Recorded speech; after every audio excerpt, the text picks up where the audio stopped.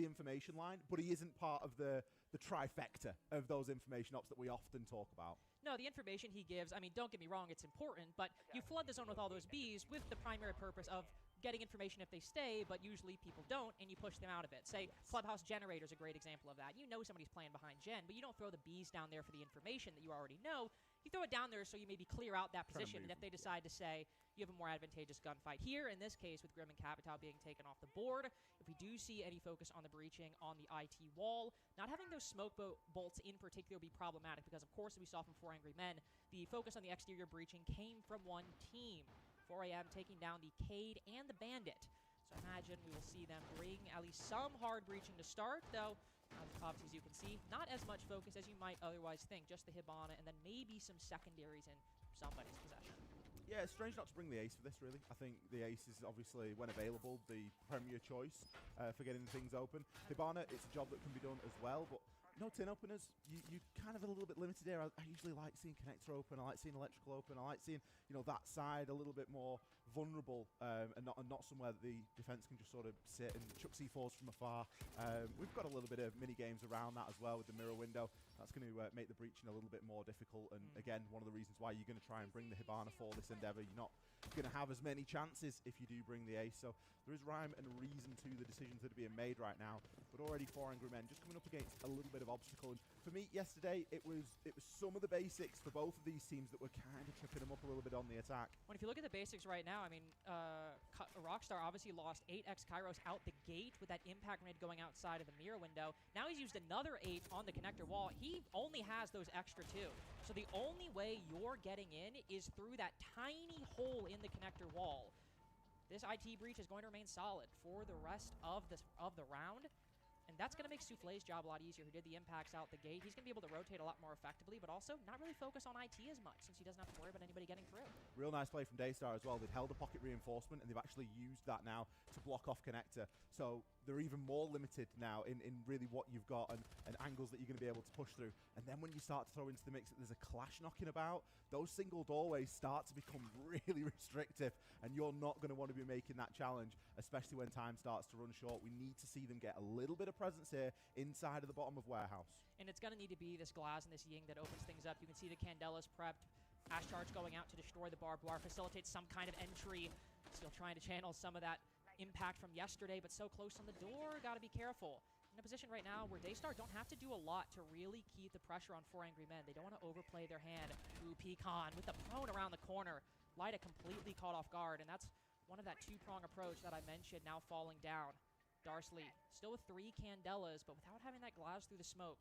Wherever Darsley decides to commit, or wherever he throws his utility, you won't have somebody to match any push on the other side. Seal still getting aggressive, will fall to Rockstar. You've got something there, but this 2-man push between the Clash and the Ela. Got to give credit to 4 Angry Men for keeping it close and keeping these trades solid, but so long as this Clash is in the way, they're always going to face some difficulty, but hold on.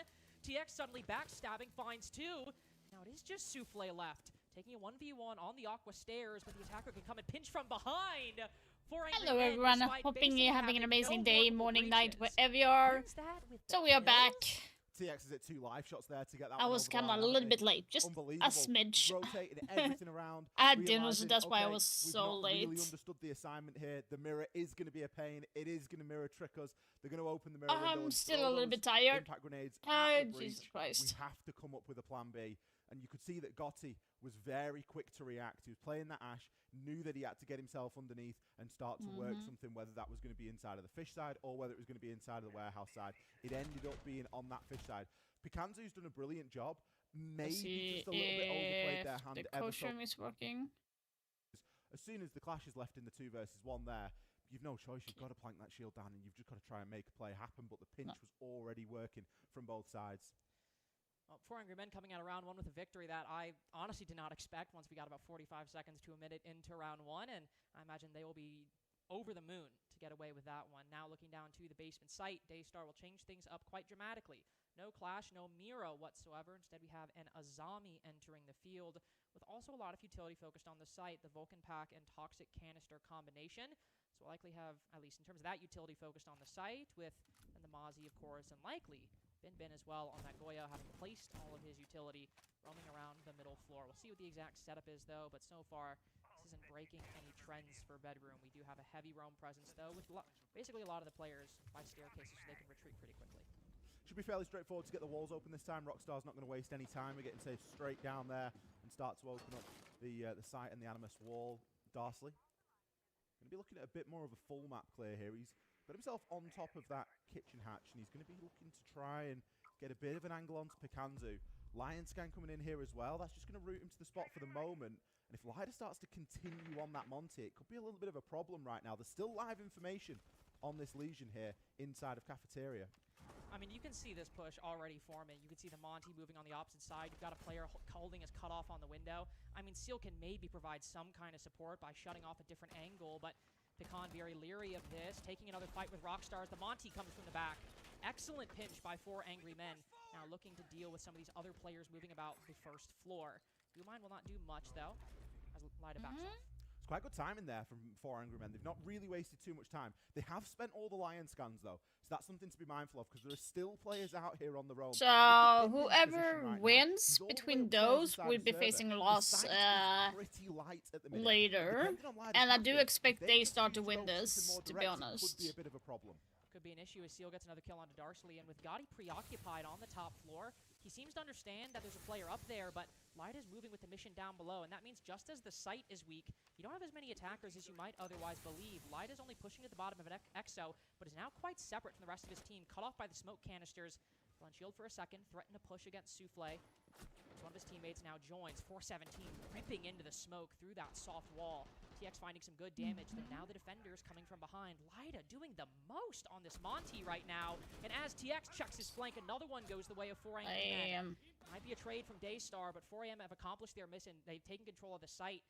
Unfortunately, the defense has minimal options to retake from these vertical angles, especially with the Monty on board. It was always going to be difficult. Rockstar finds another through the angle, and Binbin in a 1v3, that seems like it's a foregone conclusion.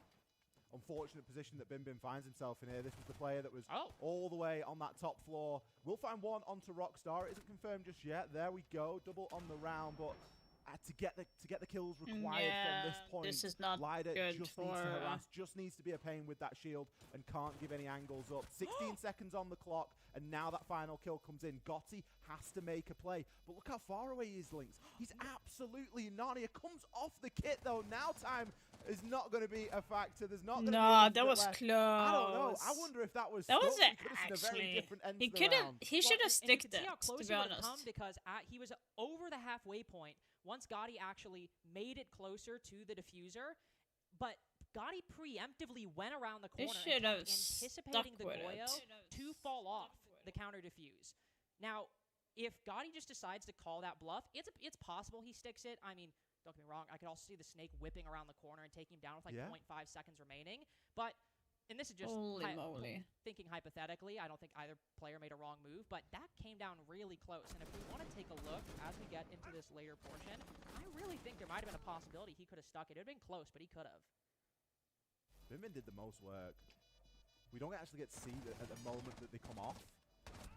But still he's in a bit of a tricky position there. I mean, he has to just wait for the time. You know, he has to wait for that 7-second mark to tick and then can make a play. There is chance to sort of come off the diffuser, bang a headshot, and get straight back on it and have enough time. But 4 Angry Men getting away with another round there. I say getting away with. I think they played it really well. There was really good focus on the roamer. They singled somebody out and just threw everything at dealing with that person. And then we're like, you know what? We could probably just push the site here. The walls were already open. There was a clear cut off through site. Souffle had a really tough job. He used all 3 Toxic Babe canisters in like, what, 10 seconds? Really trying to stop the Monty from pushing down. But what's Lida going to do? He's just going to walk right through it, right? There was no real consequence to doing anything but that. So 2 rounds on the rip here for 4 Angry Men to kick off their attacking phase on Nighthaven Labs. Can they make it 3? With back up, as we're going back upstairs, a bit of a reattempt here from Daystar. A bit of a reattempt, and you can, well, at least see one adjustment. 4 Angry Men bringing a different form of hard breaching, but not more hard breaching. Depends on how you quantify it. I mean, Rockstar with a 3 exothermic certainly will create a bigger hole in the wall. Especially no Mira. Susceptible to impact tricking. So hopefully we'll see a bit more successful. Interesting. I mean, they got the round last time having like basically no workable hard breach. So the fact they've got both these walls open now, and also to your point, what we saw from them last time, the way they really well coordinated and understood their win condition, the weak site set up the roam players. Now that they have these breaches, the fundamentals were already good in the way the first round. Round 3 might be excellent. I'm really surprised to not see the mirror from Daystar, because it worked really well to keep them out, and they weren't too far away from winning the round. Now they've sort of just given everything up and said, you know what, just take it.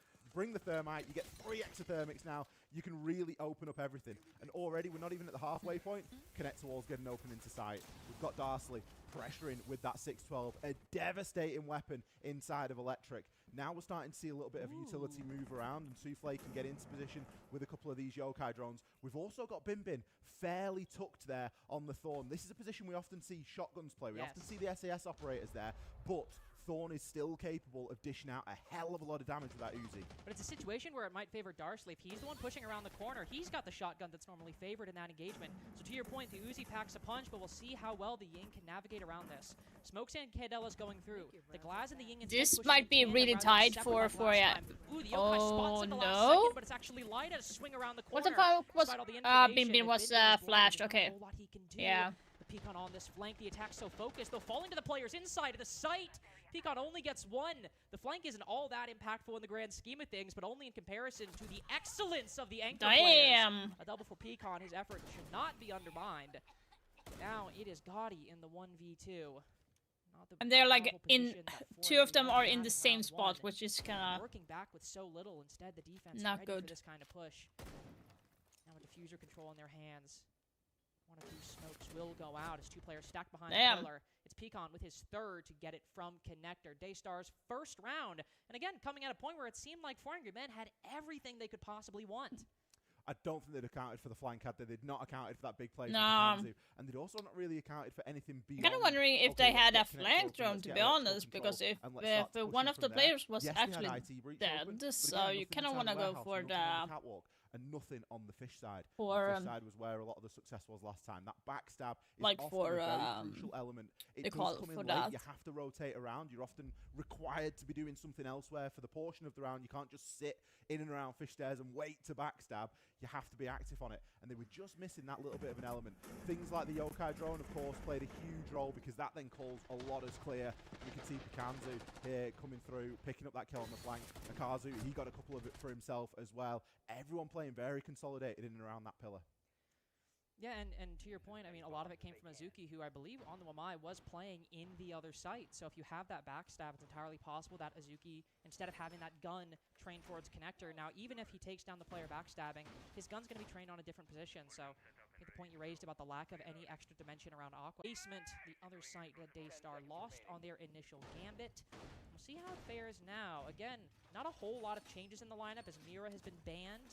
But we already saw her kind of fall by the wayside in the last couple rounds, and it seems here we do have some changes insofar as I think operators have changed hands, but I think it's actually, all things considered, the only difference is the Warden.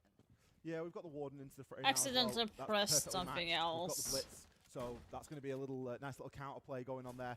There was a little bit of smoke action as well previously when we saw this site, so it makes a little bit of sense to bring the Warden in for that. I like the mirror ban. I think that makes quite a good deal of sense. It was a big sort of disruption factor for 4 Angry Men, even though they'd still end up winning the round. But that's not the style. That's not the way that they want to be continuing to get those rounds on the board. Again, the big shock for me here is just the Hibana. They're limiting a little bit on what they're going to be able to open with those breaches, when previously we saw nice big breach for Animus, nice big breach for Sight. You give yourself that option for the cutoff. I imagine that they're going to likely try and single somebody out again, but instead of the Lion, they're bringing the Deimos. So it's going to be a little bit more information-based, and it's going to be a little bit more targeted to who's being hunted here. Yeah, true. By Gotti. 4 Angry Men also going for a half clear right now. You can see them clearing out part of the second floor, but not really looking towards generator, electrical, or anything over by the house side. So they'll kind of keep the control around garage that they have and likely hold off flanks otherwise. Also shifting attacking strategies quite drastically. Only shield we saw beforehand was the slow pushing Monty. Now instead rotating to the Blitz with quick entries by TX with that M59, but unfortunately Rockstar going down. Damn. Not as solid as 4 Angry Men. It's gonna get cleared out now. Walking out of Electro could find another, losing a lot of HP, but not his life to TX. Unfortunately, those 6 shots run out quite quickly, and maybe going for another Zofia outside. Lida will land the trade. Now Darsley going down on the Blitz. Another round that collapses for 4 AM. Devastating play there from Binbin. On that second floor again, he's had huge impact this time. It was the last man standing previously because everyone from 4 Angry Men circumnavigated the roamers and went directly to the site. Now with told you not to push. Kill, it really opens things up. The pacing so far has been quite good from 4am. You look at the time, there's still 50 seconds left on the clock here for them to work with, and they've still got some toys to play with. Got a couple of tin openers if required. It looks like everything should be open that's needed to be right now. Gotti's got a really nice position at the moment. Lider with the kit, they just need to try and buddy up. Ooh, but Gotti's going to push in quite heavily. Yeah, he's pushing too hard, to be honest. And just because the angle of that reinforcement, the angle Gotti was at, it's difficult to get that trade given Lida's positioning. Daystar tie things up 2 in a row, repeating the exact same sides we played. He should not push in that hard, in my opinion. Daystar understanding the assignment there. They had a really nice link play. There was no need for anything fancy. There was no need for anything too extravagant. They knew where the attackers were coming from, and they were able to play a sufficient crossfire. Gotti and Lider, they had more time than that. There was 50 seconds. They had time to try and work something. You could have even looked to try and play a little bit of vert on there. That was kind of... If there was anything knocking around. I think you still had some lifelines available as well for that factor. And as soon as you've got things on the table that you still use, I mean, look. Both concussions, too. Still concussions. Yes, okay, you've used... Yeah, like, I'm kind of surprised, like... Sophia could have planted on the default there, and the other guy would just be holding. Obviously, they didn't have completely perfect information, but could have sent it around that reinforcement, would have got that. And also, the Azami was rotating between either side of that soft wall, between the site and tank. And because there was a hole in the wall, actually, if he had just shot that lifeline through the door, it would have got the Azami, no matter which room she was in because of how close she was playing. So again, just one of those moments where even if that doesn't happen, some really important utility, not only to gather information, but even to potentially concuss some of the defenders that was left on the table by 4am. A lot of time, as you said, but unfortunately getting a little bit ahead of themselves. Game is still tied, and it could break either way, as we will have a new site being played by Daystar after they won the top floor and the bottom floor. It seems that 4am feel confident in this rotation to the blitz play, but will drop the Deimos and instead look to clear a little bit more utility by subbing in the Twitch. And if you look at what Daystar is bringing, you can't really blame them, can you? It's horrible, isn't it? A horrible lineup right there. Just so trap focused. And then the Vigil just chucked in for good measure for a nice little bit of disruption and some unsurety. It's not the kind of lineup that you want to be playing against, and it's going to force you into things like a Twitch, isn't it? The nades on Lion, they're going to be important. If you can get some information, know where something is, nade around the corner, destroy a Grismot, destroy a Banshee, whatever it might be, you're going to want to try and make that work as well. So, bit of a tough lineup to be headed up against here at 4am, but they aren't going to have any problem getting anything open, that much is for sure. Breach can now be opened into the bottom of Warehouse. Pikanzu, thinking about a little bit of a run outside here. He's got a really good idea of where at least 2 players are, and I think if he's patient, he might find one. Oh, gets burned! That's the power of the DMR. Darsley, welcome to the scoreboard. That's his first of the game, and an important one to give an opening kill for round 5.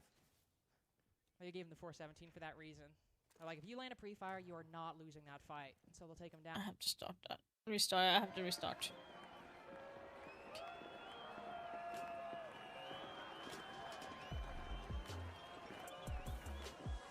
Making commercials. We'll go out with that shield light. Ooh, not even opting to destroy the F-Naught.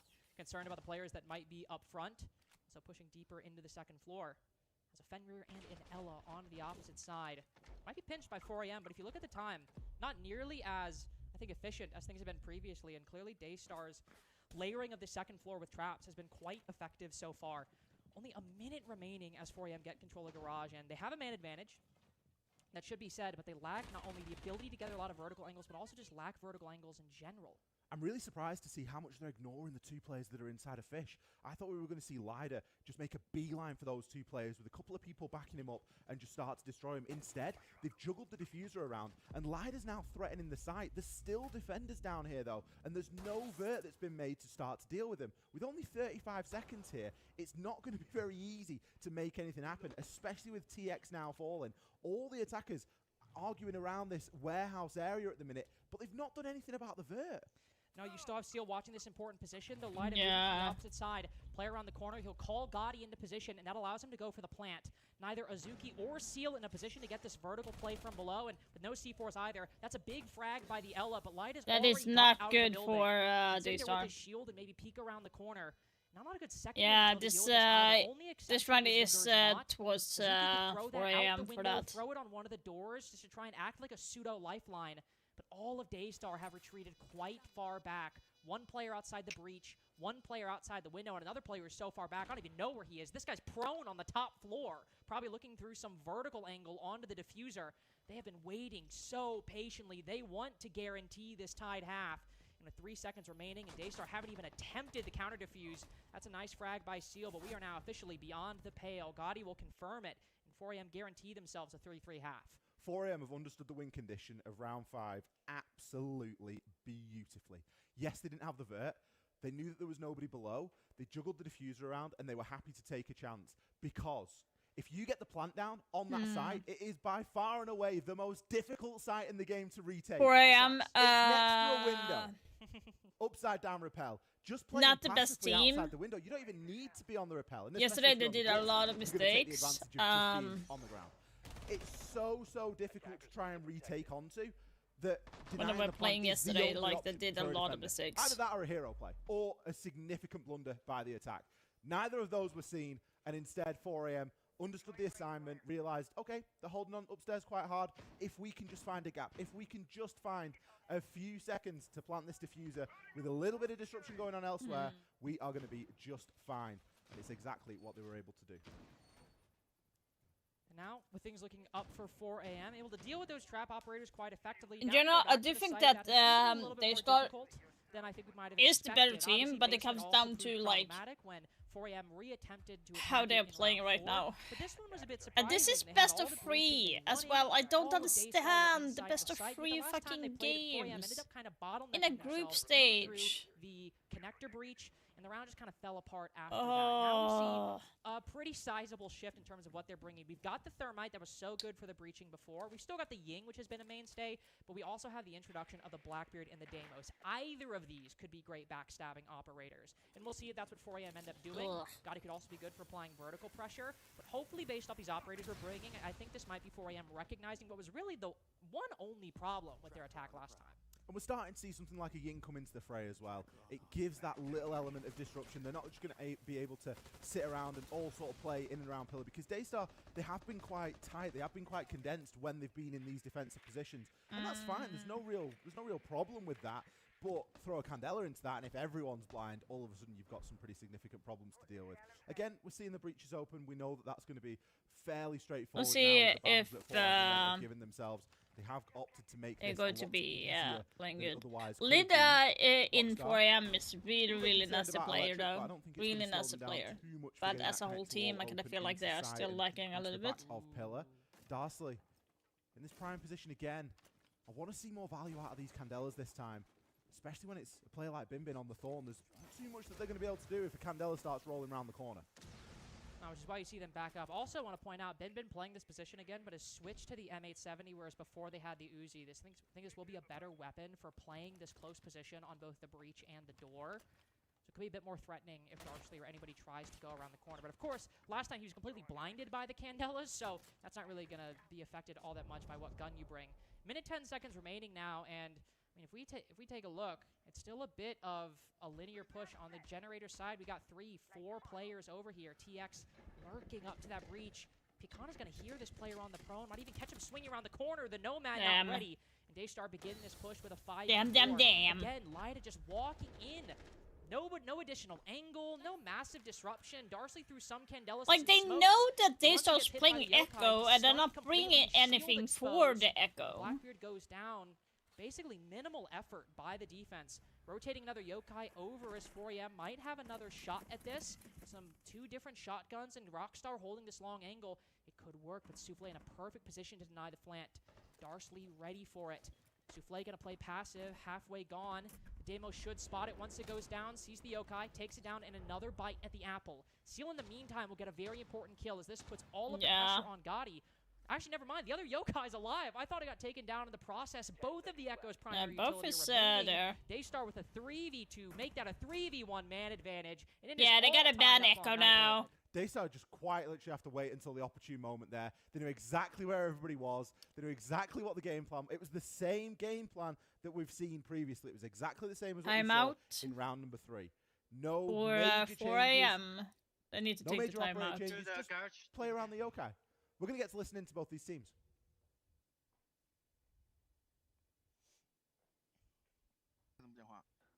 Sorry, I need some time to plug back the mic. It's okay.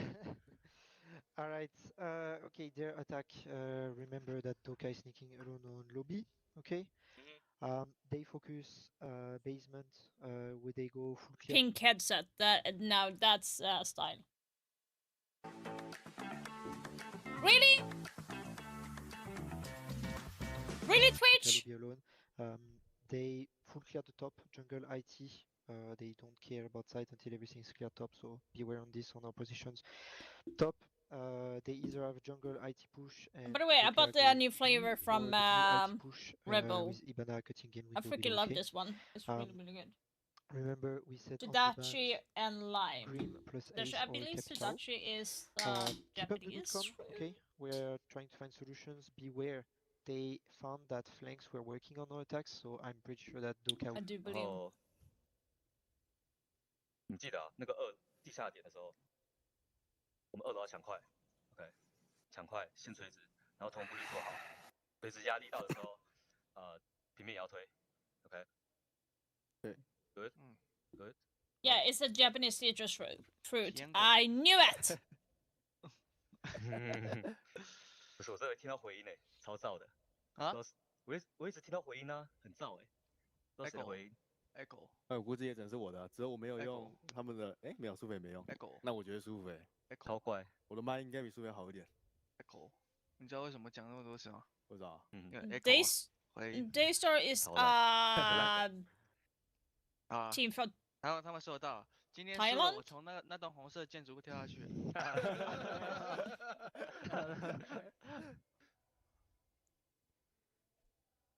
Well, with that being done, the players discussing, well, the players and the coach, don't exclude the coach. With that being done, the players and coach discussing. One thing I always love about listening to those TAC timeouts, obviously the insight you can get, but for this in particular, we heard 4AM talking about the bans they want to do, and you hear Eden talking about Dokkaebi a lot. Dokkaebi, Dokkaebi, Dokkaebi. And you think, wow, why don't they just ban the Dokkaebi? You know it's going to be a problem, right?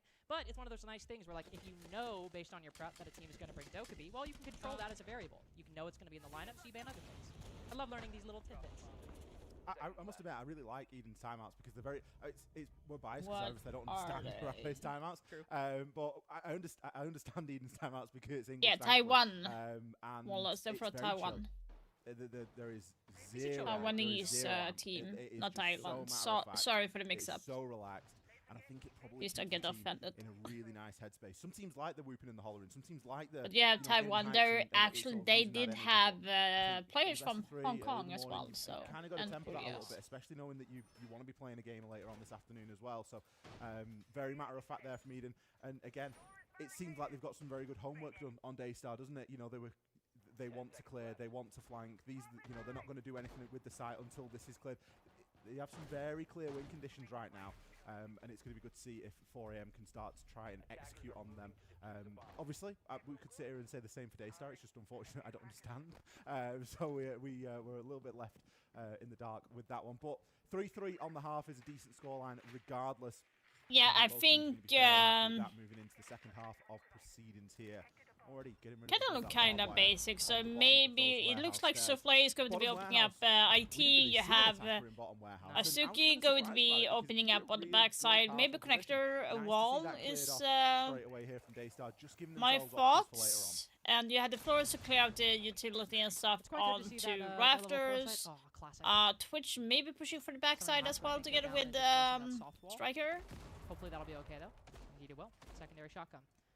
One thing we heard mentioned during the timeout was the possibility of a Dokkaebi being brought by Daystar. Don't really see her in this round, but I think the greater possibility And with the Dokkaebi freaking is, sure, the first IT call, but also the glitch fact that she might go lurk, again and I think the fact that we as see entered. Daystar It trying to clear happened out on barbed one wire of the bottom other staircase. matches What the Dokkaebi in represents is still very the much Pro a League that possibility you could not like the freaking defense is so focused on, say, a generator push, like we open saw up 4AM doing a the lot. wall. You might have somebody sneak up those garage stairs and try and go for a flank.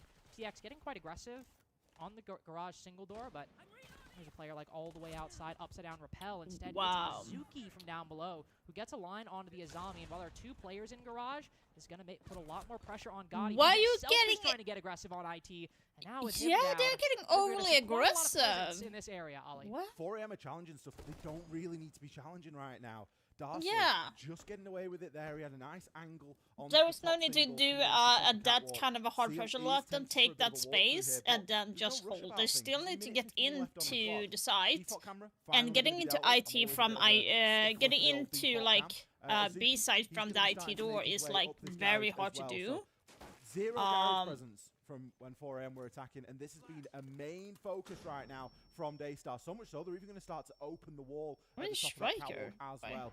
Big play required here from Oh. Lider, and he will find one onto Bimbin. It needs to be the first of a couple, though. Needs to be the first of a couple, indeed. It's only a 4v3. One thing you can see, Pecan all the way on the backside. So as opposed to 4AM on their attack, we've got a bit of a backstab, but Lida doing his best to deal with the front. Okay. And that leaves 2 players in Garage, but only a 1v1 on the backside. This is a must-win fight for Pecan. The defense is going to be so much more scattered if he can win this, but if Rockstar can give them this peace of mind, we can even see them double up, but he just wins it first out the gate. Framing head level with the F2, wins it within the first 10 shots. But again, the alternative angle falls. They leave Azuki by himself, and now they're in the same position as before. Doubled up, the same Oh my angle. The defenders God. can watch both of these positions. And now Souffle in the 1v2. What are Not you a looking whole at? lot, even with the information. Lida has completely bullied them at the beginning, and Darsley finishes it at Yeah. the end. This should have been You can't Daystar's help but think win, that to be Daystar just honest. squandered the time that they had available to them then. Yeah. They have to try and split up. They have to try and have a They second really lost dimension that to the one. push. Because if Lida's playing in IT, hitting shots like that, you can't challenge them one by one. You either challenge together, you challenge with a utility, or you just entirely ignore it and go somewhere else. We didn't really see Daystar do either of those 3 options. They challenged it solo, they didn't challenge it with utility, and then they went somewhere else when it was a little bit too late and there was no other option. So, kind of hurts a little bit to see because I think the opening portion of the round was fantastic. We got great control of Warehouse. Very easy to get the breach open. We've got a K-Bandit ban. It's the exact same bans, interestingly, as we saw on the flip side of this game. So, no real surprise there. The breaches are going to be fairly straightforward. It's what you do after that that really matters. And I don't think you can allow Lida just to continually swing IT breach and get away with it.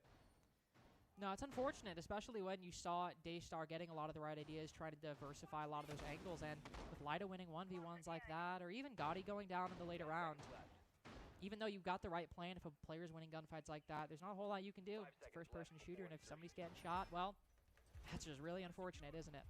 Now, continuing with the site rotation, down to the basement.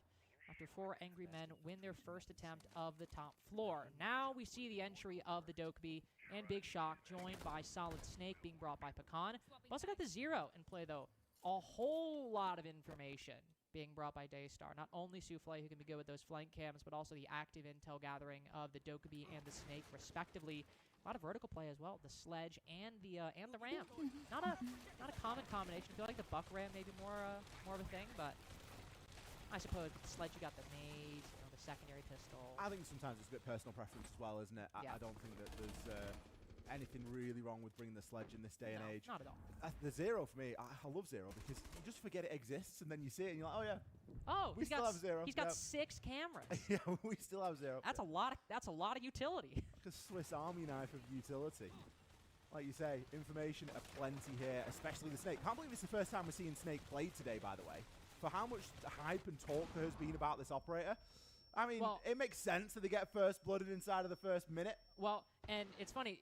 We did see him one time earlier, but he literally was so focused on a roamer on the top floor. I think we cut to him for like literally 0.5 seconds. We're like, this guy's not doing anything. And then we just left. Damn. So Snake has had a very minimal impact today, to your point. And now with Dokkaebi also seemingly going down next, I mean, this is already a rough start for such powerful operators. Zero, though. Oh my god. Out of the 3 intel operators, who's the one who gets a kill? My man. And the last one standing in round 8 at the minute.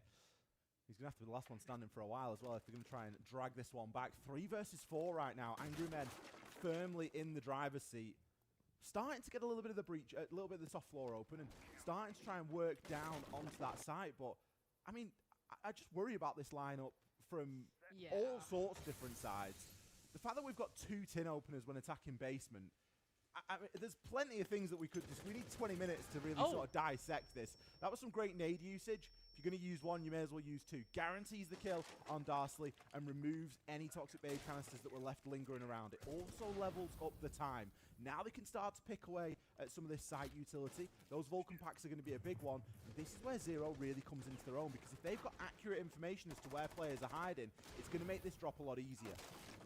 Continuing vertical angles as well, trying to isolate this Azami, pushing Lida back further underneath Damn, the cargo stairs. Lida, Seal what finding were you them. They started doing? working these past 20 seconds so perfectly. From the nade Oh my plate to the God. vertical angles, making every second count. It's And a then 2v2 Soufflé drops the situation. They diffuser, still have falls the to Ram, Rockstar, but the and all might still be Ram squandered. cut too much. Bidman That's the picks it thing. back And now up, but with Ram needs to only come one player down, left alive, support. He's got to drop down off those vertical angles, which gives flexibility Yeah. to the defense. Gotti with an important victory, and unfortunately, Daystar, despite how well they played the past 40 seconds, the final 10 are what matter most as 4AM continue their streak on defense. Those Kiba barricades really putting in the most work there.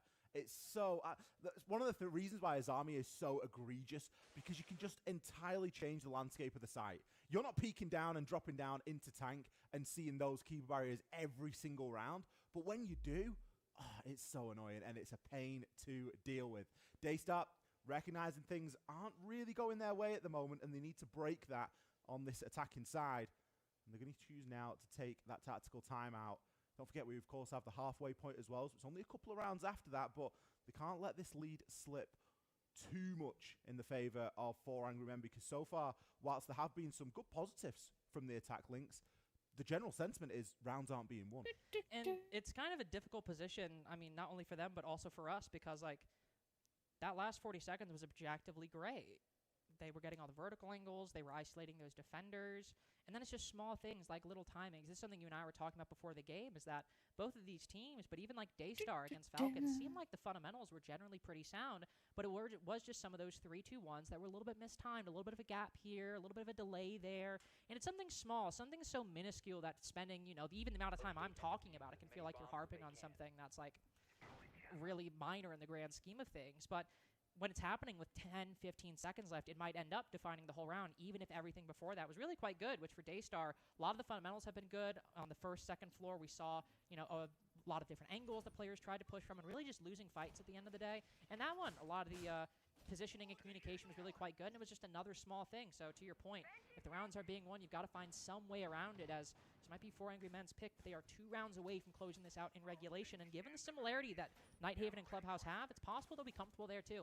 I think with the maps, it was, like I said at the top, it's difficult to say who prefers, who's really won the veto stage, if you want to go that far. But Daystar know that this is a map that they're comfortable on as well, and they can't just sort of let it fall by the wayside. And just Especially 7-3 potentially. Yeah, just because it's 4 AM pick doesn't mean that it's got to be a 4 AM win. So they really do need to start to sharpen up a little bit here. Hopefully, that little minute with Harambe will have sorted them out a little bit when they turn their attention to this mid-floor. And they're not going to be trying to bring the kitchen sink in terms of, you know, sort of information operators or anything too fancy. That really hasn't been working for them so far. I think it's a good time to sort of drop back to a few basics and just go, okay, great, what do we want to achieve in this round? Full clear, get a little bit of map control, kill a roamer or two, and start to work. Remember, this is the site that 4AM themselves got away with a worldy plant on. You don't need to do the most work on storage to come away with a round as an attacker. But if you recall from Eden's timeout, it's also something that they anticipated. Eden said that they love to go for the full clears and they won't execute site before then.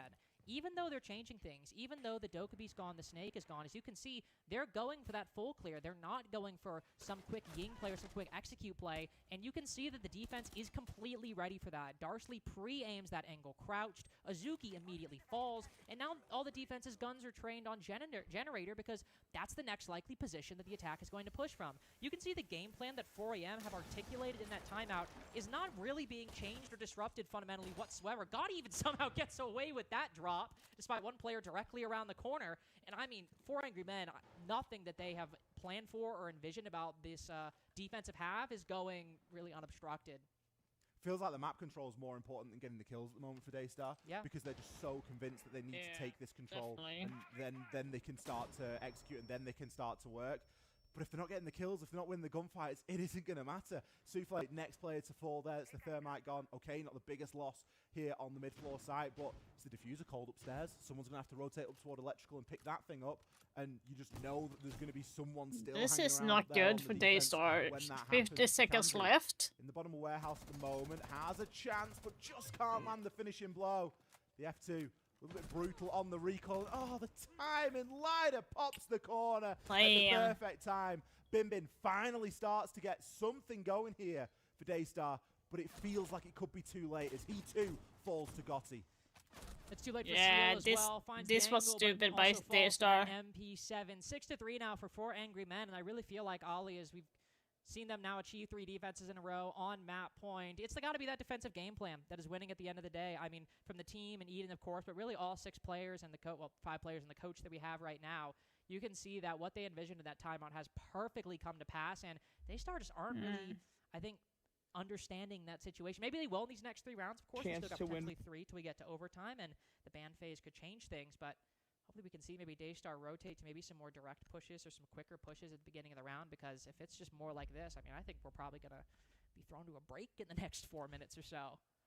A solid snake ban. I mean, that one's crazy. Yeah, okay, it's a possibility, but I think it's one of those games where the bans just aren't really going to matter too much.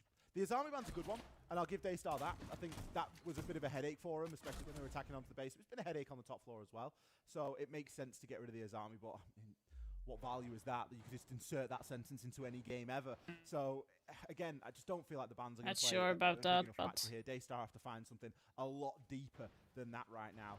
And like you say, when 4AM are as prepared as they are and they know just how predictable Daystar can be, they kind of suck right now. I'm predictable. They need to recognize, look, they're waiting for us at every single corner right now. I don't know what they're doing, to be honest. Let's do something different.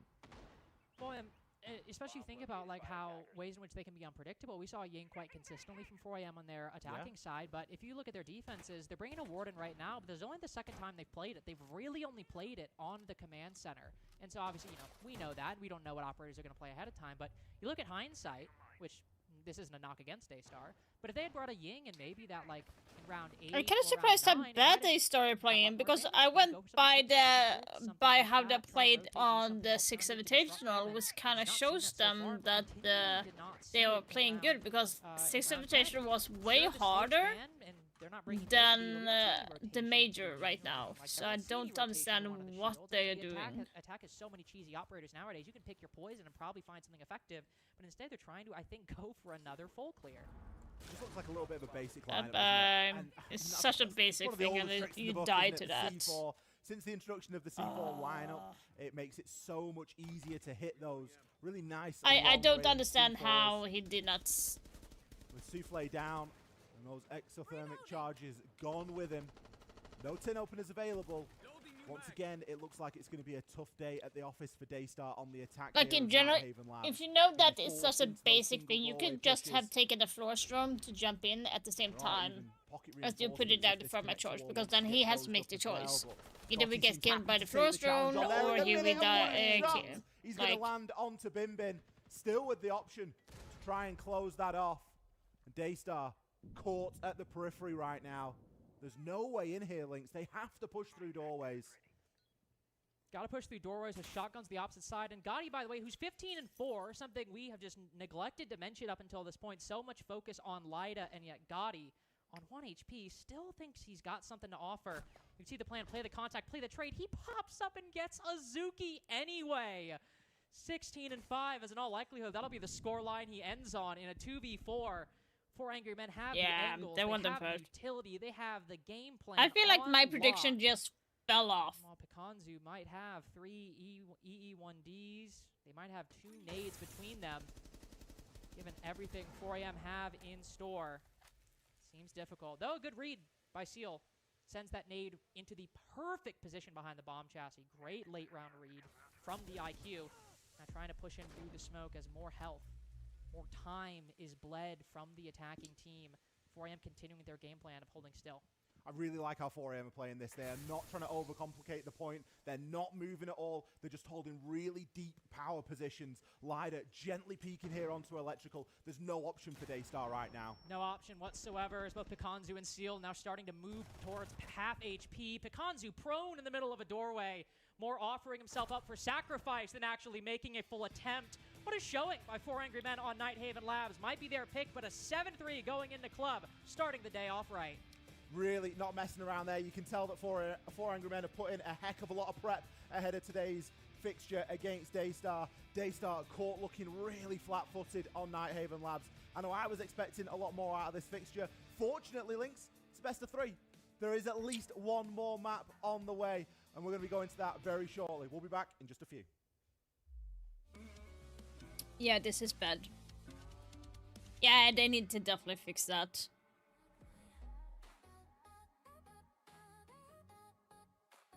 They definitely need to fix that. By the way, guys, don't forget I do have also a code for Blacklight since I am affiliate with them. So if you're interested, please use the code to support me as well as you getting an amazing chair. And I probably think there's going to be commercial. Yes.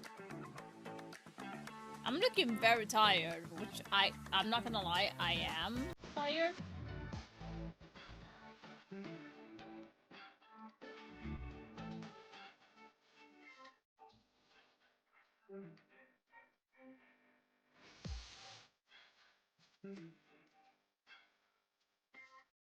Do-do-do.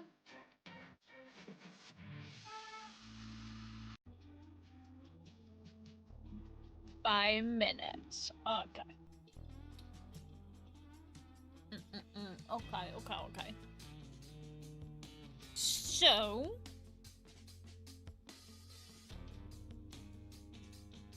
when it comes to like the C4 lineup, guys, that was a bad thing.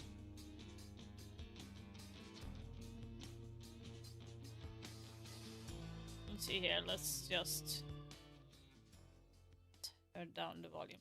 So I don't know how I'm going to be, like,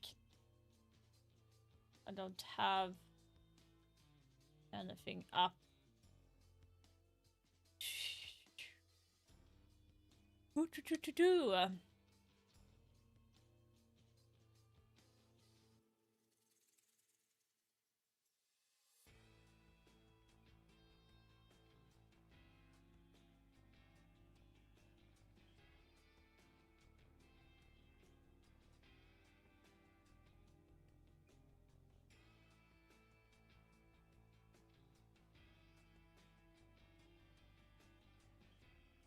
Where So can I like show you quickly here, guys, what I am. If Daystar is going to fight against Shopify, I think Shopify will win, to be honest. But I will show you my thought onto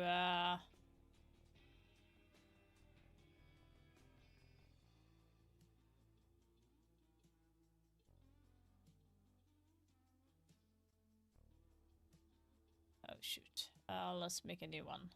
Delete that. Add a strategy. Test.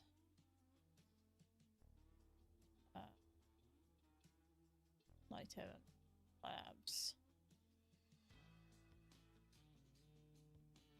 So, you're gonna have here, you're gonna defend the top floor. Let's go here. And you have this. So you have the wall here. You have one guy standing right here. You're trying to open up here. Right? And they have the C4 lineup. What I would do, if you know that there is always a go, if you see a mirror, 100% chance there's someone going to be there. What they had was a floor drone, like I said. So floor drone can just jump in through the here and push the drone here. to make him back away back into sight. That would have been the best choice for Daystar, to be able to like push the guy off. And I kind of don't agree that they had this like only one hard breacher as well.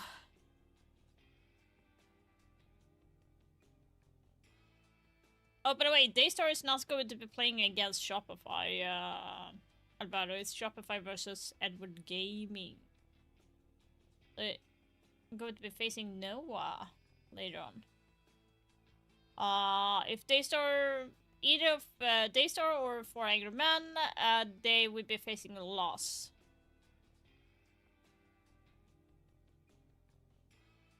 That is the former plan. What they have.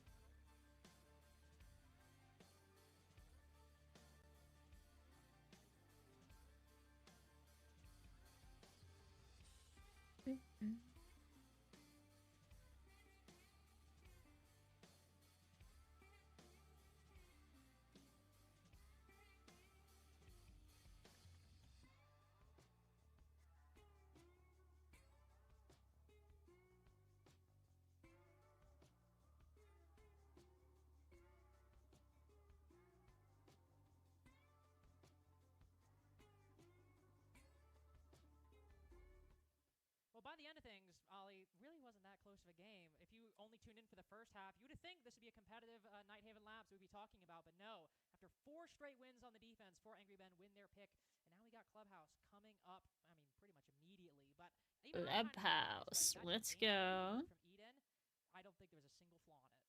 It worked really well, didn't it? It shows just how well 4 Angry Men are prepped for this fixture. And Daystar, they need to wake up, and they need to wake up quite quickly, because we already know the similarities between somewhere like Nighthaven Labs and somewhere like Clubhouse.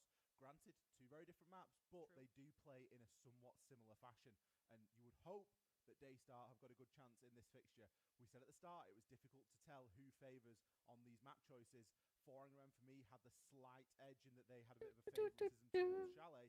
But I'm not even sure if we're going to get to Chalet at this point, Lynx. No, with 7-3 on Nighthaven, there's enough similarities between these 2 maps that is not good. Possible we will see 4AM just run away with it. I mean, one immediate example, When does those look like? exterior walls on Clubhouse and Nighthaven, there's a reason why of all the maps we see in the pool, it's usually these 2 maps where we see double hard breach denial bans or double hard breach bans. And while we always do have to say that, you know, the 3 bans were like super impactful for like 2 seconds, and then we got a lot more operators that got super powerful. But even still on these maps, they can be quite standard.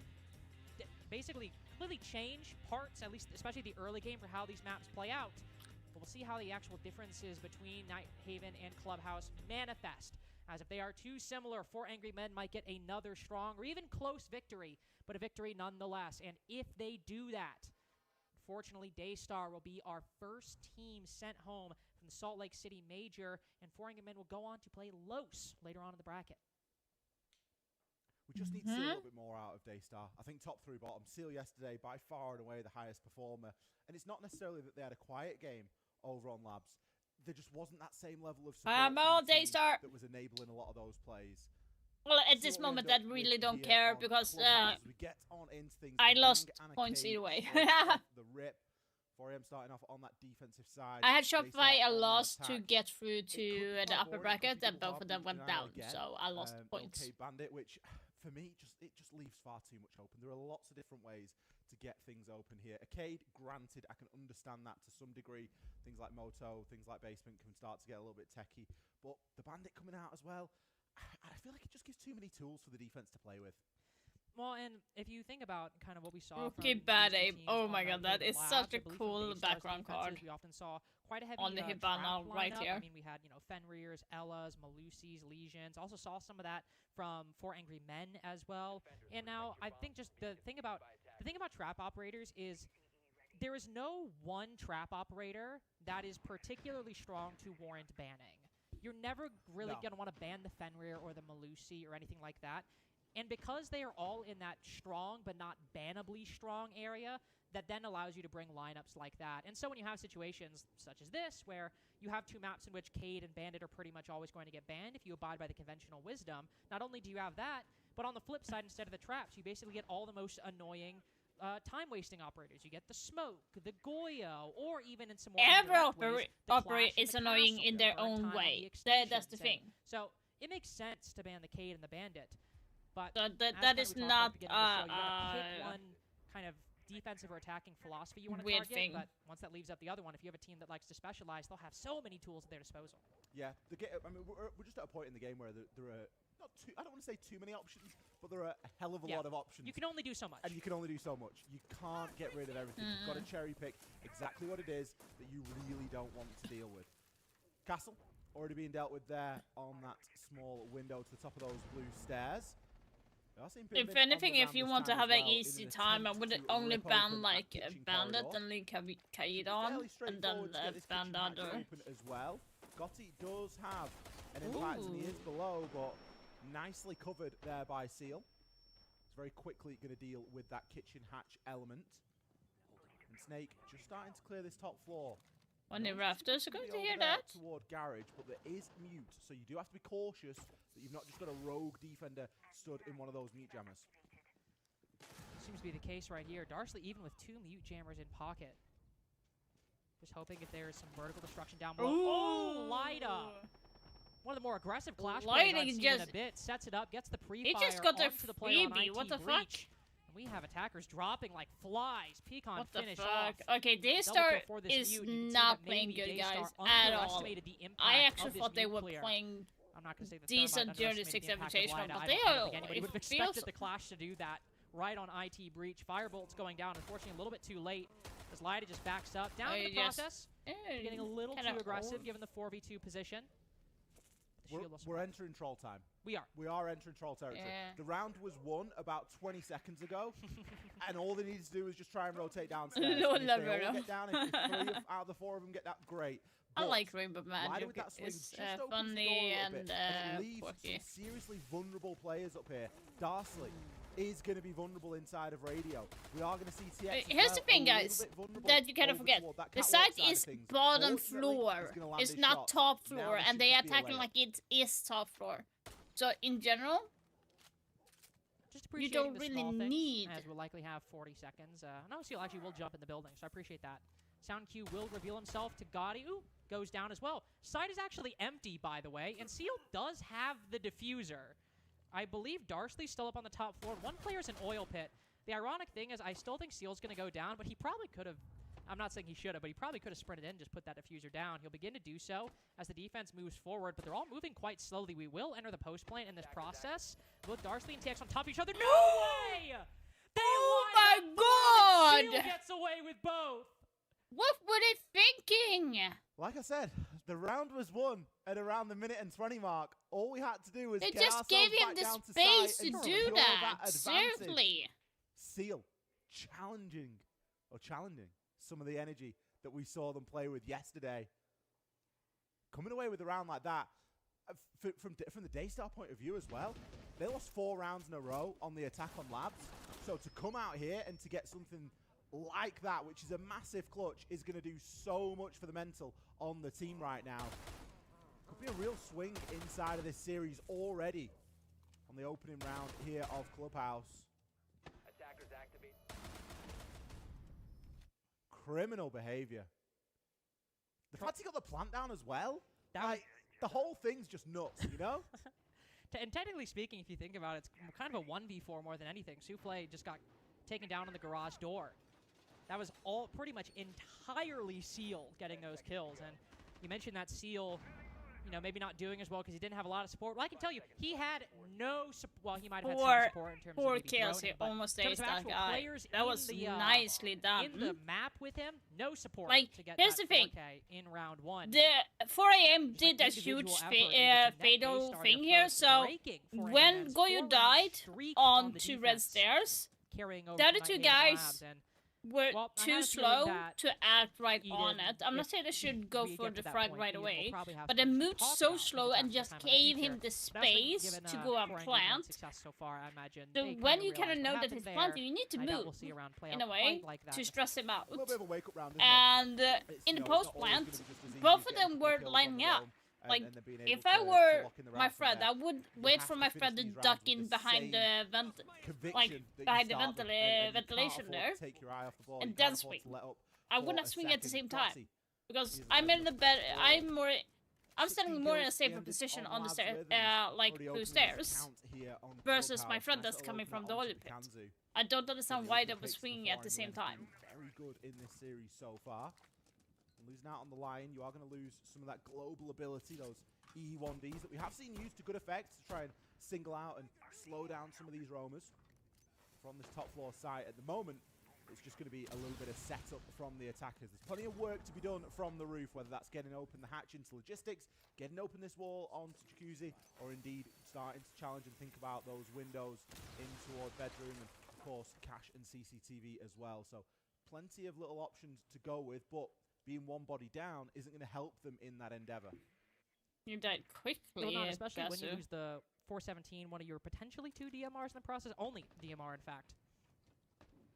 We've seen how powerful of a weapon that can be, not only in basically every match in the past, like, 6 months, but last map in particular. Yeah, some the of those DMR is pre-fires going to be also shut means down that as the during Blitz wants to next push into the season. building, you want to have Definitely these going guns to be covering shut different down. angles, and the Either they're 417 going in to be particular taking be a really down the effective gun damage to cover rate that Blitz very as, hard, where you Big actually Min need to have pushes in. more I think it could shots. be a bit of a problem depending on where the Blitz decides to push from. You can see currently Seal Oh. looking to get his, and does get his 5th kill of the map so far. 1v1 on red stairs with only 47 seconds to go. Just need to break away a little cleaner for the attacking team. They're stuck outside these windows, stuck outside these rooms. Trying to take Unreal 1v1s and is winning them, going to their good. credit. There's still Very the weird disadvantage match given so the loss far. of Pecan at the very beginning. So Seal will hop deeper into construction, looking over towards logistics. With 3 Bs, he can actually Yeah, get so, quite a bit of information. and Asuki's clear going out to be quite a few holding, positions. probably going Seal in has really behind the navigated mattress and around plant TX, there. and I don't think that he's got any in a idea hope- as to where Ella is playing right now. And there's the Brilliant flank. in through construction. He was just tucked inside a cache, and there was no idea, there was no indication from Seal that he had any clue what was going on. TX is going to be able Yeah. to move around the corner. It doesn't come down to that. Lider, in fact, credited with that final kill, but just a brilliant lurk play and a player that just went unnoticed. And My you know what favorite word game does not mode is describe that the round? Dr. Curse Control. so far. No. Or like perfect the perfect play first from 4 Angry Men in the late outbreak round mode there. We is do my not see all-time any ridiculous favorites. swinging Like by the first Lido. You don't outbreak see mode, any kind nothing of beats late that. rotations Then backward Dr. by the Curse. defense. Clearly understood their win conditions. Now, to be fair, Then, part of that was Rainbow because it was a Magic. much closer round, while 4AM consistently maintained Those the three lead. It was are only my one body favorites. wide the whole time. But even then, you see Ella on that flank, and it really doesn't go in until Thermite goes in, and the call is made, hey, Daystar are committing to some kind of execute. The Thermite's behind the bed. He's probably going to go for the plant. They're going to be focused on covering. Now you can hit that flank in construction. Everything is just much better tightened by 4 Angry Men, and while the streak has been broken, they continue some generally strong defensive performances, and we'll obviously see how round 3 turns out, but round 1 looking already like an anomaly. We may look back at round 1 and say that it was just a blip on the radar. Yeah. You know, it could have just been a little bit of a round in error, and maybe they just got a bit too ahead of themselves. And that's going to happen, isn't it, on a game here or there. I think for Daystar's point of view, they kind of got to recognize, look, we've won a round. I but we hate won a round my off the back like of a when it's getting warm massive outside, blip guys. that I is, look as so we've red seen, on my not face. going to be very repeatable throughout So the red. course of the series. So they still need to dig deep, and they still need to find some of these answers. And I think, again, that last round was a good example of it, for me at least, in that it was a full play that wasn't done very well. There was a lack of information. They were leaving players out there. And 4AM know this. And if they're thinking, okay, Daystar love to clear before they start to move on to the site, and I don't get droned or I don't get cleared, boy, you're in the best position in the world, because you are never going to get found at that stage. Very good point, actually. An important ramification of kind of the understanding of that philosophy, and something to keep an eye on for all of you going forward. if we're looking at this full clear and you see somebody is still off site, there's probably a decent chance, to Ollie's point, that that player has not been droned. Using this round as an example, we've got Denari and a Smoke, both positioned quite aggressively. Now, these players are going to get droned. There's no way they don't. I mean, they're not really trying to hide, of course, but also, if you are a team that likes to full clear, you're going to need to drone out gym, you're going to need to drone out bedroom and logistics. These are all normal. But, if somebody, say, maybe drops down the construction hatch as they're rotating back, that's where things might get a bit tricky. At the moment, they start trying to mount this pinch. Deathmark tracker on the player playing close to logistics. But again, 4AM start things off on the right foot. He still gets through. Gotti now, I believe, on 18 kills between the two maps, and potentially looking for number 19 as he swings around the corner. What the fuck? Massacres Azuki with that SMG-11. And now, Seal dropping down. Not really joining Soufflé, but Daystar in another disadvantage, and one in which I don't think 4AM want to give away, with the Goyo sitting close on red stairs. Just swings around, and What well, that's the that. fuck?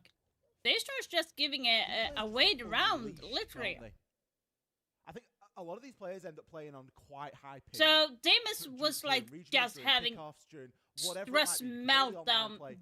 Literally, he's pushing through fucking smoke and a burn Goyo type of thing. Eventually get to Why play on would you even zero do delay. that at that moment? Some of these kills are absolutely crazy. That TCSG one tap was it was ludicrous.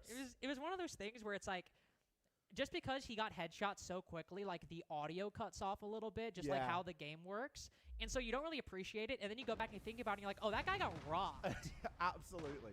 Someone else that got that robbed. kill was crazy. Bin got robbed. He pushed through the whole toxic aim canister, was tanking damage left and right, still had the Deathmark tracker onto Gotti, and Gotti just turned around and hits him with the one pump. I would genuinely be upset. I would genuinely be upset That is if I were the stupid. Deimos in that position. You have him tracked, you have him dead to rights, you push through the smoke, which is always like a risk, but like you feel like you deserve it at that point. You put an effort. You've lost HP for There's this enough kill. going on. There's enough going on to warrant it as well, because Gotti's attention was divided. He wasn't just solely focused on Bin coming as the Deimos. There's stuff going on inside a bedroom. There's other factors at play.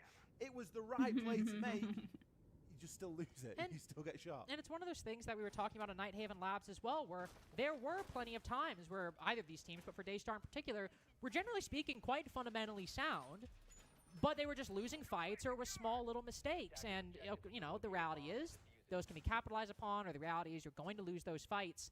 But right now, 4AM just aren't losing them. On the defense especially, I mean, that 1v4, or technically speaking 1v3 being the exception, 4 Angry Men have been quite disciplined, but also quite capable in winning those really difficult 50-50. But even in that case with the smoke, like, that's a disadvantaged position for him, and he's still able to get the best of it. Now as we go down to basement, I mean, similar positions are going to be if you're, say, in Generator and your position gets flooded with bees. If we can see somebody manage to get a lot of damage or a kill in that position in the late round, that's exactly the kind of stuff we've now grown to expect from 4AM. I really like this from 4AM as well, because it's entirely different to the way that we saw them hold basement in the first round. They've not gone for that extension with the mute and the clash. They're not trying to bait out Snake thinking that there's only one player upstairs, and in fact there's 3 and 2 of them are stood in a mute jammer. Nope, they've just gone back down to the site. They've gone, hey, you know what? We know that we had technically won the round previously and then still managed to lose it because of a huge clutch by Seal. We're not going to give I still that opportunity like away to get Daystar. surprised to We're see gonna that make the them work defense for is this so control and widely spread. You they tell have like themselves one they're in gonna spend plenty garage. of their own time. They don't need You to have spend it 3 for them. They're gonna drone guys the full underneath map. They're gonna 4. make sure that garage is clear. They're gonna Like, get the it's drone kinda up like on the catwalk. spread They'll out in a move through way. bedroom and cash and construction and all those different areas. And they'll There start he to make a bit of goes. a play from there. Speaking of plays, heavy stack up here inside of the dirt tunnel. What a C4, Gotti. He's going to get caught out there. Seal with the backup. Damn. Working in behind Bin. Darsley down as well, and I don't think TX is going to be able to get him. This has been a much more direct approach, and I'd like to see Daystar just put the foot to the floor now and finish this round and really take advantage of that early pressure that they found. I mean, it would be nice, but Now at they're the slowing same down time, Daystar actually. They honestly, feel can't like really fault the confident team now. for just Like trying it's to a dot all their I's and 4v2 cross all their T's. The situation, hatch is both open, low getting on some health. information with a minute Like, remaining. I they mean, kinda feel Grim like- still has all 5 of his Bs. And by the way, to give some context Bye-bye. to what I believe happened, Oh. the defense spotted a Blackbeard in dirt, and Daystar were going for their normal full clear stuff. This was not a full direct push through dirt, but it seemed like the call was just to, like, power through that guy and to put, like, insurmountable pressure on them because there were like 3 to 4 people all lined up. And you can do that if it's like very spread out, but they all ended up funneling themselves in dirt and basically all lined up Yeah, for like, the Blackbeard. Two of them got There'll be down too the many same people in spray, dirt got another in kill general, in that same guys, because position, and it then I is a think the Sledge bottleneck finished them there. off It's in the such a exact same bottleneck. way. Yeah. And obviously you get a double kill at the end thing. there, but while I think in the abstract, ignore the position. In the abstract, that's a good call. The Blackbeard's alone, let's overwhelm him. But doing it in dirt... I like that's how just gonna everyone favor is the having Blackbeard the who can retreat out of ESL those engagements and headset can on, line you all except up for the with an coach assault. and one player. Like, look at this. I think you've got to give Seal a little bit of credit there as well for the play. True. Because didn't waste any time, immediately hit that rotation. As soon as Binbin's there screaming like, they're all in dirt, they're all looking at me sort of thinking, I need some help, need some help. Seal is straight there, the first player. And like you say, they're lined up at that point. There's no way that you miss the engagement, no way you miss the gunfight. You're basically given no choice. The basement then, not really being the site for 4 Angry Men on this defensive side. They've lost it now in 2 drastically different fashions. But both of them have been equally as devastating. And That one is using my wifey. Well, he should That- be, I because usually he's put that 8 cam and as 2 well, at the so moment, and he is that's pretty good so much the far. only reason that 4AM are in this I do fight put right one now. cam A there. level Don't know game about the other at 2 rounds cams. apiece. He has I doubt one we'll in see the basement pocket, side so- re-attempted now from Daystar. They'll probably just repeat both these 2 top floors and look to try and lock it in. Because, admittedly, this is where we have seen a little They bit more put struggle. the from the last Daystar side of cam things. in bar somewhere. Okay. See a little roam from TX early on, hanging about on the strip side. This could be such an easy pitch for Daystar if they spot him. Again, we've talked about the full clearing quite a few times. Yeah, Now we see Pikachu the is active droning droning. from Souffle, but will they actually find the Valkyrie? Ooh, no. I think she might have slipped by the cutoff, and I don't think the Thermite actually spotted her. Oh, Still bye big bye, throw, though. Thermite. No Z-pings whatsoever. Might try to find another, looking to dodge that drone. Does it get her? Yes, it does. Now with the information, should we not want have you shot going it. out, Thermite around the corner, even double checking this information. Utility flying through. This should be a kill. Yes, indeed it will. Azuki around the corner with the 417, and unfortunately for TX, that gamble does not pay off. Unfortunate there for TX in the position that he was. I think he had a good read on things, but Daystar have played it perfectly. Don't peek from the person that's known, peek from somebody that is a little bit more unpredictable. TX knew that there was a chance of someone coming from that angle, but you've got to hit the right time and you have to be looking in the right Yeah, place. in general, I would probably So like. much going on. It was just a bit Oh. too tricky. Gotti. For the player that has seemingly Nice. not been able to do much wrong this game, he's been caught out by a bit of an oldie. As soon as the breach is open, he gets caught looking straight at it. And for the first time, we start to see Daystar chain a little bit of a lead here in the early portion of the round. where Started it's to more wake of a up a little full clear, bit. Where it's less of a cheesy Blackbeard play. I going do down believe dirt. if This is Daystar more wins typical this, teams right now. I do I really believe. hope Rockstar doesn't peak this. Oh, okay. No, Rockstar, yeah. take it back. You can peak that all you like. Oh, he very nearly did not get out of that. Now down to 1 HP. So he might take down the Thermite, but he's already placed most of his utility, and it's still an advantage for What Daystar. I happened think with it's, to that? your point, it's the first round where Daystar have really felt like active participants. That Yeah. they've not just been taking something either given to them by the other team or given to them by chance and capitalizing on it well and making the most of it. This is the one where it's really felt like they've applied some good pressure to 4 Angry Men, that they have made them move, they've read their positions, and they have really been the architects of their own fate and will continue to be so. This is what I Econ mean. You walks have down and moves into like- chain. One player just spotted with his back turned. Easy fodder. The assault rifle. Rockstar now pushing deeper into Jim, but on 1 HP you're again. being Should be being an too easy trade aggressive. for the attacking team. Looking to get some of these flashes. Catches a line on the ace just very briefly, but only so much they can Yeah. do. Very good trade by Daystar. I would say Guaranteed themselves a tie half, but keep maybe in that mind, 4 a.m. what is we've going to seen be so far, taking a defense has been the timeout. stronger side, at least on But I don't Nighthaven. think it's worth it Now, at this point because Daystar next finally one got is going to comfortable be the point where stronger to, side not looking going so to be a strong now. 2-minute Well, they're starting to break away, pause aren't they? there. Got to remember, 4AM, they were good for an equal So split on that in the labs they as will well. talk in So between even an equal when split we here switch might sides. not be as So. much as we think it could be for Daystar. But with the season that they played, round 5 for me, they've finally come online. Really good stuff. It's not been won through a clutch. It's not been won through a cheesy play and just a lot of players stacking up in one position. It was won through really systematically dismantling a own game, taking TX downstairs, dealing with Gotti, knowing where these players are, and then being able to affect onto them. Yeah, sure, Rockstar gets a flashy kill and Darsley's able to pick up a trade and stuff, but there was no real danger there for Daystar. They were in the driving seat and in control for a large portion of the round. We're going to see a reattempt upstairs now as we go back into gym and bedroom. And for 4 Angry Men, they're going to be hoping to walk away with an equal 3-3 split right now. And they've gone for quite the lineup to make that happen. It's a lot more trap focused than we've seen previously, whereas we've been looking at quite a lot of smoke play. In some instances, even some clash being brought out. This is just out and out, drone every inch, or pay the They have price. 3 hard breachers, guys, Right, now. threatening to 3 break hard blocks at this breachers. point in the map. You want to get that tie half, get themselves at 3-3 like they What had the on Night fuck? Raven, but also That is given the precedent set on insane. those defenses, given how this half started, I mean, Okay, I'm Daystar guessing did Souffle look is going to be excellent in the opening at the last round. It's same, the best round opening we've up seen so far, but construction it was also wall, round going 5. to be opening up It's a the round Kusa that wall. came, obviously, the second Curious last of the about what half, and Ace is going to be 4AM leaving doing some with rounds on his the table as well, as we probably mentioned. Now, as they've actually got comfortable with their Daystar looking really quite maybe good on this opening attacking up team, or on Con this wall attacking half. We'll see how they look in round 6, but in they're playing a inside, nice like game, so to you gotta bring Logi. something to disrupt them, and the traps might be the answer. But at the same time, we saw how good Daystar's droning was when they dealt with the Valkyrie in position last Maybe time. shower, First off, you're shower likely going to see a wall. lot of those Denaris given the visible line Like, indicator. I don't know where they're going to Hopefully be we'll see using them be able to Ace, spot because those they want to Dreadnoughts, open up spot those there. Razor Blooms, and once they're known, So, trap surprise somebody what in the late it- round, but I can only think it it would be like the shower wall or something. Rockstar gently peeking out there onto the top of platform, and again, doesn't really need to play his life. Fortunately, he's got a deployable shield for this. Now, he's not got any catch utility. It's not like he's sat behind a Jaeger and a couple of Wamai discs, anything like that. He's genuinely just going to be looking to try and play by that shield and pick up a kill as it presents itself. Already pushed off there and just digging himself a little bit deeper back inside of the cash room. He's not really got any support with him at the moment. TX is playing much deeper this time inside of construction. And this is definitely going to be the opening gambit right now for Daystar to try and deal with Rockstar just tucked in.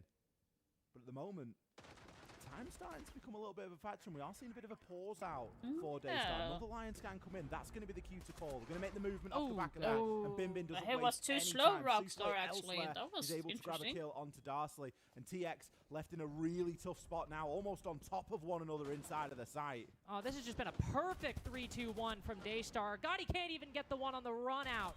Very real flawless round possibility right here as Azuki's only down. Certainly get it. Still on the table. TX trapped over on the Logi side. Downing that Lion will give Daystar some of that information, but as he pushes closer, this is off another Souffle domed inside of Logistics. Only one play remaining on that side, though. 2, technically 3 stacked around the gym position.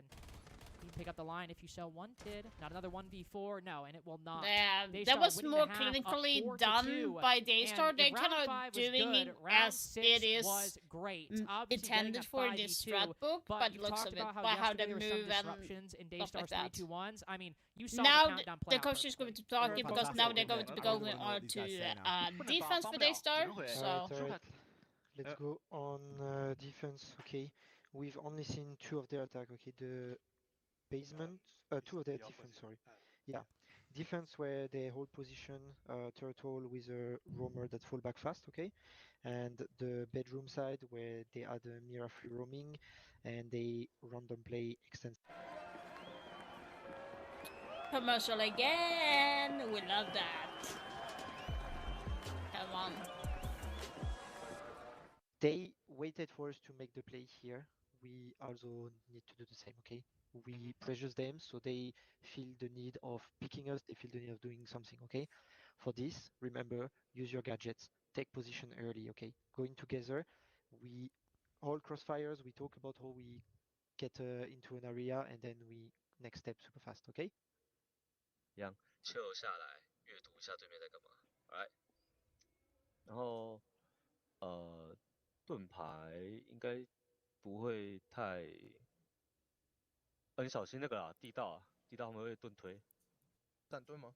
感觉他们闪盾嘎就是那我换那个会选哦。挖等。哦，他们一直出嘎子啊。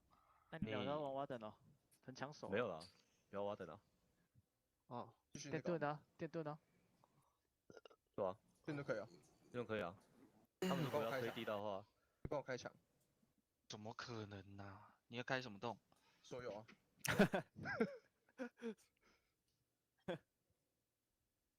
所以我就可以套电盾了。我可以帮你封蓝通啊。对啊，你开墙我封蓝通就好。你还有中路的。打选什么套好呗？普通了吗？一样先 aggro，然后 Now is Daystar firmly in the driver's seat, taking the lead on Clubhouse. Best half we've had at the swap so far this series was a 3-3 on Nighthaven, and now a 4-2, favoring the team switching to the defense. Again, heard some more information from Eden Ollie, but for me, at least, I'm more intrigued to see how these two teams compare on, well, the attack and the defense, because this was 4EM's weaker side on Nighthaven, but now they find themselves in a deficit. Curious what they can offer on Clubhouse, and also curious how Daystar might surprise us. Yeah, absolutely. Daystar in the driver's seat now. They're going to want to try and maintain that advantage. That's going to be the key factor here for me. Get a couple of the highlights from the first half of things.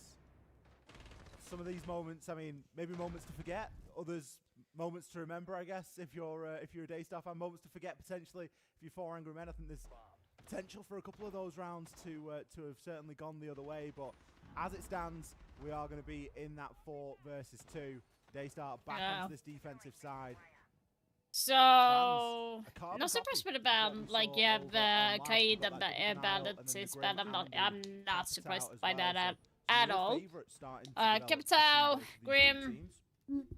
Oh yeah, kind of standard operators or Clubhouse in my opinion. I don't agree with the ban, but then again, I'm not playing. If I was playing, I could make my own choice, I'm sure. But it does.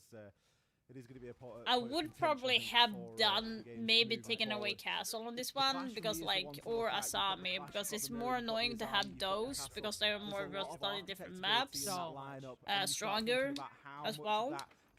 So I would probably have not gone for Grim, for example.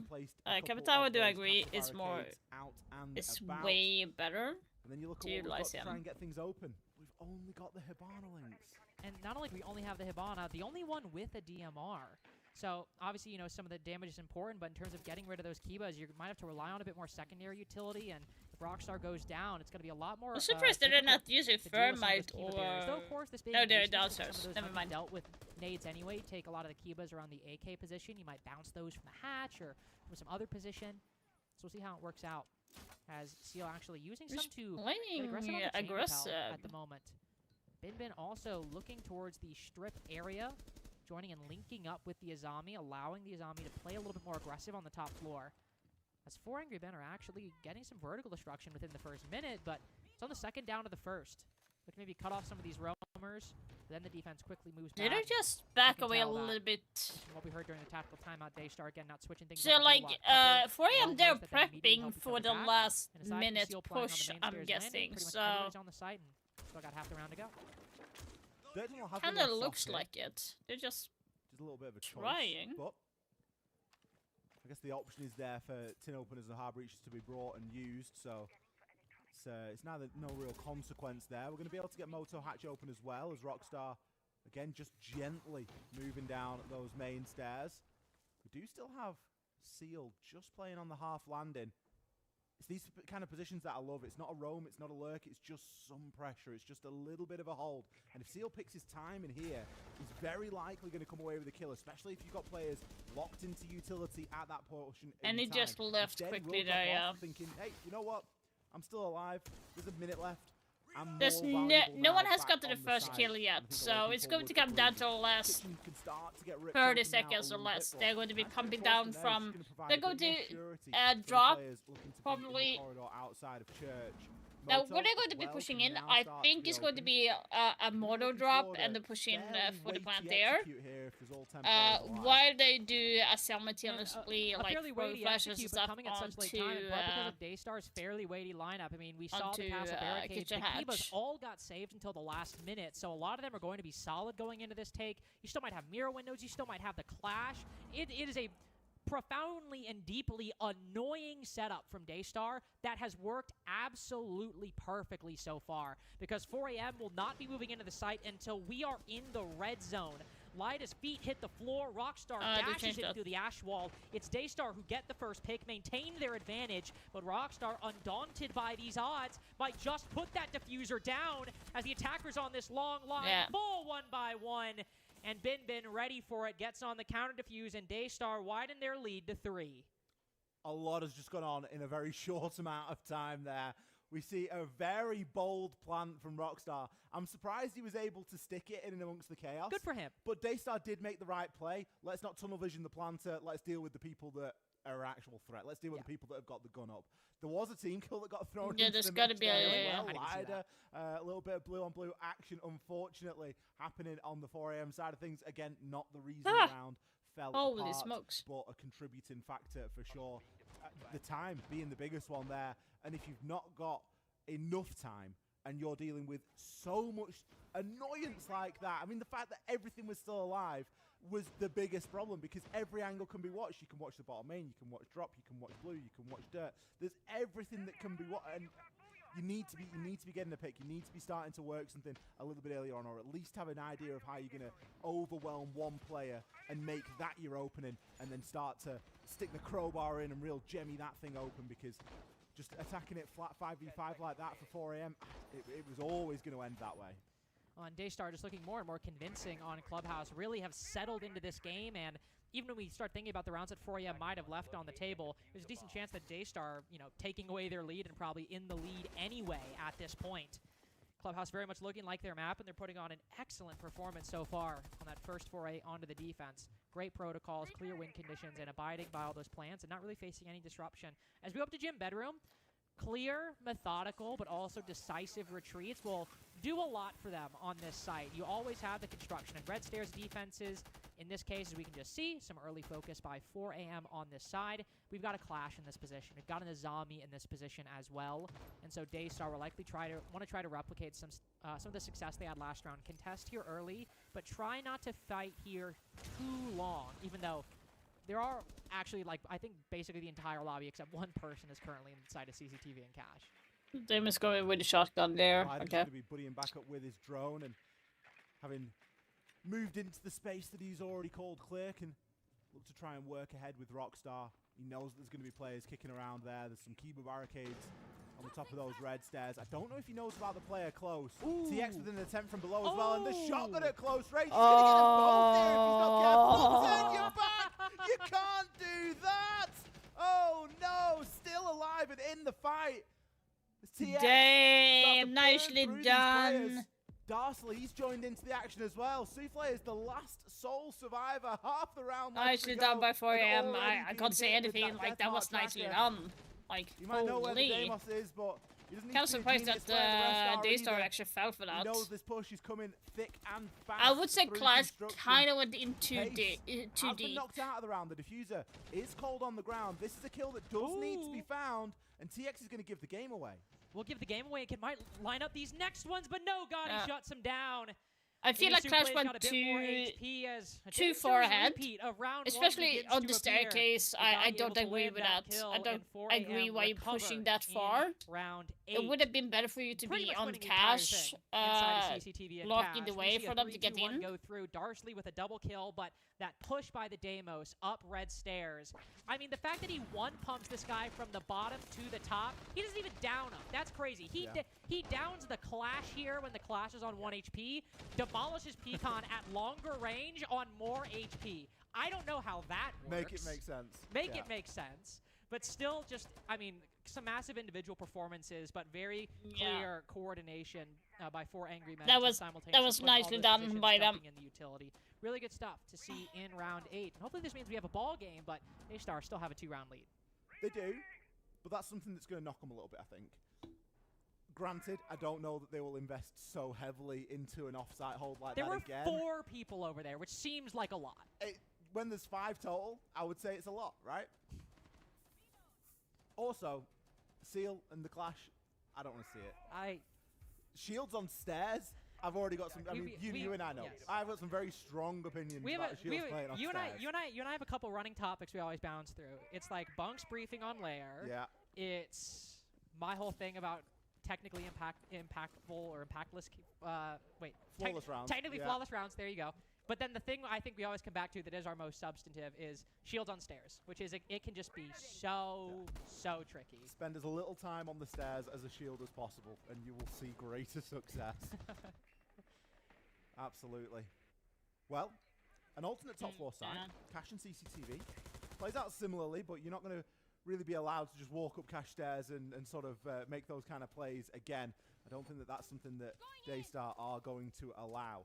There's a lot of love for Hibana in this series between both That's these two true, teams. actually. It's been the primary hard breach, is fair to say. We saw a bit of Thermite on Labs, but we haven't really seen too much Thermite here, especially coming out of 4 Angry Men. And those Excaros pellets, they're all going to be used right now. There's no tin openers either. Sorry, I was going to say there might be some tin openers. There are no tin openers whatsoever. I was looking down there at the striker, seeing what they had in their hands, but still nothing. So you've basically got breach open and that's it. Kind of like this from Gotti though. Just trying to zone out Binbin. Oh, zoning out Binbin so well. Oh, that's actually genius. You throw the track stingers up because not only do they land in damage, they also slow the player. So if they get trapped, they are infinitely more likely to die to that nade.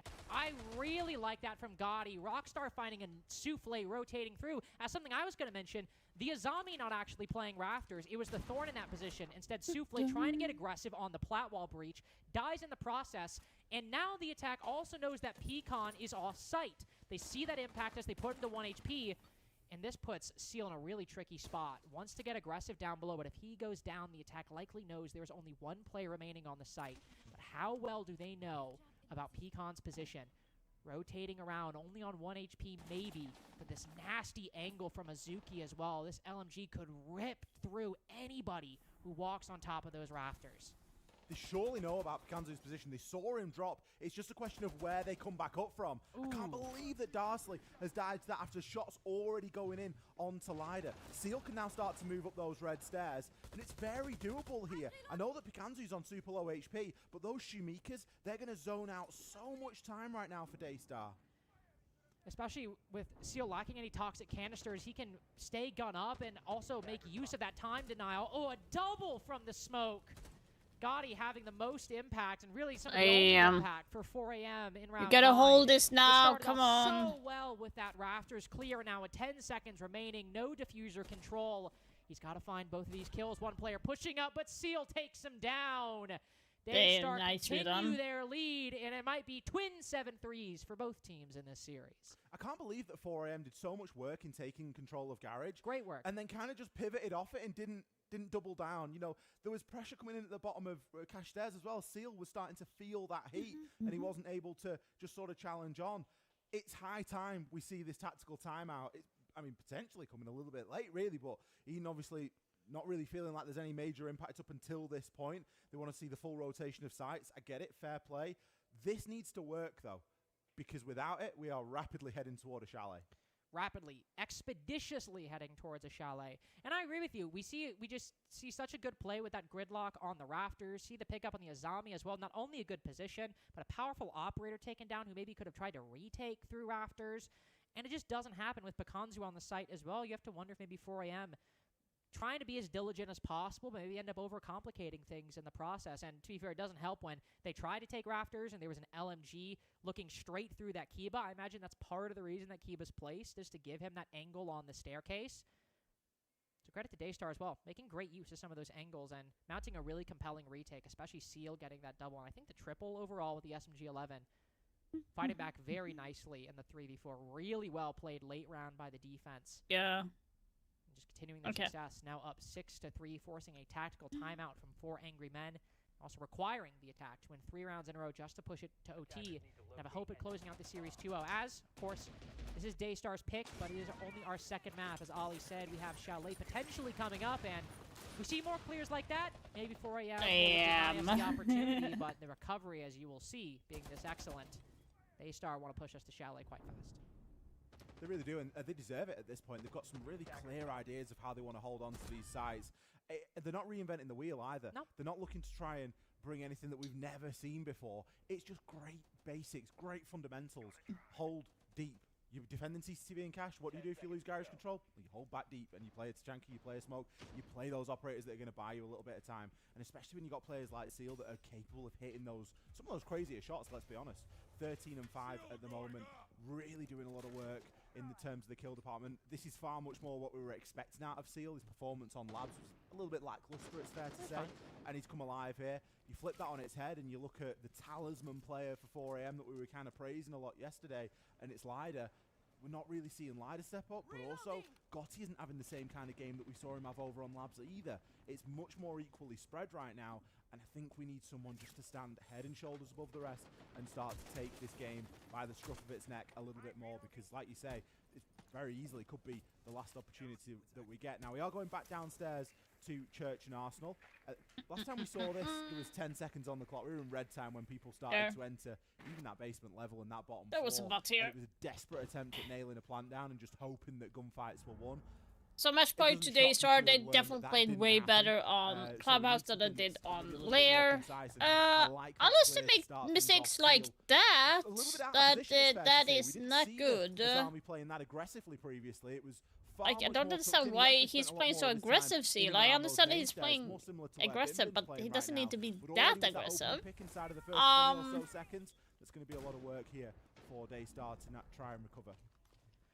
Will be a lot more work to try and recover, though they still have some good that utility. rotation is interesting, indeed. But if you want to compare it as another player goes down, if you want to compare it to that last defense, it was so much more bulletproof utility, right? The mirror windows, the castle barricades, the clash. But this go around, it's a bit of a softer touch. You're focusing more on the plant denial, the Shumikas, the toxic canisters. Sure, you've got the Kiva barriers, but that's the only surviving remnant of that first round defense we saw that pushed 4AM to a 15-10. Okay, that's a good. They got the ace off the board, but like ace is kind of useless at this point here. You don't have a lot of that utility to rely on. You might need to start throwing these smoke canisters sooner, launching these Shumika canisters sooner. It's only a minute remaining, so if they can just waste a little more time, it won't be as bad, but it's still something to consider. 4AM have lost ace now, which is going to make opening up that church wall a little bit more difficult. Yeah, I'm kind of wondering if they want to go backside instead, like on blue stairs to push in from there, because it looks like the weakest point at the moment. That likely will change the plan a little bit here, and we can see that that Ash Rush wall has been opened up quite a lot. Kind of like that ROU projector just sort of ping-ponging back and forth. Satisfying. It's quite satisfying to watch, and it is going to do a great job of denying a lot of that visibility. Ooh, but look at this, Gotti. Yeah, totally like someone going on the backside. Bin so focused on the pushing through Moto might not be ready for this one. As the striker moves up straight close to the wall, finally spots the Tachanka, peeks in deep as Bin finds both. Somehow turns around and takes the player down on Moto. But in the 1v2, the attack instead has completely succeeded on the Arsenal side. Bin must turn his attention that way, sees the bit bump for just a second. Might have landed the shot. But unfortunately, the uniform. I knew the weakest point was on the blue stairs. Really I knew it. From Darsley to try and nail that last kill. There's got to be a timeout now. Entirely the other way. He was expecting the player to come over from generator side. He was not expecting the full rotate through Church into Moto and along to the bottom of those main stairs. 4-6 for Angry Men, keeping this game just in the balance. But they're going to have to do it again and again and again. Winning downstairs, for me, a very good sign. We've not really seen attack do too well down there so far today. There's been an occasion where we've seen, you know, some clutchy rounds down there, but to see a genuine round where there was some great execution, there was a good focus on the roam clear, and they were then able to sort of tie that up in a nice, neat little bow onto a successful attack that didn't require a 1 in a million thing happening. Nice to see. Very nice to see. And thinking how this might go, they decided to go back to it. They're like, all right, that didn't work.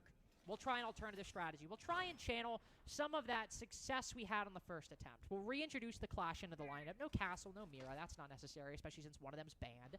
But they will try at least to not only bring some extra bulletproof utility, but also something that is a bit flexible. Azuki can go over to blue. He can go to bottom main. He can go into Arsenal or Church or Dirt or whatever he wants to, and try and make it work and apply some pressure to the attack wherever they arise. The F-Nod as well might give them a bit more information. For example, Gotti sneaking up blue. You don't want to let that happen again, especially in the late round when things are so chaotic. You want something that'll ping you directly and not reliant on a sound cue like, say, barbed wire. So I think some very good adjustments by Daystar, not only trying to capture some of that success they had on the first Church Arsenal defense, but also accounting for the weaknesses in the one we just saw. 4AM looking like it's going to be a full map clear here, not wanting to leave any stone unturned. It's going to eat quite a bit of time for them though, and time was not necessarily a factor in the previous round, but it certainly was in their first attempt, round 7 downstairs. That was where time did start to come and bite them, but fortunately they're moving quite quickly. I think they've got the read that, hey, you know, guess what? not too much is going on up there. Darsley actually taking a lot of damage on the reverse vertical as he's just trying to flush those players back down those main stairs. It should be fairly straightforward now to start working some of this vertical, and you can get yourself in toward kitchen, get dirt open, work the hatches, and start to move from there. Tin openers on Gotti, so the hatches shouldn't be too much of a problem. And this time we've got Rockstar again on that ace. He did No actually fall wrong quite presence, early actually. last That's round when we saw interesting. this site, and we didn't really end up getting the the church wall open as a consequence of that. But this time he's managed to keep himself alive for a little bit longer, and I don't see too much reason as to why we won't see that wall open. No, especially with the vertical established, you can throw the Selmas down through without even going on the bottom floor. So Rockstar should be able to get these open. I'd be very surprised if they were not able to. It's what do I have? A lot of for- potential for this 4 Angry Men lineup. Minute 15, of course, so time Okay. not low. Definitely should start thinking about how you want to work this final minute, because what utility do you So have Clash remaining? is going to be Jonathan slowing Grimm, down obviously, these things, are but I banned, don't think Clash Not is going to bringing be the Ying making either. a Capital banned as well, so a lot of that difference. normal disruption utility you have isn't present. So those Deathmark trackers maybe need to buy a little more weight. Those flashbangs between Darsley and Rockstar probably both need to do some heavy lifting in this later round, especially since without any nades, Gotti can't work players out of position. Some important things to consider for 4 Angry Men here. Some good utility, but a limited quantity. They have to be decisive with where they place it. Lida, as the Selma attaches to the wall around the corner, spots someone just on the opposite side of that soft wall. Can't quite land the shot, so he takes another chance at it. Oh, but he bounces around the head. Could have been a 5v3, but still a slim advantage established for the attacking team. Pushing down through Church. Gotti trying to replicate the success in blue that he This found last is time, going. but as a zombie If actually it playing here, works, yet it's going still to be focused on 4am Moto. takes this Needed round to do because you have double the duty, pinch onto worried about the blue, striker and worried about and then you Moto. have Could from find themselves Moto. distracted. So Is Seal looking for kill 14? That's increasing pressure put on him Yeah. as defenders are dropping like flies. Now the Azami Told hits you. the floor too. Gotti makes 2 fall due to the assault rifle, and now Azuki in a 1v4 with the shield already on the Told you. ground will not find anything. there was too 0 rounds little becomes like 2 as Daystar are merely 1 round away from a victory, and yet by the same token, just 1 away from OT. I just don't understand where Yeah, it didn't look like we were gonna get to I this want point the with roam attacks that we saw up presence. until this point, Be but more, 4AM have just pulled be there. another worldly attack out of the bag into a very different lineup. As you commented on, there was a clash this time. There was differences in the fact that there was no Tachanka, there was a Fenrir, there was all sorts of things that were just a slight bit different and needed a different reaction. It needed a different response. 4AM took it in their stride. They didn't do too much differently, let's be honest. They still went for a very main stairs, kitchen hatch, and oil pit sort of lurk. Again, not reinventing the wheel, just looking to really have those key points and make sure that the sufficient amount of pressure is put into them. I think Gotti has been a blinding backstab, because that's 2 rounds in a row now that he's really opened up the round. I know that he didn't get the most amount of kills there, but the threat and the pressure of it was enough. Well, and you also see one adjustment that we saw from 4 Angry Men there is when they actually, reattempt that site. And maybe even in reaction to the Fenrir, they bring the Twitch, and probably is what enables that backstab, because you're able to shock those F-knots. Then gives Gotti a bit more confidence to walk down the staircase, which then forces the Azami to do double duty like she had to start looking at Moto and thinking about the player behind her. So not only good adjustments from Daystar, but even good reactions or anticipations by 4 Angry Men that enabled Gotti, as you said, to be just an elite backstab player in the back half of this game. 11-9 might not be as shocking a stat line as 16-5 like it was on Nighthaven Labs, but in these past couple rounds he has really been having some weighty impact and some heavy kills in rounds 10 and 11. And now as we look to round 12, could be another important player, as Gym Bedroom could be the site Daystar move us to Chalet, or the site where if a few more rounds transpire that they might lose all of Clubhouse. This is where it starts to get a little bit dangerous for Daystar, doesn't it? Because let's not forget, it's an elimination game. There is a lot at stake here. The future of your time at the major really does hang in the balance. Now, granted, we have an overtime. If Daystar do lose this round, we will go into an OT, and we will then work out from there where we start to move. But realistically, 4 Angry Men, they won map 1. All they need to do is get a couple of rounds here, and they will be through later on playing the winner of our next game. So, a lot on the line right now. And we need to find out just exactly how Daystar stand up to this pressure. Can they convert it? Can they just put Clubhouse to bed and take us on to Chalet?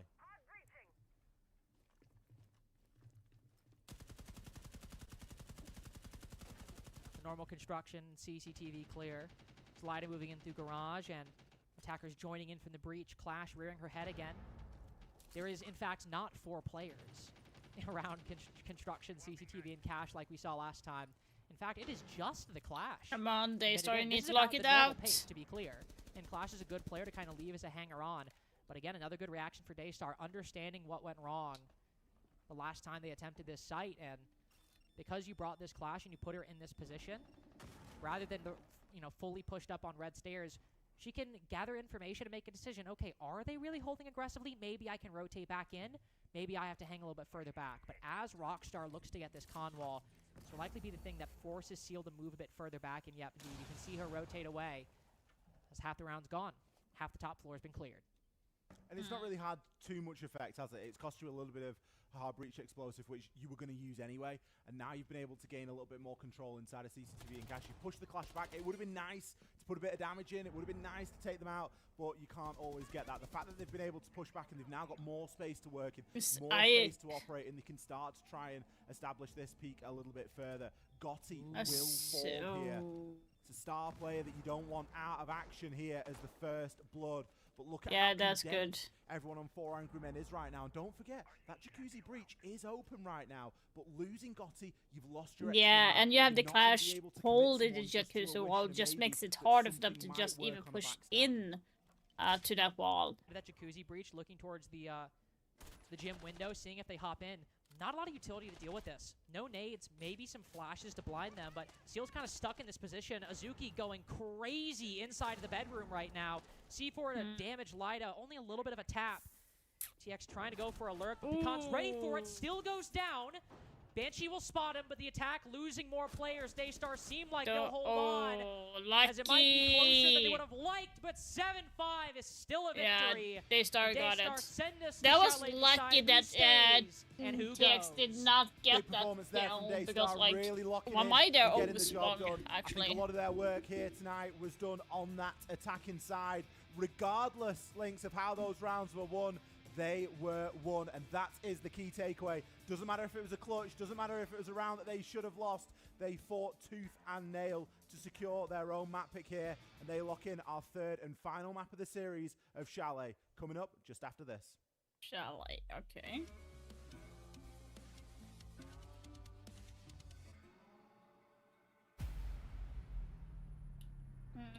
Interesting.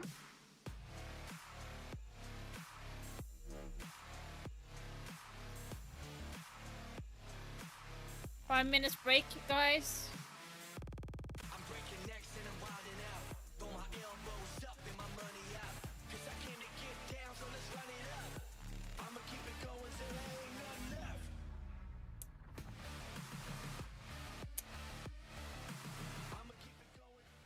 Okay.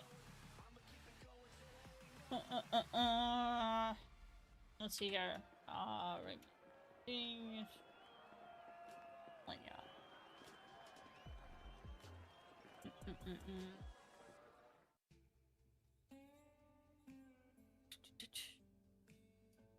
So, if we talk about the map Chalet, I don't want to download the blueprint though. Is that what's happening? Okay. 6 maps.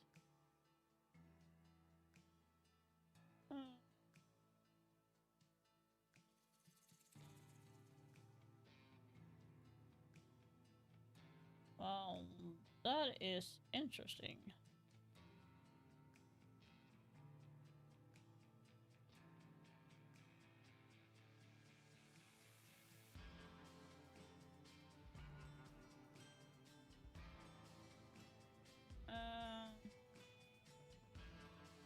That is interesting. I don't like the divider, but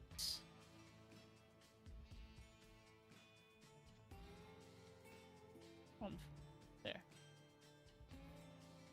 And we have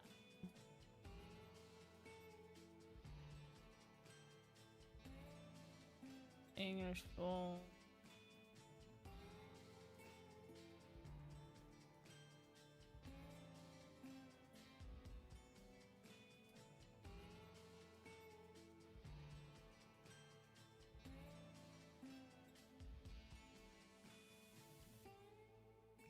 Okay.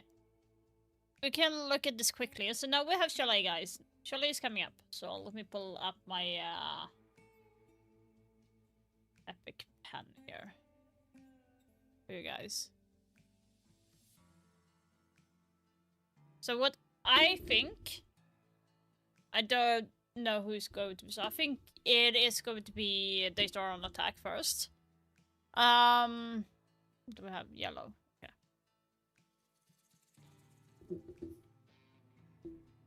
So this is like the second floor, right?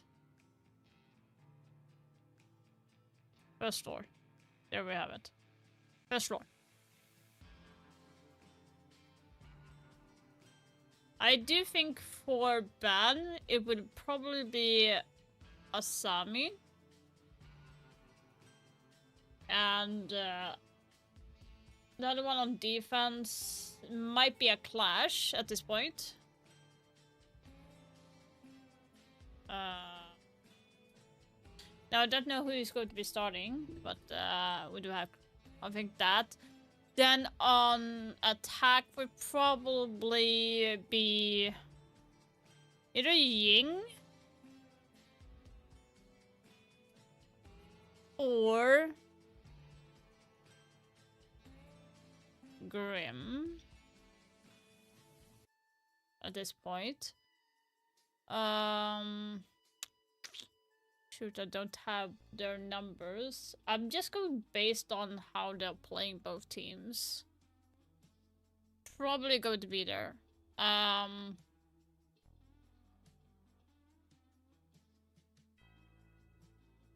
don't know how they're going to be holding everything. Wait, is this the old office bedroom hallway?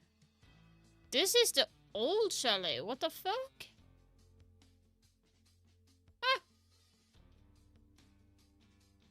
That is the old chalet map. Ah, interesting. Didn't see it.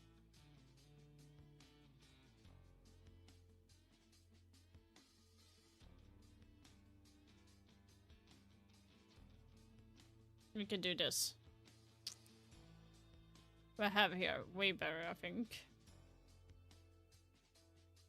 Main garage. Off-wall library. This is way better. This is way better. Thank God. I do believe there's going to be a hole for obviously the piano. Probably going to be a shield here. They're going to reinforce the Typhoon here. Make a rotation on this side. Probably make a rotation on this side. This side. Reinforce this side. And they're probably going to be reinforcing here. Making head holes here. There's going to be a guy holding here. Be a guy holding here. A guy holding here. And guy holding here, and the last one I don't know where he's going to be. I think it's going to be the layout on defense on that side.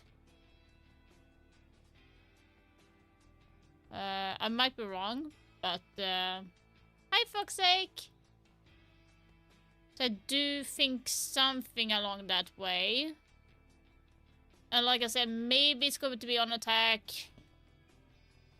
Might be like a Ying ban or a Grim Grim ban, because that feels more understandable. On attack, I do believe that will leave Asami be, but like Asami, I can't even write. Ignore that. Maybe an Asami. And then Clash maybe. Otherwise it's going to be Kaid. If it's not Clash, it's going to be Kaid. That way they can open up the wall easier. It is, isn't it? You know, we've gone from labs to club quite similar. Two different results, though. True. As much that we like to talk about them as maps that play in a similar fashion, we've had two very differing results. I think that Daystar came alive a lot more on Clubhouse. It definitely felt like they needed a map to really warm up into the series. And obviously with the stakes of this game being that one of these teams is going to be going home after this very map, it sort of contextualizes things a little bit, and you expect players and teams to give it a little bit more when it matters the most. Moving on to It's going Chalet, good. difficult to know who this exactly favors. It's a top preference map. For The side match of is Four not going the way Angry that I Men, so want to you do, could but read like into that a little bit and hopefully say, well, you know what, if a lot Daystar of will teams are playing it win. against them, maybe it's somewhere that Maybe. they are a little bit feared, or they've got a bit more My reputation. prediction is kind of fucked up. Alternatively, you could just say maybe it's just not a very popular map in the region. True, and but also if you want to think about it, I mean, you know, 4 Angry Men saw them play Border yesterday against Shopify Rebellion. Yeah. Two maps in which kind of the exterior angles are very important. And that's something They they might struggle with. They have struggle to clear every out team Exploit, right and except he for one, and the placement deal with is some of those not innate the same. factors of Border, and there are some similarities, some very clear corollaries to Chalet, where the exterior windows are very that important is, to maybe deal with positions like piano or what library. is looking like for And my so prediction. if So I we might get saw 3 4 Angry Men points. struggle with that yesterday on Border, it's possible they could struggle with it here. Also possible. Who that if won they so struggled far? with it yesterday, they might have improved and looked a lot better If with I it on Chalet. do But that is at least one of the main, I suppose, kind of points of comparison we can draw. this. So this is what it's looking like. An entirely different map from So Bank, so both far, literally and Enterprise attacking. won against Loss. I did not I think expect for that at Daystar, all. one of the plus factors is actually And Falcons team's won gonna against be alive, there's gonna Shopify, be a lot of hype in there. which I There's some really kinda big moments for some was not individuals. We saw expecting Seal, either. Again, have a very good Um, game over on Clubhouse. And I so- think that, if that starts to translate into And now we Chalet have as well. Shopify versus Also, Blink is Edward starting on the Gaming, attack and now here. it's going to be Attack Daystar quite kind. versus We've Loss got here. 4 And teams my on the attack. prediction Yes, okay, clutch round. were Yes, okay, Loss to round they could Shopify going potentially shouldn't into have won because they're just a the heavy top stack up.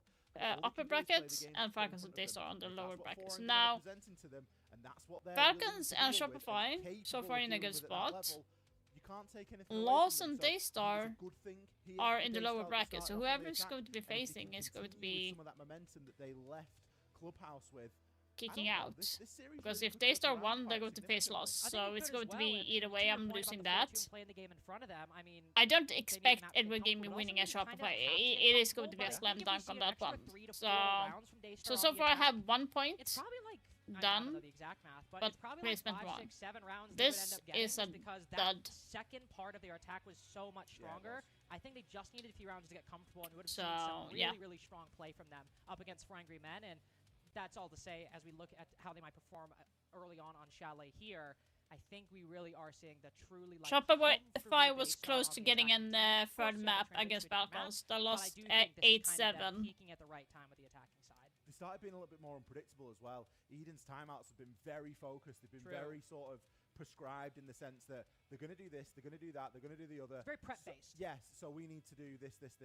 We, we've very much got our to-do list, and we're going to kind of try and stick to that. And as soon as Daystar start to stray off that path and start to, walk down the path less trodden, it becomes quite difficult because you're like, hang on a minute, we prepared for something else, and you're just doing the exact opposite. And again, if you remember back on Nighthaven, that was something we criticized Daystar for, was for actually sticking with what we obviously knew to be 4 AM's prep a little too much. Always going for those full clears, not really switching things up all that much.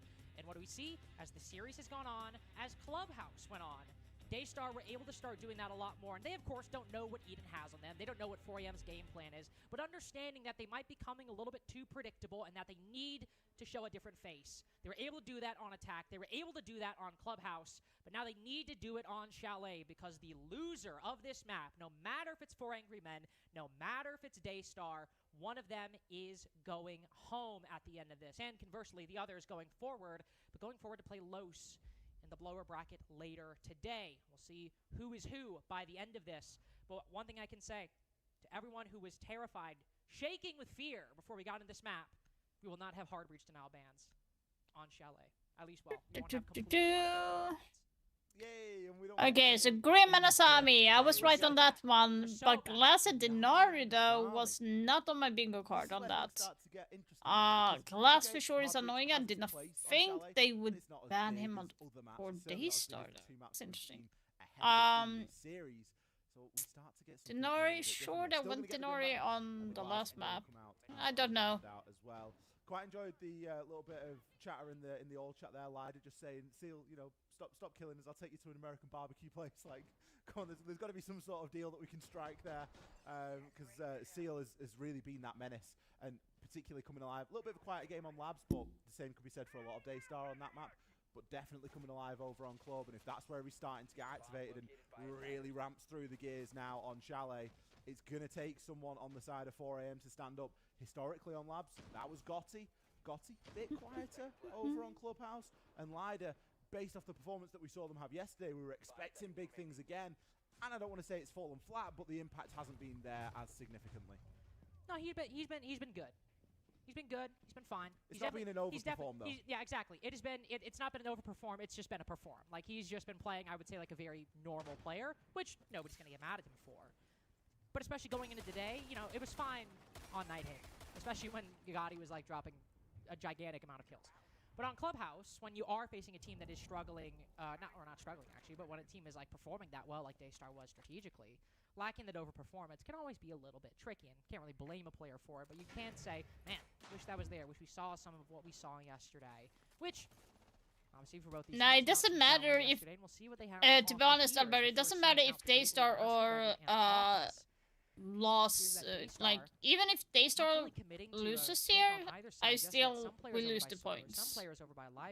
But yeah, like, it would be better if Daystar won, because that would be a guaranteed point, player on the balcony not able to capitalize off of that. In fact, I think he runs all the way back to site, and very minimal roam presence and at if I the moment. Some players think, I think G2 might actually face the lower bracket. Jesus Christ. Aggressively. Rockstar's kind of set up over there outside of Library, but it's very standard, isn't it? Yeah. A little bit of reinforcement, play the Wamai there, just stop people from getting Library control entirely for free. Ella there caught out Darsley. Yeah, I was kind of like thinking maybe the 4am wants to ban Camtao, but like with that opening pick, taking down Bin and really alleviating some of that pressure that Darsley was sort of facing there. He was kind of on that first floor, feeling like he was going to be the roamer that was going to be targeted first. And his teammate has given him a slightly easier time of things. Rockstar, very not a good start for Daystar. With another kill coming in for Darsley, this attack's starting to fall a little bit flat. Quite flat, in fact. I mean, very clear positions out of the gate. You've got 2 players on the site, 2 players in kitchen dining, then Rockstar over yonder by qualified for sure. And Daystar not only and Enterprise have qualified right now. Clear of these positions. A lot of 1v1s handed to the defense. Very little presence over by Fireplace, which in part is likely because Rockstar could challenge down in that area. So it ends up being quite a narrow push in through windows. Why would you even jump in there? Resulting in which 80% of the bodies that have dropped have been Daystars. Though finally, Seal will start with 1.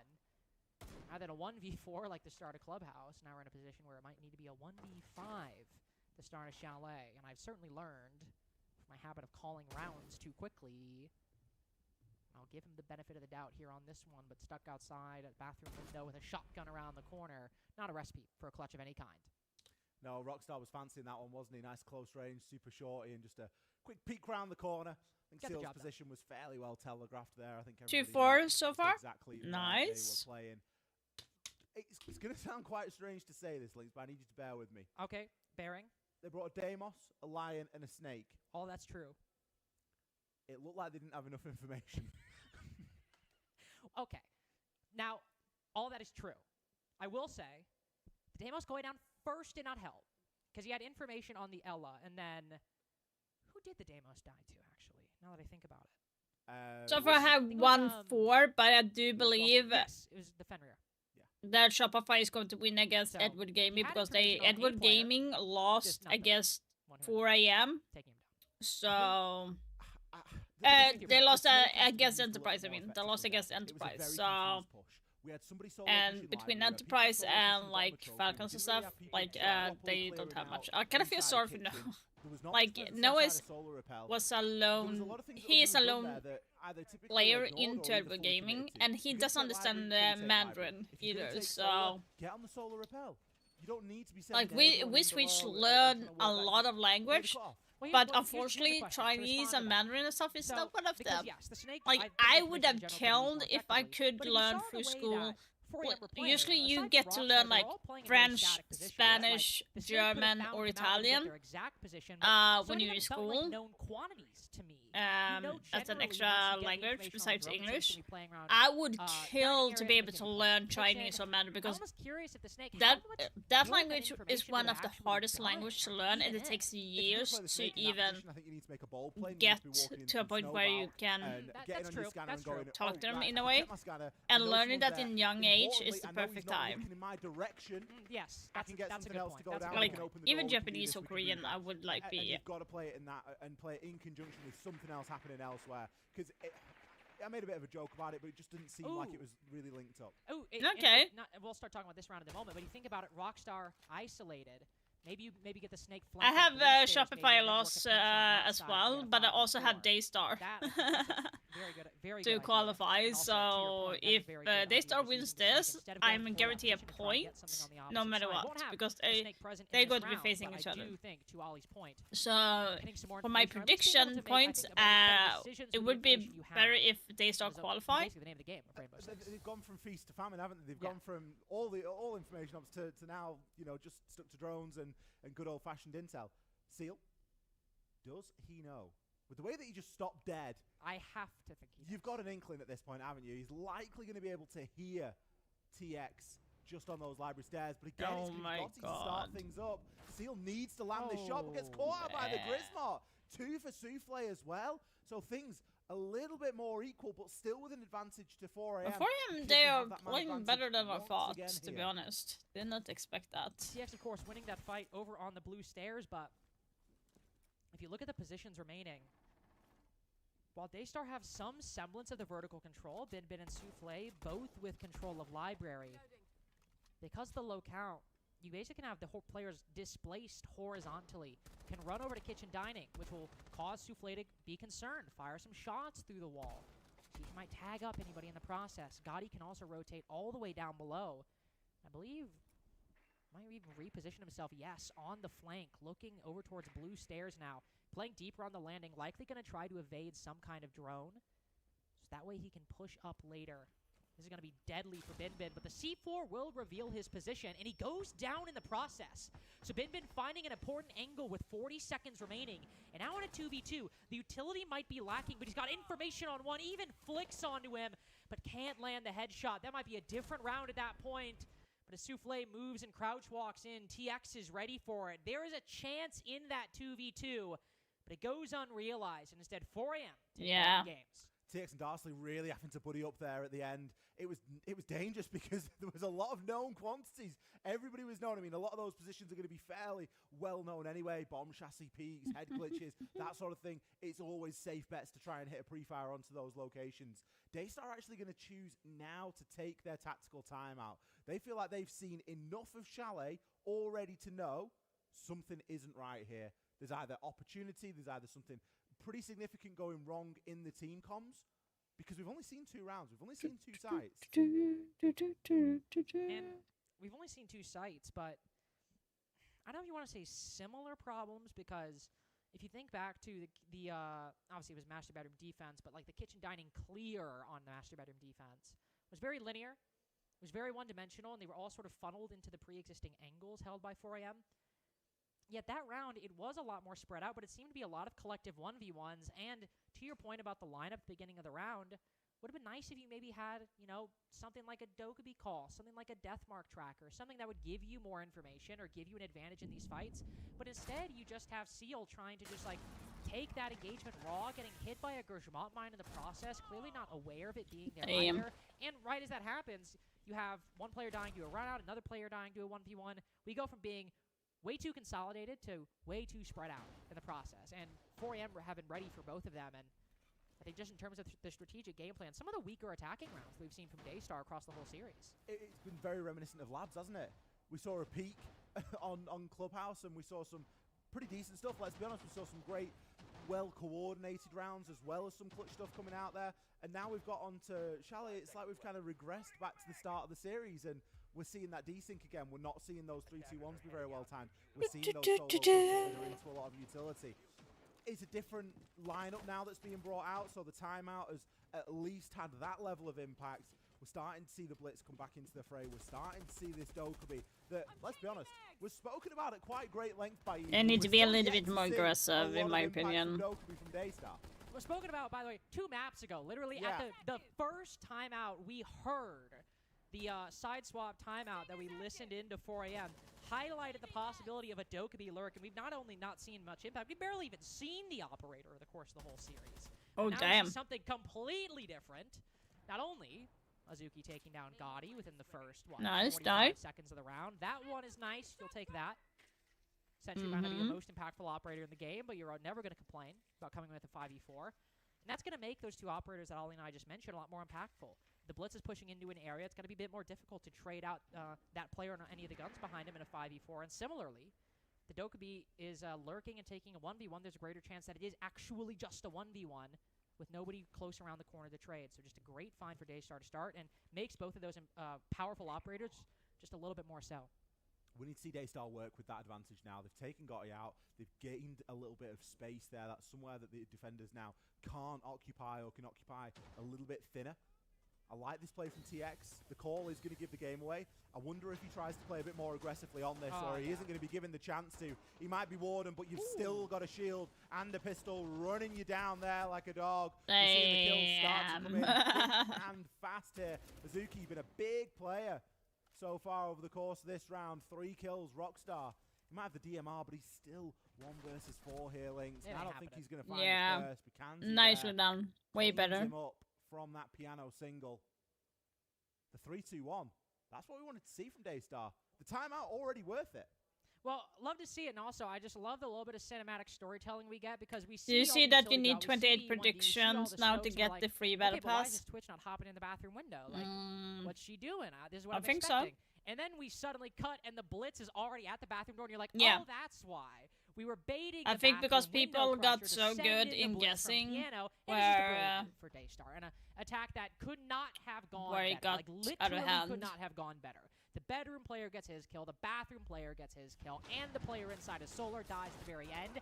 Even though Darsley has some kind of impact there, Especially when they have a lot of like Perfect pro players also, and I like think, you have like and Ollie, Fett maybe and stuff disagree, like I feel that. the first time Monster we've Gaming really and seen everyone Daystar is well and like truly, giving like, their switch predictions up on. their play Nah, in it is from not. round to They round. need to Like, make just a money, complete fuck's sake. reversal from anything we've seen in the series so far. It's like they've been.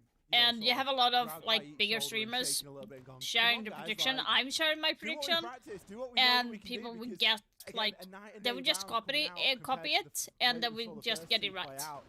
It's great to see So they've got it in the locker. The first time they got the opening pick as well. it's not which I supposed to be a really like free because that's been a big thing sort in of general. You factor need to for them in the really series. look at the Darsley and games Gotti have and been successful in the know first what two you're rounds, so doing. great to see them Otherwise, on they the could board, not just letting give the away the scoreline battle pass. dip too far the other way. But You gotta there's gonna have to remember, be more it's like sites than just Kitchen it's Diner 10 that they're able to do euros that on. It's a third choice site for a reason. It's a site that you these get it for defenders free are expected to have a bit for the more battle of a pass. time on. Imagine It's if a a site lot where of the attackers are expected to be hundreds of slightly thousands better. of people Going back are to a like more getting it primary right. territory here, They master lose bedroom and office, this is where 100,000 it's gonna be a euros little bit more. or more So it's gonna just have to be a because bit more they made it convincing so for my money, easy. at least, because last time when we saw this, it was a very scattergun approach. We didn't really have anybody committing fully to anything. There was just a lot of So little bits I going on don't see here it and as there. a like a dick Changes from move. 4 a.m. Think Do Barca I comes want it to be inside, easy to introduction get of it? Solus Yes, into the lineup. everyone wants that, but I do understand from their point of view. Conversely, could also play a bit looser for the realm, as before it was really like 4 players all on the same side of the map, but 2 players upstairs on the site, 2 players down below, and then Rockstar the Wamai, who I believe still is over actually on the mezzanine side.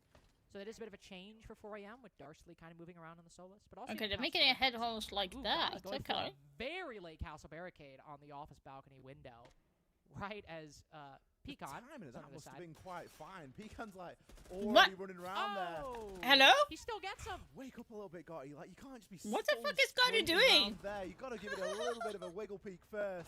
Picanzu will be taken out there as Rockstar is good to trade out his teammate. So at That least doesn't was- give a numbers seriously? advantage away, but Hello? Still, Gotti, that's a player we need a bit more impact from. Bimbing caught out on the Razor Blue as he's trying to make his way in down through Trophy again. Now, this was one of the positions where we saw quite a lot of trouble happen last time. They like to roam inside a kitchen, and I don't think that these players are known. That drone needs to be effective. Needs to be effective with 1 player around the corner. You can see Darsley trying to draw the attention and seems to do Yeah, so nicely successfully. done by As it's not even 4 Kitchen a.m. that gets the kill. It's Lida who walks down. SMG-11 in hand. Takes down 1, though the DMR is good for the next and even the second. 2 line up for Azuki. The Hello, line holds shotgun? on. Shotgun around the corner. I know exactly who was destined to win that engagement. we seeing here? Where's the solar player? One player on the solar repel would have just put an end to all of this chaos that we're seeing right now.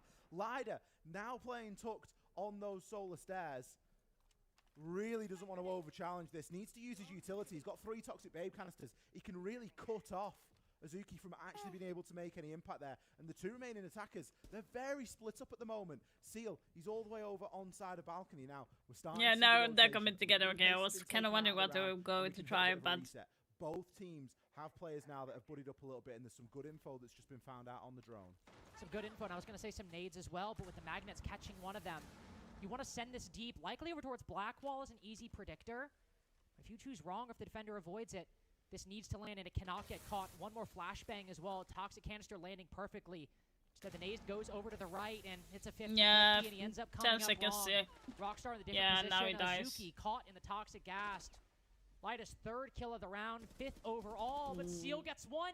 Knows the next one, maybe can land this No, free why fire. do you Rockstar prom that Pro fucking waiting on the corner? floor, and they still tie things up. Like, I'm happy for Daystar, but that was like a huge mistake by 4 AM. Like, why would you prone in that corner? Second time in 2 games. I would have just pre-fired it back That into is gonna bathroom, be a bit to of be a honest. filter there for 4 AM. I think after they've been able to navigate That's the crazy. initial sort of chaos, I don't think TX was droned here. Now, he didn't have that much of an impact because it was Lider that ended up getting the kill, and TX just ends up barrel stuffing himself into Azuki as we saw the kills come out. Lider did such a great job of not overcommitting down on those trophy stairs, didn't need to do too much. Seal's left in that position. What do players do? They just have to pre-fire angles and hope.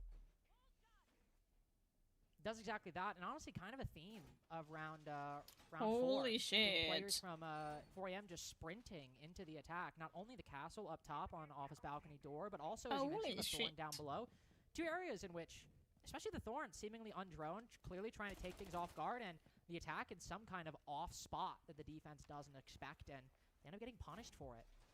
Fortunate for 4AM as the recovery's looking good, but great clutch by Seal. Again, his 2nd in the series overall. Such an important player for Daystar in these past couple maps, and also the performance yesterday that resulted in a 4-7 loss. Definitely the one player we kind of highlighted that is showing up on both days of competition. Bar Games. 4 Angry Men will try their hand again at this site. We have Solid Snake once again.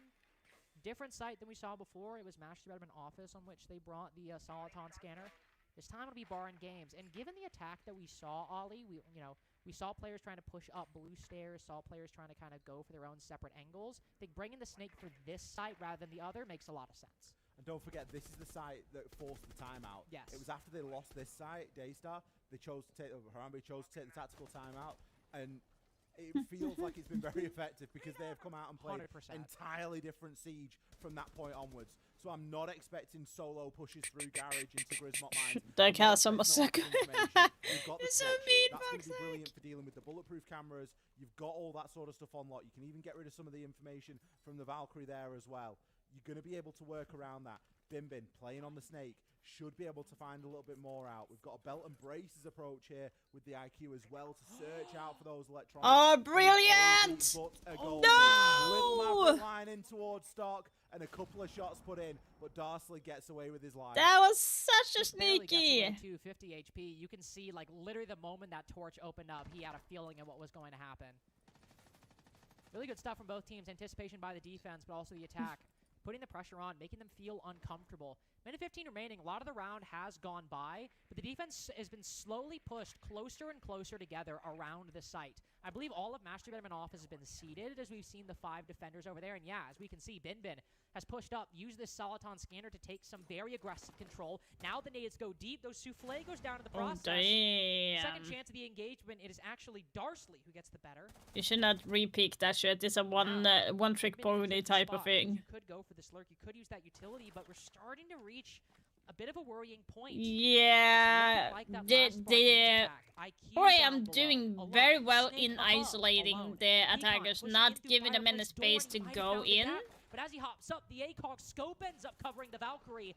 No clear kills, broken the way of the attack just yet as they're still bleeding bodies in the process. Bin, oh, a hell of a flick onto Lida. Can confirm the next one with the pistol. And now Daystar have something. Damn! Make that a 0v3. That was a quick turn. As the round shifts hands, I just only felt a like few they seconds, did and really Daystar well continue their isolating march. the Just goes to attackers, show not you giving don't them any always need space, to but have it all like, figured out. take it There's back. A couple of little solo plays like that work out. They've done a lot of the hard work, and they had some great. There's gotta be They knew that library stairs was being occupied.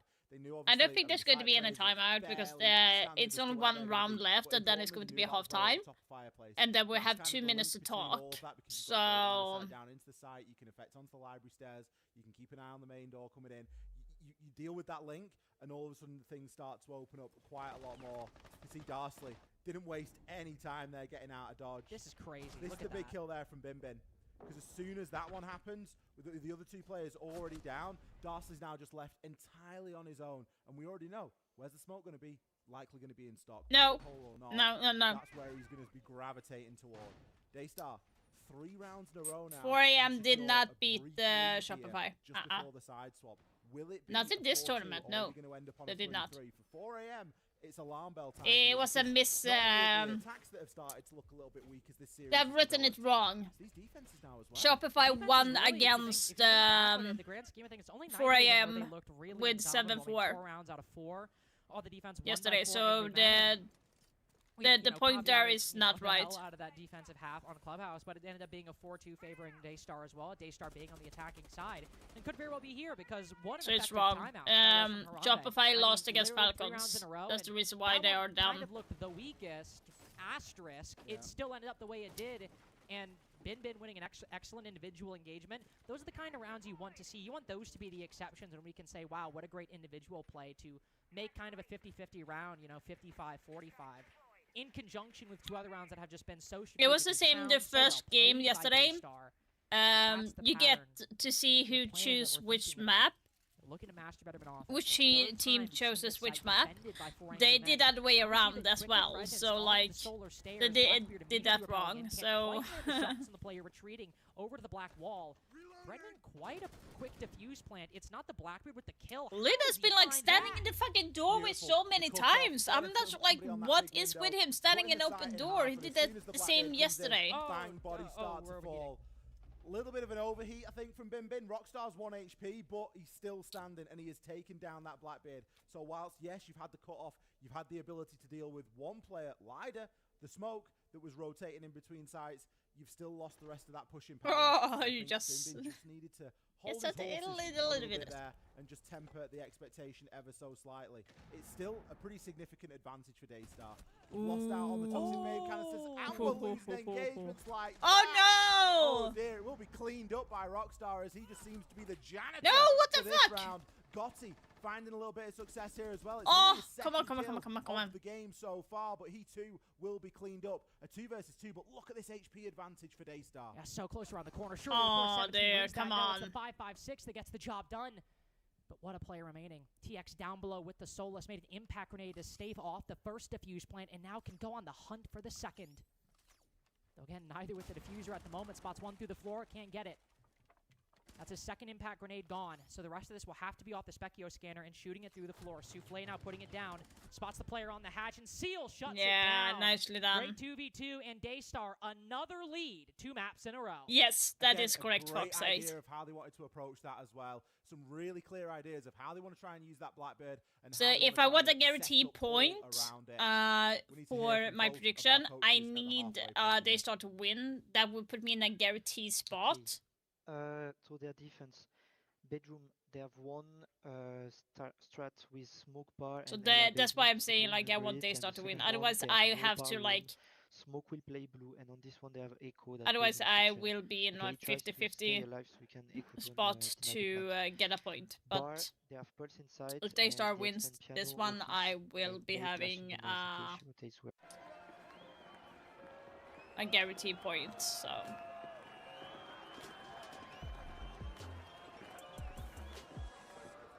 On Big Window, when we rappel, they try to run out lobby, but our strategy is lobby control, so we should be okay. nice, fuck's sake. Alright, keep up the comms, please. We had the solution in the first 2 rounds. then we kinda get a bit disconnected. Okay, make sure that everyone's on the same page. Okay, remember to be fast. We use gadget crossfires. We take position fast. Okay. We got it. And Yeah. if needed, I have one more timeout. So let's go. 我一半，我一半，我一半。我们怕不怕电盾的道具？你刚才说什么？我说啊，没有，我说他了。他说凭我。在每句话尾句加一个字，直到他们发现。 At least they're laughing Daystar, so. 我们被 But Daystar in the same position 4-2 as they were in Clubhouse right now. If they are doing as they should be winning this one as well. So. 他们进攻有一个东西，就是有可能超闪盾，可能叫超闪盾。来，我前面看到有人冒单的话，会想要 pitch。 Shit。我知道第二个 pitch 的话，会有这样。好，补枪。玩 ORC 的，对，玩 ORC 的东西。 ORC 的 free solo。free solo。 OK。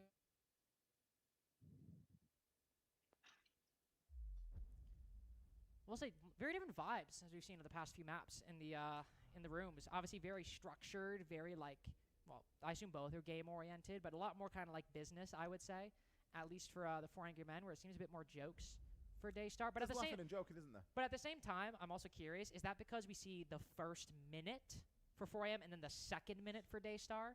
Yeah, potentially. I believe that the second minute for 4AM is kind of just a translation of what Eden ends up saying in English, and that sort of gets translated through, so it's sort of fully understood.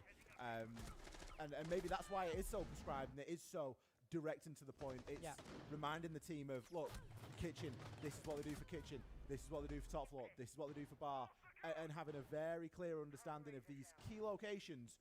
And one of the things that I quite liked, he was talking about, you know, be careful when you get on big window repel, they like to run out of lobby, but our plan is lobby control, so we should be okay. It just seems like every box has been checked here, and I imagine that on paper, it works really well. But as we know, Siege isn't played on paper, and Daystar have shown far more flair here today, and willingness to sort of break the boundaries a little bit, and break those rules in some ways, and not just go with, this is how prescribed the approach is going to be, this is how checklist needs to be, because it doesn't always work out like that in the server. No, it doesn't.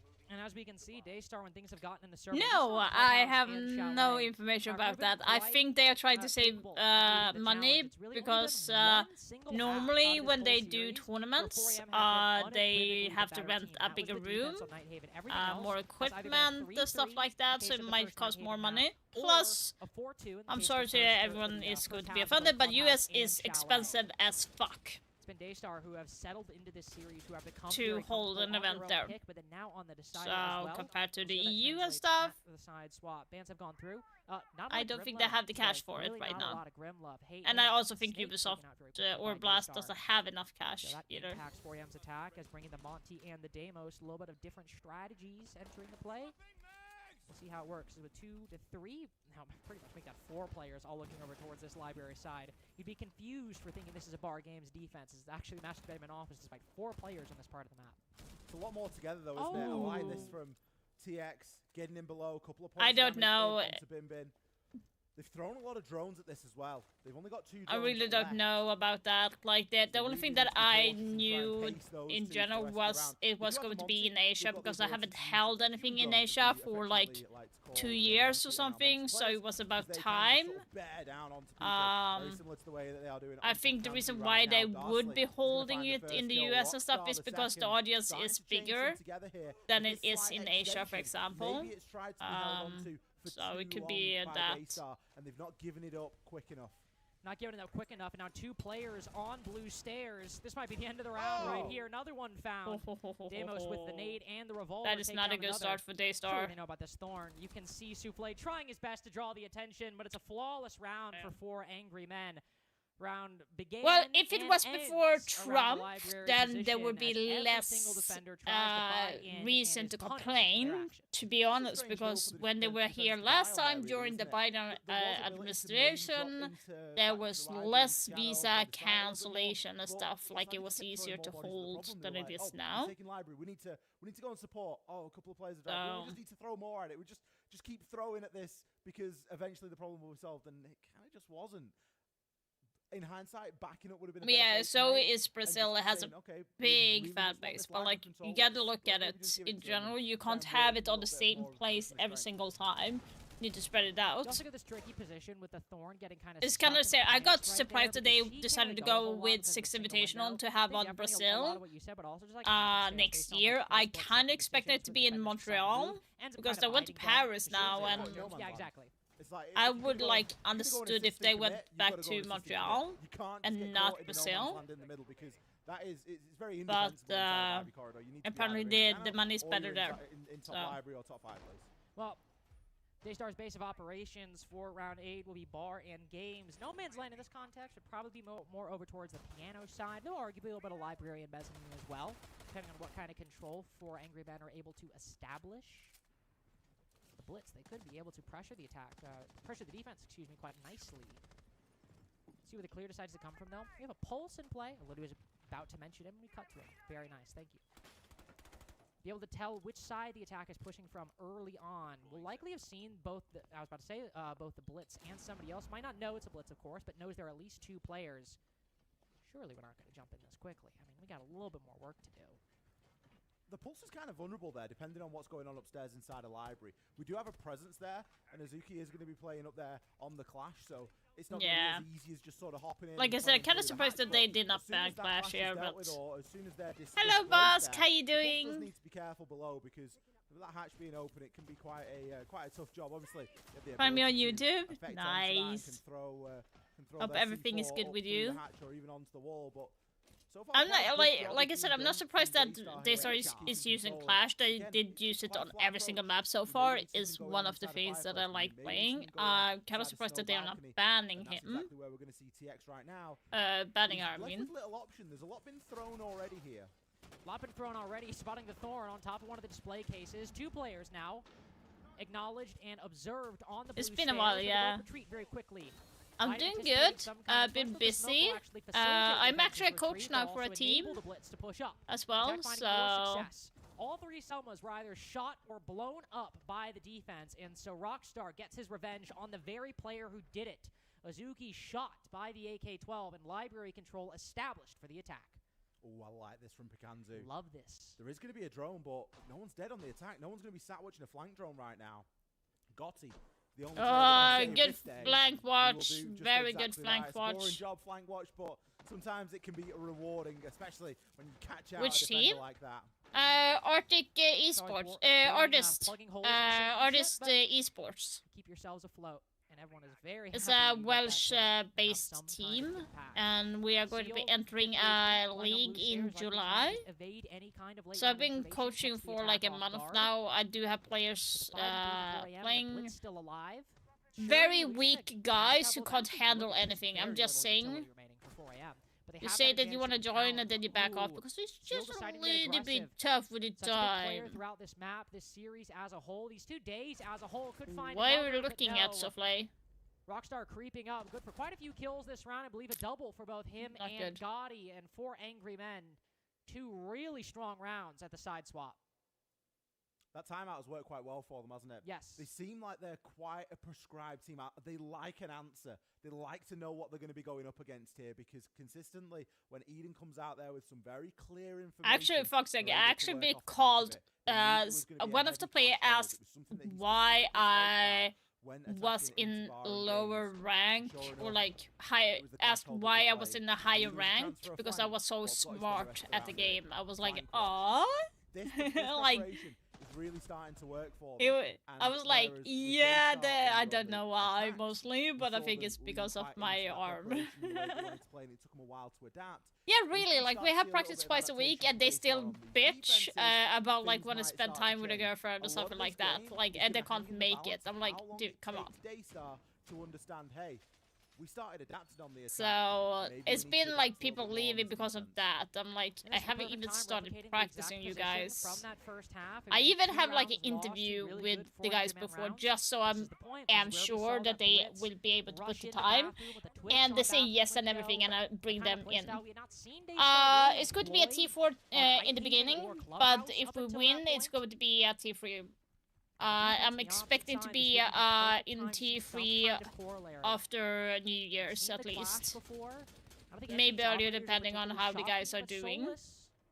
But I need to make strats. I'm the coach, I'm the strat maker, and I'm the one that's looking like matcher wise, like matching in like scrims matches and stuff like that. So I have a lot to do. Later on. We'll have to see though. As a library control seeded, 4 AM will move in quite quickly within the first 45 So I need to seconds. fix. Same to be said for Barn Games. I need to fix The some Space are looking strats. to try and win this. I The don't eastern have the side of time map, for it, but kitchen dining and master bedroom and office. We're now I will have to sorting see. done to hollow it out. And it's a brilliant pick from Gotti here, playing on the Brava. They're around top He's got 5. so Okay. much I could gadgetry have. to go through I there. have two Plenty players for that those Brava is drones to be hacking away at. It's just gonna be another set like of eyes to try and top clear some 2000 of the path.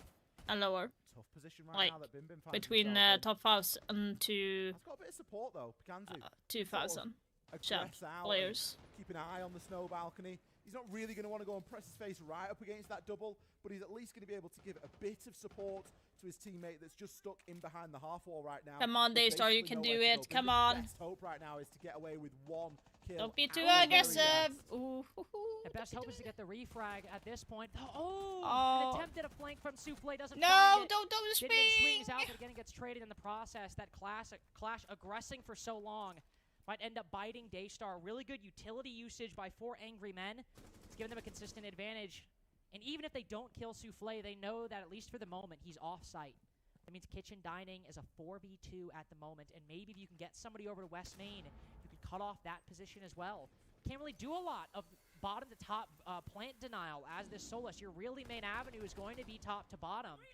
The defense still has Now, control, like, but he's been pushed back. I She would can find do Randall the that strats DMR, myself but lacking the control for you now. wanted to get that Solus into position. Now Um, you can't. Now Solus is the only one It's left. not going to take Defending too the long. site I rather just than need to like. retaking it, rather than Damn. playing some off spot. She's the lone defender. I have 2 maps In any done reaction already. from I just need to Daystar, have we are still alternatives waiting. for the strats Needs to happen, on the doesn't it? It side needs to happen on what quite I'm quickly. doing. So Clash there, just I'm getting doing the caught a little third bit in map stretch too far. If you bring right the now Clash, as well. Such a powerful operator. I mean, Just you'd need be to, better off making that play with anybody but the Clash, really, when you think about it, because it just leaves you so vulnerable, and you're just a little bit too slow when you start moving around and trying to, you know, think about aggressing. As soon as you're outside, you're just getting pinged, and it can be a very difficult spot to be in. Likewise, we saw Picanzu. He was in a bit of a tough spot there as well on the Thorn, and you just start to think, are they just finding themselves consistently out of position here? And it does just feel like 4 Angry Men are again one step ahead. And I think it is purely down to this preparation. We need to see a little bit more flexibility. It was a good play, really, that we saw Picanzu, that we saw Bin Bin attempt there. It was Picanzu on the Clash, excuse me. It was a good play to try and burst out of the breach and pick one. If he'd got 2 there, we might be sat here calling him the hero. But it didn't happen, did it? Only gets away with the 1, and it never really had too much of a consequence onto the round. 4 Angry Men take a lead here. This is where things start to get very dangerous indeed. Only 2 rounds away from closing out. I the am series. like hoping that I will be doing With 3 good good as a attacks in a coach in row. general. So The reaction So you far, mentioned, it's hoping to see if kinda Daystar looking still good. waiting. And if we just keep waiting, obviously they might lose. But also the more important and pressing matter is we start feeling like they weren't entitled to that presumption that it might not come, of course. But This that is these not rounds really, as you good. said, might Come on, just be Daystar. issues that are consistent rather than something they might be able to fix. These little mistimings that we saw yesterday on Bank might end up costing them their time in Salt Lake City, despite their excellent performance on Clubhouse, despite also a good start on Night Haven Labs in the grand scheme of things, and a great start here. These next 2 rounds might be their last at the Salt Lake City Major. And 4 Angry Men might be moving on to play Los in our final game of the day. All they need are 2 rounds to do so.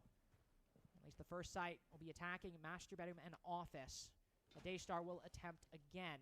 Some similarities. We've got the Aruni back in the lineup, but obviously because the Clash is banned, can't bring her a second time. So the Castle enters the fray. We've got the Ella and the Mozzie to get a little bit of roam pressure for both of these, or for this defense. So the Monty drops down. Human Drone applying a little bit of passive pressure to these defenders. Then the Bearing 9 to follow up. Rockstar good for 1. Can't even land the trade. He gets both of them. That's just extra credit. At that point, he didn't need to do it. There were 3 players in that room. Any of them could have got the kill. Instead, it's Rockstar, player we haven't talked about all that much now. Like, 11 and what 5, are they and doing? Daystar in another disadvantage. Rockstar's been a quiet you know, quiet worker this game, hasn't he? 11 and 5 right now, and, you know, Just double chipping positive, and you just feel like they are, like you say, just chipping away, and it's, you know, Gotti's not stepped up, Lida's not stepped up in the same way that we've seen him do previously, and Rockstar's gone, yeah, you know what, guys, I've got this one, I'll get myself a couple of kills, and worked out quite well for him. That double particularly really just opening this round like a tin, round number 10. It's not going to be easy to come back from that, especially when you've got Lida on that Monty that's going to start bearing down here. Gotti grabs one over onto Bimbin. I mean, Lida can just basically push through and give exact coordinates as to the location of these final couple of players. Deathmark Tracker going out, a plant to secure the round, even though it's 5 versus 2, not taking any chances. Darsley from there on the corner. The plant will be stopped, however, but it's still this is not still winnable. 1 versus 4 and still 1 minute 8 seconds remaining, and the final Deathmark Tracker goes out. So any kind of impact Souffle might have had it won't be found here. Gotta wait a little bit longer. Gotta wait for that tracker to run out. But the Monty now rotating over, blocking his entrance, his path. Almost have all my packs now. Up the blue stairs. Will hopefully knock that shield back. There we go. That's something. 1v3. I'm not calling rounds early. I learned my lesson earlier. So I'll hear him out on this one. One player, I believe, to his right on the library side, or might have rotated out. Yeah, Gotti prone, looking through the castle barricade. The other 2 players more in the bedroom position will be taken down. 4 angry men now, 4 rounds in a row. Nah, it was winnable for Daystar, and they just like lost 3 rounds in a row now. Eliminated. It's been a very attacker-sided Chalet so far today, hasn't it? And it's, I mean, we sort of hypothesized this a little bit, saying that, you know what, it's in a bit of an attacker-favored state. That was kind of funny. Just a little bit. And regardless of the fact I that don't know what C was doing there. There's just still so many toys to play with. The Monty has just been available throughout all of these games so far, and it's a massive pushing factor. Brilliant crossfire there being held by 4 angry men. They knew that they could afford to throw the Monty's life at just harassing and wasting another few seconds out of the Mozzie there to secure that round. Keep into that win condition. Like they lost four rounds. I mean, they lost 4 rounds in a row now. Daystar, this is bad. This is really, really bad for Daystar. 4 rounds in a row, looking now to make it 5 to secure not only this map but the series. We'll have to still where the fuck are you putting that cam? Maybe see some kind of adjustment in terms of the operator lineup. Not a big change overall. Do you see the Valkyrie for the first time this half, though? Give them maybe some more information to work with. Nah, that cam is useless, in my opinion. But again, she will have defenders that maybe want to go over into like the master bit of an office side. See kitchen dining barricaded, so probably not that portion. Would likely be the 2nd floor we see any defenders roaming on. It seems to be where some are right now. We can't quite tell who they are. One player even tucked inside of the library corner. Capital not even banned. With no Jaeger? For angry men either, and that is a dangerous position, because if you don't have any Jaeger 1 mile, disc there, you kind of dead. Fire and smoke in full force, but I'm not sure if that was 1 mile playing there, but you're gonna get plenty of explosives if you start throwing those in as well. TX is gonna be looking to try and work through this dining room area now. Has got some good information. Knows that there's going to be some Valkyrie cameras out there. Gotti doing his work on that IQ scanner to make sure the path is nice and clear for his teammates. TX is firmly on a bit of backstab duty right now. Difficult position to see the sledging. You'd expect them to be playing a bit more vert, swinging that hammer around. But in this instance, he could just have a really nice challenge, especially when he starts thinking. They're clearing out very fast, and efficiency from 4 AM. It's going to be players like Pikanzu that he's looking to challenge onto on that long corridor. This is going to be hard. Exact kind of player he wants to find. Okay, they don't have any. They just have a secondary heartbeat, and if he dies, I don't even really know from where. Probably from the player on mezzanine. Yeah, if he dies, they can't open anything, and that is going to be hindering them. So much HP that quickly. Monty pressing out, impact grenade. Ooh, that does actually quite a lot of damage to Lida. If you want to see Daystar win these next 2 rounds, push it to OT. The fact that you've got 2 attackers, one of which kind of important, put below 50% this early on. Ooh, Lida even ADSing. Caught out by play though. Gotti quick with that trade. Now looking for the next. Another player on low HP. The defense going to support as well. Azuki should be able to win the next as well. Okay, back away a little bit now. Back away. And TX, who was going for this flank, telegraphed it so long ago to us. He's able to confirm the kill on the downed player, but still taken down from Okay, below. nicely Bin done. Bin quick with that Scorpion. And Way Azuki good better. for 3. 50% of the job done. Daystar Ugh. just need one more for OT. Just a little bit sloppy there from 4AM, wasn't it? Default camera left up, not really with a good idea of how they want to deal with the player. They had 6 nades. We didn't see that shield taken until after the Monty's de-shielded and trying to ping him with a live shot from behind the shield. Come on, the synergy wasn't quite there in the same way that we've seen it there in previous rounds. And the reason we call it out is because 4AM have won 4 rounds in a row on the attack. They've looked fantastic so far, and it just looks like they've entirely taken their eyes off the ball there for what was round number 11. Yeah, I mean, at that point, we saw three nades remaining as well, so you can still foresee maybe some utility getting used, but, I mean, Azuki, just a menace in the mezzanine with that DMR. Puts Darcy to 1 HP, then gets 3 kills after that. Really impressive stuff, and the exact kind of player you want in that position. So another attempt from 4 Angry Men to close this out. Kitchen and Dining could be the last sight. Could be the first of a few more if Daystar can match their success in round 11. We have a Maestro. I do not think I have seen a Maestro. At least I don't remember. But I don't feel like I've seen a Maestro in like a year. At least in the game I've casted, I mean. It's an oldie but a goldie, isn't it? And I think it just gets sort of snuck in at opportune moments. We've even already seen 4AM playing a little bit of Brava, and typically Maestro is inviting a Brava pick from the attack. You've got the Flores, you've got other ways of dealing with it in this instance, but hacking those cameras can be just so valuable. It gives you a lot of information and, of course, the ability to get in there and use the camera. So don't always see it brought out, but it's going to give a little bit more information over toward Daystar. That's obviously what they're feeling like they are needing a little bit at the moment. That and maybe the Alder, just to hold down some of those really lengthy gunfights, potentially that Souffle's finding himself in. But it's more likely going to be for that camera utility. We'll have to see where some of those get placed out when we get Ville du ut gubben? Jag såg inte. Full reinforcement as well, as Seal's going to be playing that bandit, and he's entirely locked off upstairs. Not even got line of sight typically open toward the Ivy side of things. So Library is just free for the taking right now. And it doesn't look like 4AM are going to waste too much time getting themselves into that position. No, the office wall falls pretty quickly. Long angle created by 4 Angry Men. So, of course, the player to watch be Bin Bin, DMR, who can better challenge this angle than anybody else. A long one from all the way behind the bed. So we'll see if 4 Angry Men spot this. They might even anticipate it, but this is just a difficult angle to hit, even if you know it's coming. Souffle all the way on Solar Stairs. Can play comfortably, also relaying information to the defense that nobody's on these windows presently, and as we can see, no attacker even on those windows whatsoever. Some calming occurring, potentially trying to set up for this bedroom push, as with one more concussion, one more impact, might be trying to make something happen. Castle Barricade goes down, looking to find somebody on the opposite side, but with nobody there. 4 Angry Men still looking for ideas. Yeah, I think they were hoping to really catch someone off guard there. A little bit of a 1-2 play from Rockstar and Gotti. Destroy the barricade, immediately have someone there to try and look through to see if they can catch somebody out. But it has been a slower approach round. Something that's going to make it even slower is the introduction of a Tuberal, those Zoto canisters. Azuki's got 2 of them left in pocket as well, so he's going to be able to chew through a good portion here if that is something that isn't able to be dealt with. And with no nades, it isn't going to be the easiest thing to try and work with. Now, you could look to try and shoot it through the floor, get it upstairs inside of office, but it looks like that position's largely been given up. Yeah, sure, the wall's open. It's not going to be so easy for the defenders to play up there. I think the Daystar are thinking about this in levels. They've got players even below now with C4s ripped and ready to try and work through that hatch potentially.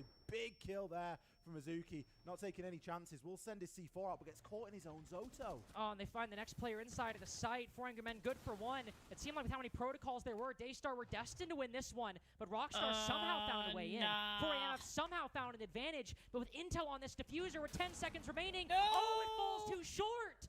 He doesn't do a lick of damage to Rockstar, but Daystar still have some fight. Leveled it to a 3v3, but because of that failed C4, 4AM can now back out. Hold this long angle on the breach. 2 players in fireplace, but a player locked down right around the corner. And so Pikanzu pushes deeper.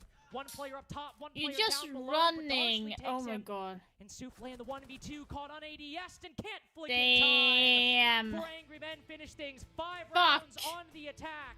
They'll go on to play Los, and Daystar are your first team eliminated. Damn. Okay, that is bad for me. Now it's a 50-50. From 4 Angry Men, only losing 1 of those attacking rounds. But otherwise, coming out with an extremely convincing showing. Darsley, Rockstar, both putting in massive performances there. Rockstar was the one that we were talking about, and then Darsley just comes out of nowhere in the last few rounds and gets himself up onto 13 kills. Really impressive stuff. And I mean, obviously, Darsley also, 9 and 5 when he first kind of made point of Rockstar. Two players locking in towards the end of that series, and 4 Angry Men, of course, being our victors. Overall, I feel like we've talked about everybody at some point today, maybe TX being the only one, but really good showing. We'll, of course, go on to play Los later on today. As they'll go and congratulate Daystar, your first team eliminated from Salt Lake City. Shame. What is with like the sideburns on this guy? Excellent, and even then, their performance on Chalet, especially at the beginning, Ollie, really quite commendable. There have been some bright moments from Daystar, haven't there? And I think that you can see that they've been putting in some work.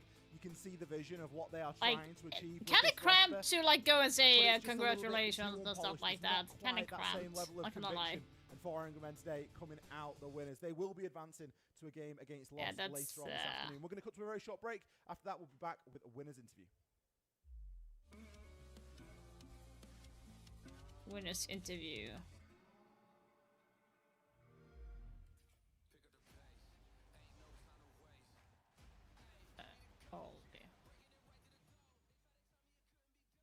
Let's just...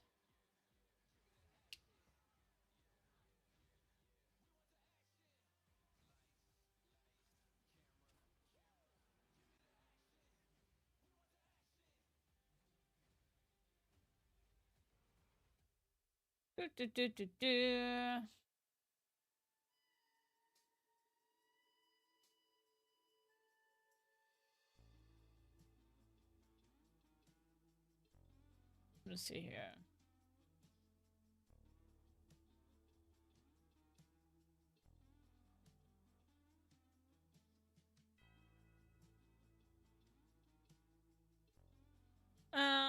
Let's see here how we are going to be. It's going to be a 2-minute break here until the next one.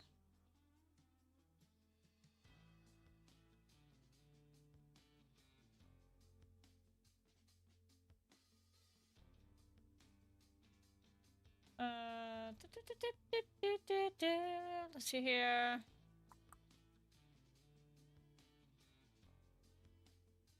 Two minutes. I don't know how to like break it down like that match, because like the last round there should have been like, for real, it should have been Daystar's win on that round, but they just like, it felt like you had Seal, Paddock, oh my god, these names. Anyway, 2 of the guys were too overly peaking, or like being too aggressive in my opinion, where it was kind of not needed. So that was like a little bit sad.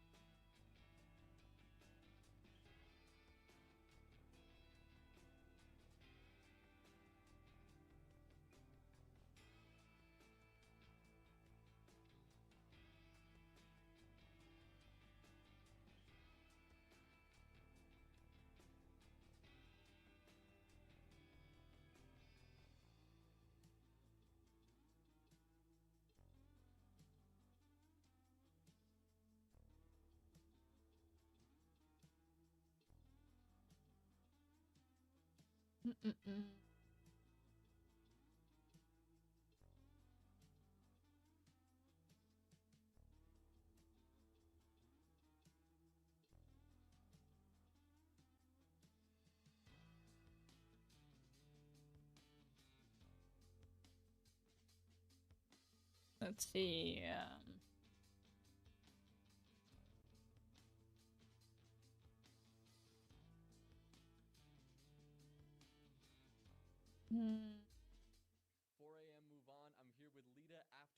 historic win for a team here coming from the CN League. What is this experience like for you guys coming from the CN League to the international stage, winning a game for the first time? 请问你现在是什么感受呢？你们是在中国众多队伍之中第一个晋级去下一个阶段的队伍，那你是什么感受呢？ So this is the first game we won in major, our first major. So you can we feel very speak good, English, like, but you don't understand we English? feel Now I'm confident kind of like when we do the confused, yeah. We believed we can win this match. So so we just like feeling very good now. So we will do the prepare for next match and to get in the phase 2 and try our best. What has been working really well for you guys as a team? What's been one of your strengths? 那你们成功的秘诀到底是什么呢？ I think so as you guys know, the Not gonna lie, I might be stupid, but like, how can you understand the language but not speak it? Like 10 years, so like 11 years. Does it, so like, kind of like experience. you don't understand what they're we saying, have, but Eden, you can talk it? Eden and the Goatee to support us. They are like a good coach and a good player. They have experience, so they help But us he's to talking prepare really, to, really well English. I everything. just don't understand, like, Yeah, I think my brain is fried on that Amazing. one. Thank Not to you. be We'll like go over to, mean or Intero anything, and but like Jesse I'm as we get just ready for our trying next to matches. understand, like. However, by getting into the map veto system, we're going to have Edward Gaming going up against Shopify Rebellion. That wasn't like a jump in. Well, the maps are correct. So we are going to be going to Fortress first. We have Labs as the second pick, and then the decider, Jesse, of Layer. Yeah, it is Edward Gaming interesting Enterprise, map. of course, moving on yesterday, and this will be a big test both for Edward Gaming and kind of for Shopify Rebellion as well, Parker, because EDG did not have the start to the tournament that they wanted yesterday. They actually played up against Enterprise in that opening match, and it was kind of a disaster. 7-2, maybe the most lopsided game that we've seen since the event began. So they're really hoping to bounce back, have a strong game against SR. It's a full BO3, so plenty of time to get into the action. Yeah, and I mean, there's a couple things here that we're going to be focusing on throughout the course of this match. Number one, the very pronounced struggles that Shopify Rebellion have had as an organization and as a roster over the last 8-ish or so months. This is a team that many people look at Shopify's investment in this scene and think they've got to be a top 3 team in North America, and yet, when have they played in front of a crowd? Been a minute. Exactly. A hot minute. So this is a His team that is hair? perennially towards the bottom of the What depth the charts fuck is in he North doing America, with and his they are hair? deservedly so. It's like a Fourth freaking place jungle. in NA, if they He's like struggle George against Edward Jungle. Gaming today with a sub after what we No, saw from Jungle EDG George. yesterday, there's going to be some really hard questions that need answers on the side of SR. Can we Yeah, just no call him doubt that? This is going to be a really important matchup for both of these teams, but we've got a little bit more time before we get this lobby set up and ready to go. So we'll be back right after this for the starting game between Rebellion and Edward Gaming.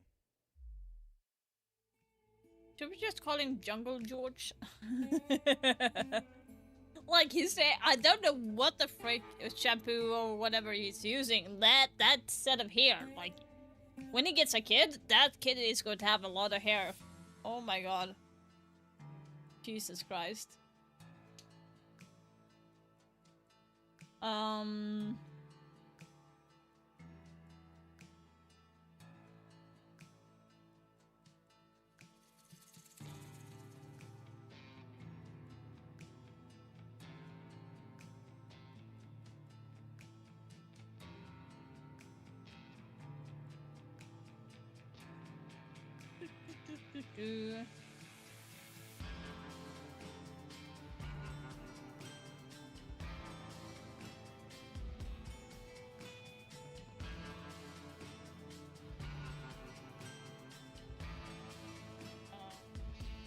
yeah, by the way, that's loud.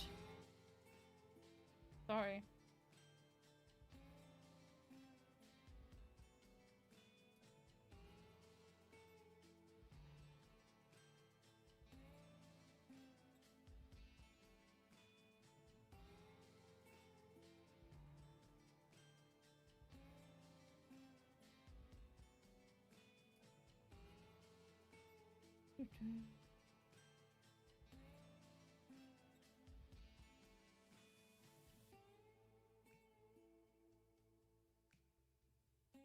Let's see.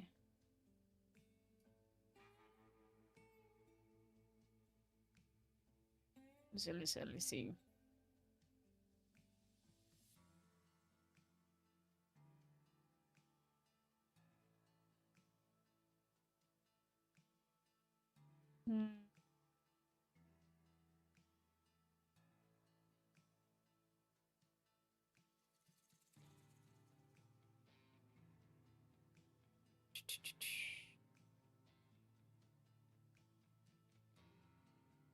Just trying to see. Let's just change screens. It's 40 seconds left. So we do have the match between Shopify versus Edward Gaming. I do believe Shopify is going to win this pretty easily because Edward Gaming is kind of desynced because they are missing one player and they have loaned in a player, which is Noah. So when they played against Enterprise, they kind of had a little bit of a trouble in that match. With that, plus Noah doesn't know how to speak Mandarin, so you have the language barrier. So he's probably going to be more doing his solo thing most of the time, and see what will happen. But it's going to be interesting. Again, we waste no time whatsoever getting ready for Fortress. Edward Gaming, another CNL team. We just saw our first CNL team win internationally here on LAN. Will they go 2 for 2 to start the day? Edward Gaming playing with a substitute, but it's one of the best Swedish players in the world of Noah joining this roster. He's playing up against another Swede, Jesse, of Spoit on Shopify Rebellion, and Fortress is our first match. Yeah, no doubt the two best Swedish players in the world right now. Sorry, Fabian, but you don't quite have it like you used to. These two players will be going head-to-head. They've already been chatting a bit behind and then you're going to have another Swedish coach coming up. They're definitely if it's working, yapping across the aisle. But oh my god, this is going to be but far I'm more not than sweating or anything on my face. I am using a like one of the major. The winner, of course, moves on to the Swiss phase. Skincare. Tomorrow. That is simply not an acceptable result for Shopify. Fortress gotta be so much higher expectations. Yeah, so they go for that smoke. Is the ban. Phase. For Edward Gaming, it's a different story. Yes. We don't need to paint a pretty picture here, Parker. They're coming in with the substitutes. They're a brand new team to the region. They've never played international before. This would be a massive upset if they were able to take down the Rebellion, but if it was going to be any team that chokes against Edward Gaming, probably SR. You've got the SR haters already on Jesse Hate Watch at the moment. No, when I look at all the teams that are still remaining here, Edward Gaming beating the Rebellion is the biggest upset. Yes. I don't even think we don't even need to use one of those wishy-washy statements, Jesse, where we're like, well, it's one of. Yeah. It is the biggest upset. Direction, who was a former caster, now turned player, one of the best players in the CNL, statistically the best player in the CNL, was unable to secure a visa, so they called in one of the statistical best players in the EML of Noah. But the problem is that this EDG team communicates not in English. Right. Chinese is what they speak in, and because of that, Noah doesn't know the language. So Mentalist Mandarin is more correct than not Chinese. Two different. It's kind of like it's kind of the same if you think about Spanish and Portuguese. Kind of the same. There's a call out and he doesn't know but you have Chinese and Mandarin. Same thing. It's just not really doable. And Noah really did suffer because of that in his match yesterday. That's exactly right, Parker. I mean, you could tell by the way Noah was playing. He was very isolated. He was off on his own quite often. And even though Noah is an incredible player, even though he's so talented, he really struggled up against Enterprise because he was in 4v1 gunfights consistently as the Australians were hunting him down. They were taking him out first. He went 0-3 on the entry battles. So we need a different look from Noah today, and automatically look at this position. He's a little bit closer to the bomb site. He's playing on this sentry, a bit more of a team-focused operator. You definitely can kind of see the vibe that things have changed on the EDG side. They want Noah to be a bit more involved. Even if the comms won't be perfect, it's better than him being isolated. Ooh, big pick by Angela. What's the the first frag of the game onto Ambi. It's traded back nicely, though. Spoit on the window, ready for that play to come through. Canadian with a shotgun close on the stairs, wins the second duel versus Bottom Love. I love what I have the name. Corp is like a fish. July is a month. Bottom Love. Bottom Love. Then you have Noah and Mentalist. So you need to be mental for the Bottom Love and everything else. As the defending IGL. Noah finds 2 kills in pretty quick succession. He beats Spoit, so that is for ownership of the Kingdom of Sweden. Noah now has that one fully under control. It's him and Carp remaining. Canadian goes down. Surf last man standing. Goodbye to Noah. Damn. And Surf will find himself in a 1v1 with still over a minute to go. Taking some damage, has to be concerned with the position of the Goyle. He flashes into the corner, and it was a reload, likely blinded. SR will take round number 1. Yeah, really nice play to come out from Damn, Surf there in the 1v1 Swede, clutch. It's gonna be his the first Swedish clutch play of the with tournament, but we went know against each how other. consistent he is Damn. in those late 1vx situations. Really scary to see Noah popping off with a 3K right off the bat, Parker. I mean, we saw Noah struggle. We've talked about it a lot already, but just for context, when they played Fortress yesterday versus Enterprise, he got 4 kills total across the entire match. Yeah. 9 rounds straight, 4 kills, that was all. To get a triple just in the opening round here against SR does spark some confidence for EDG. Of course, you never like to lose the round, but came down very, very close. Noah was able to be a little bit more comfortable in his role, and that's exactly what EDG need to have a chance in this matchup.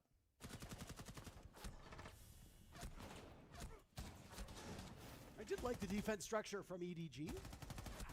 Yeah, really nice, again, coming through with those plays coming through from Noah. I believe my microphone was muted. Happens. There's a green button, and green means go. But when you press it, you don't go. I've now learned that out the hard way. Thank you, everybody, for that one. Shout out to the haters who are happy to not hear me talk, though. I was in bliss for a few short seconds. Anything that makes you happy makes me upset. I much prefer when you are sad. So, either way, Ouch. Rebellion's test is going to be on the defensive side. EDG were Yeah, not a very good defending my team cat yesterday. seems to be a There's little some bit numbers that I know that you got having into a and we cold. can get into again. But if EDG are not able to do much defending on their own map here, then obviously things go very bad for them moving forward. Yeah. To be fair, we don't really know a lot about how SR approaches this map. They've only played it, one time? I believe it was against Team Falcons, if memory serves correctly. Yes, they played it back at the Sixth Invitational versus Falcons. They did win that quite dominantly. 7-1 the scoreline there for Rebellion. For 2 those that for did not watch in yesterday's playing. matches, Rebellion were in action against the Falcons, and it did not go as well as you probably would have hoped on the side of SR. They really started to fall off that cliff when they were defending on map number 2. So Rebellion now need to run up the score. They're so good through one round. They've got a minute off the clock here. Utility usage being applied effectively, chipping away at some of this defense on the side of EDG. Yeah, nice little start there with the hard breach to come through from Shopify Rebellion. This is going to be, again, one of those tests where here on the attack, they've been successful, but they have to be able to run up the scoreboard just a little bit. Noah, an opening death to Spoit, so we go 1 apiece for the Swedes, but so much trouble for Bottom Love. He was great in this position yesterday versus Enterprise, but now on the Warden, a little bit more of an issue. Surf will nade Ambi, and that's a team kill to come through from SR to even the numbers. Rough start for Damn. Andy, but that one's no fault of his own. Double shield now lined up here against Bottom Love, who expend as many bullets as he can, doing some damage, but not able to secure the pick. They need to deal with the bulletproof camera next to Canadian. Surf will get that job done. A great start for Surf so far. 3-0. 1 minute to go. Rebellion What right was now that? leading in man count by 1. SR love their shields. It shouldn't be a surprise for EDG, but they've got to find some way to counter it. Mentalist aggressive inside the bomb site, sees the Monty, but wants the player behind him, misses some shots and takes big damage. Canadian will start the plant. This is a really rough spot to be in for Mentalist. You're trapped in the corner. On July taking some damage. Mentalist with 1. Spoit shuts down on July. Diffuse kit goes down. Spoit is on the ground as well. That leaves just the 2 shields upright for Rebellion. Yeah, I know. Carpe and Mentalist. Now, left up just to Carpe yet again. Surf gunning through Mentalist, the long tenured player. Carp helping is the to name guide of a this young fish. team of EDG. July is a month. Edward Gaming, a Bottom huge love is organization like in bottom the love. hands of You have Mentalist. They can do some mentalist, you need serious a damage, mental but without their best brain player for all running the with Noah, it names. has And been then an you have uphill Noah. battle so far here in Salt Lake City. Then you have Noah taking it all. Trying as best as he can. Canadian toying with him at this point in time. There's no shield break to be had. Secure your kill on Spoit. Why not? Run out of time. You're outside of the building. The round will go to the Rebellion, and it's 2-0 for the North American squad. Really nice double shield push in through the small tower. Shopify Rebellion looking pretty confident. Nah, they on these lost. attacks. They're not the cleanest, all right? They A team still kill lost. is a team kill, but in the end, it didn't hurt them too bad, right? That chaos is just part of the game when you're pushing in through small tower. A lot of players in a small area. That's going to happen from time to time. What's important is they didn't lose their head. They kept the Blackbeard up. They kept the Monty up. They kept that pressure coming through. And once more, it should be no surprise.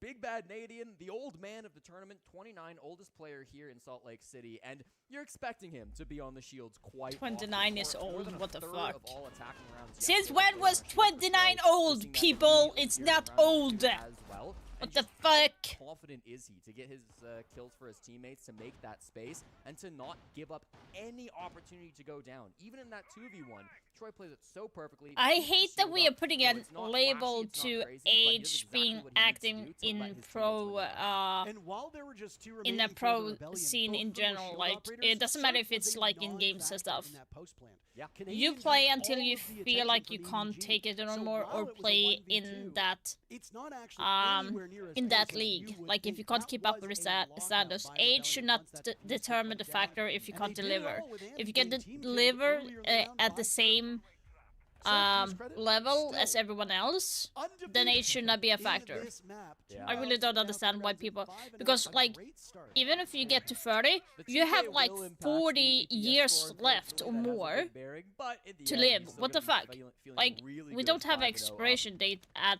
like At the end of the 30. day, Jesse, these players only play for their EPS rating. There's nothing else that could possibly be of more importance to them. You do it for the stats. That's it. I was talking to JJ Blast. They arrived yesterday, actually, and I got a chance to talk with him in the morning, and he kind of flamed me a little bit for some of the comments I made, and I said, JJ, you're playing too crazy. You got to play passive, play for your stats, and then I'll talk about your good stats. And he said, okay, fair enough, fair enough. So I am very glad that our social media department was allowed to go buck wild. Yeah, but with like those if welcome you letters, because I don't think I've ever practice, seen like the word if you've been Hog playing at Nation higher level in a for welcome letter for a team before, in younger and yet it is age forever and you get to the immortalized same because age it's 5 as years like and you have to Canadians dedicate right to that. now. It's And what's he the same with started off Zlatan. He well can continue below what on you for a long expect time. of It's, his as ability. long as 0 you but and keeps 2, up with a high hits quite level, a beat then you on should be entry, doing it. almost dies. Obviously, if Spoit you has have been playing not been way playing more that, active and has been kind of let off his leash, will find 2 kills. He's up to 5 so far through 2 rounds, 2.5 at this point in time. Ambi taking down Carpe, and now bottom love in a 1v5 with a minute. or like 40 to as long go. as you can deliver, I There's a don't lot of understand why the discomfort here from problem with age is. Yeah, But like no if doubt, you're Parker. I mean, just really, starting the at 30, SMG then just of made course this it's a like going to be nightmare. harder to get there. Yeah, But Capcan to take him down. You can't beat Spoit in a gunfight, so you got to find other means, and I guess that'll do. Still a 1v4, bottom love. So much And time to Capcan- waste. Low HP, and I'll say, on Spoit at least 2 dies to a players on SR, Capcan. so it's not a given, but they're already drawing things out. They're not rushing this, Parker. They don't want to take any chances. You want to stand corrected there on that one, or I missed Nope. opportunity Very for a simple, clip. Easy closeout and I missed Shopify a Rebellion, clip. a perfect rotation on the attack, going 3 for 3 on these bomb sites. They've got to be feeling confident. in Spoit how they're died starting to this game. Capcan. I do wanna wanted to focus a clip little bit that. on Spoit because we noticed something just with the operator usage compared to kickoff and the way he played in yesterday's games. The term that I typically use to describe players like Spoit is you play that secondary support. It's sheltered minutes. You're usually playing a high-value utility op. Maybe you're playing on an enabler that has smokes, so like a Sens or something along those lines. You can bring a recruit as well. Or you bring an operator that works for flank watch. You can bring a secondary intel operator. Some teams will run Deimos as primary intel with a Snake as their secondary intel.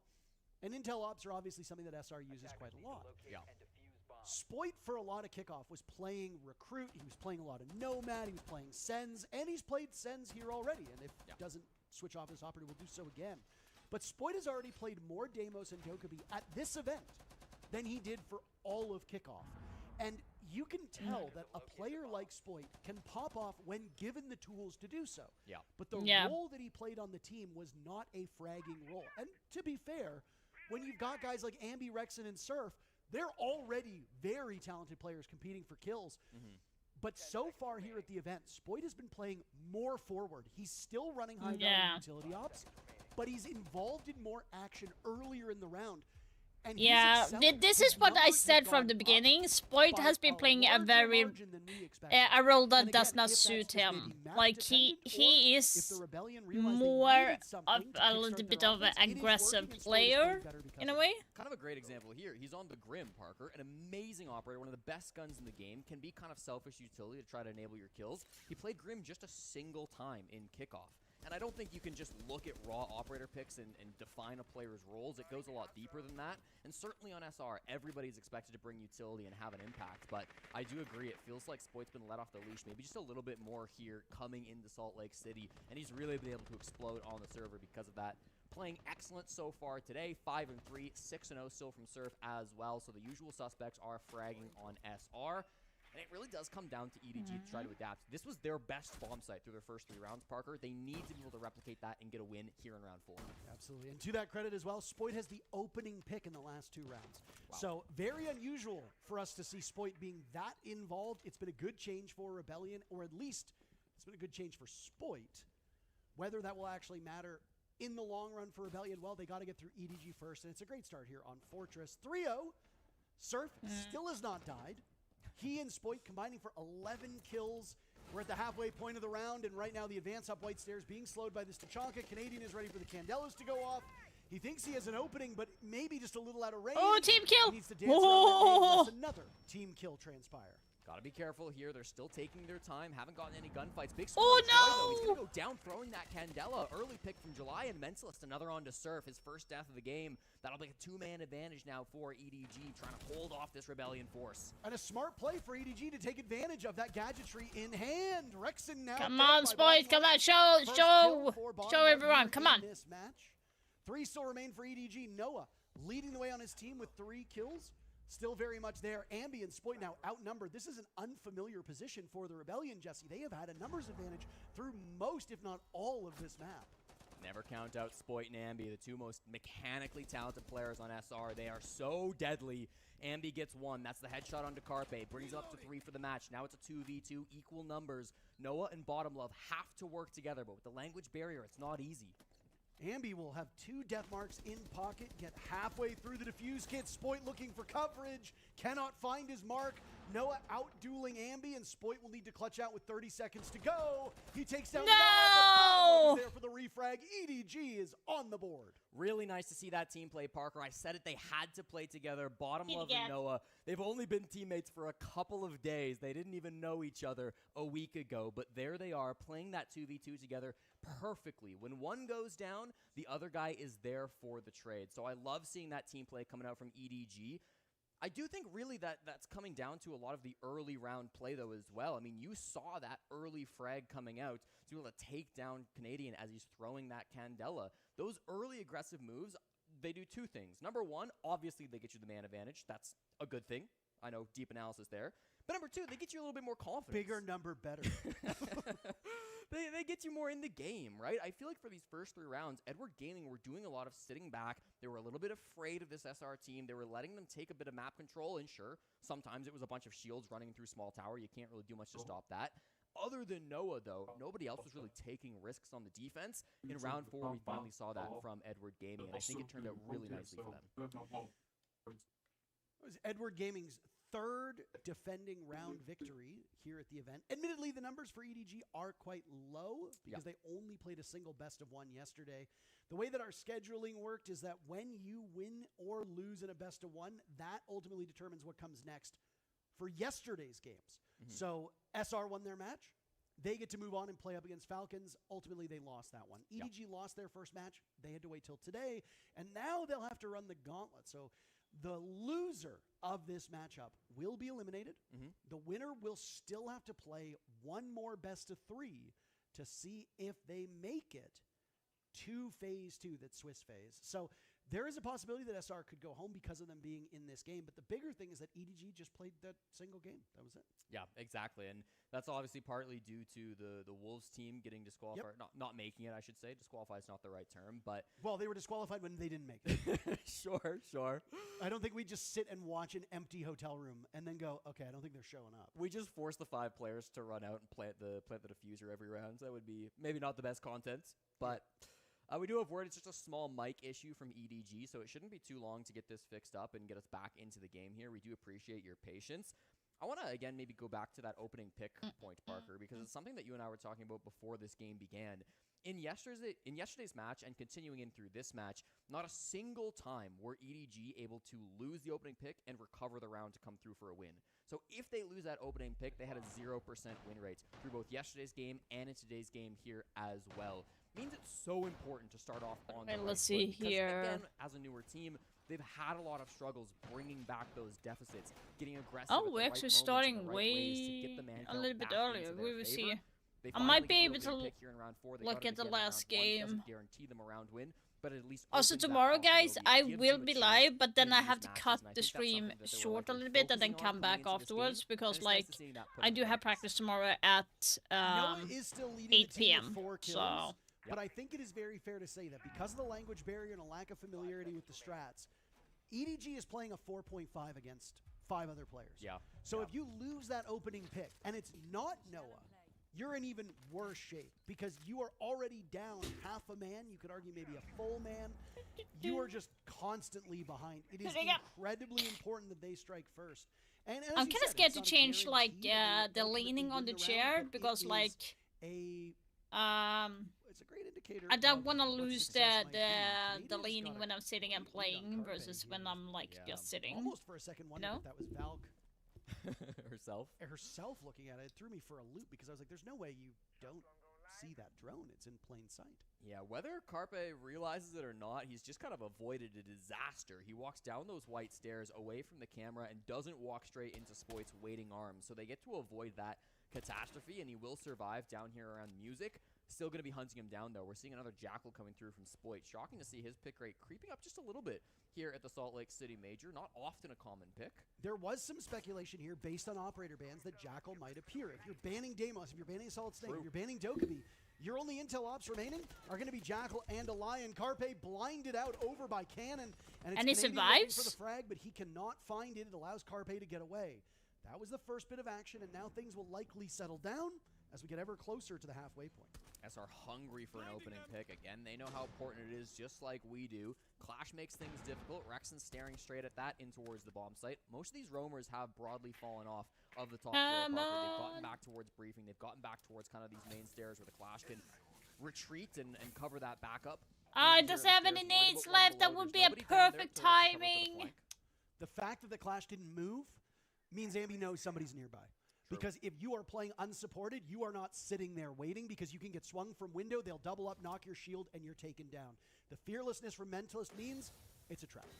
Some utility being used by Canadian. The Candelas and the Smokes might showcase that they're going for an execute. The Thorn stops him, though, and he gets down to try to get back out. Oh, that was a slow one. Surf is downed as well. Things are going quite bad for the Rebellion at this point in time. Spoit now suffering through some damage. A stalwart defense from EDG. Ambi missing out on a golden opportunity. Neither of these players on Rebellion. Retrievable at this point in time. Ambi walks in, not expecting a second. Carpe is there. What a surprise that is.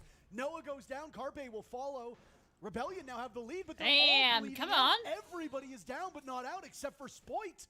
It's a 3v3, but in actuality, it's a 1v3. Spoit will have to clutch out yet again, walking in, slowed by the Clash shield. The Thorn at bottom love shoulder peeks him, sees him, can't do much. Now he knocks the Clash around, does an awful lot of damage. Where is Angelai? That is the concern for Spoit at this point in time.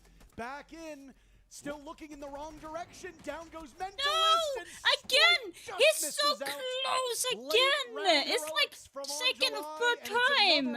For EDG. Spoit does not lose those often. The communication looked a little weak from EDG in the dying moments, Parker. On July, not able to work Okay, it's a timeout now. frag, but in the end, Spoit, I think, expecting him to be farther away just because he wasn't playing off his Clash there, almost got caught off guard by the fact that there was no early aggression, tries to sprint through because he thinks he's really far, gives a relatively free pick over to Angelai. Of course, there's no way for Spoit to know that. He played that so well, but just not quite well enough to clutch things up in the end. His team, unfortunately, had a few too many downs to put him into that strong position.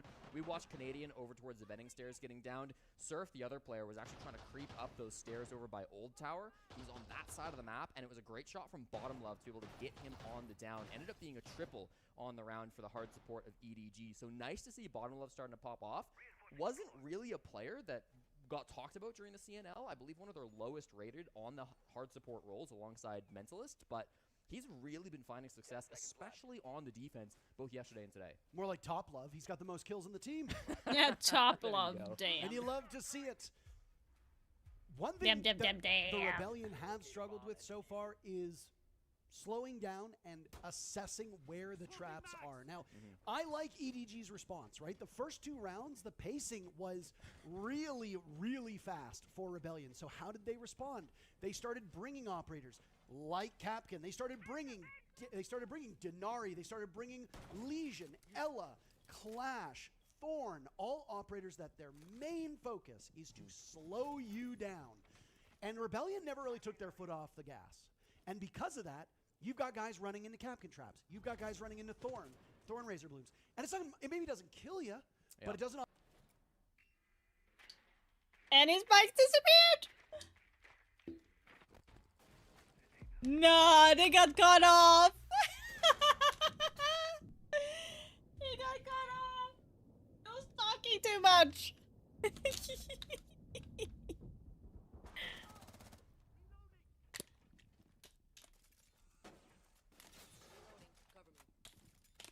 Okay, so I have now Rebellion doing a push into a medic, trying to get into plant in the room next to it.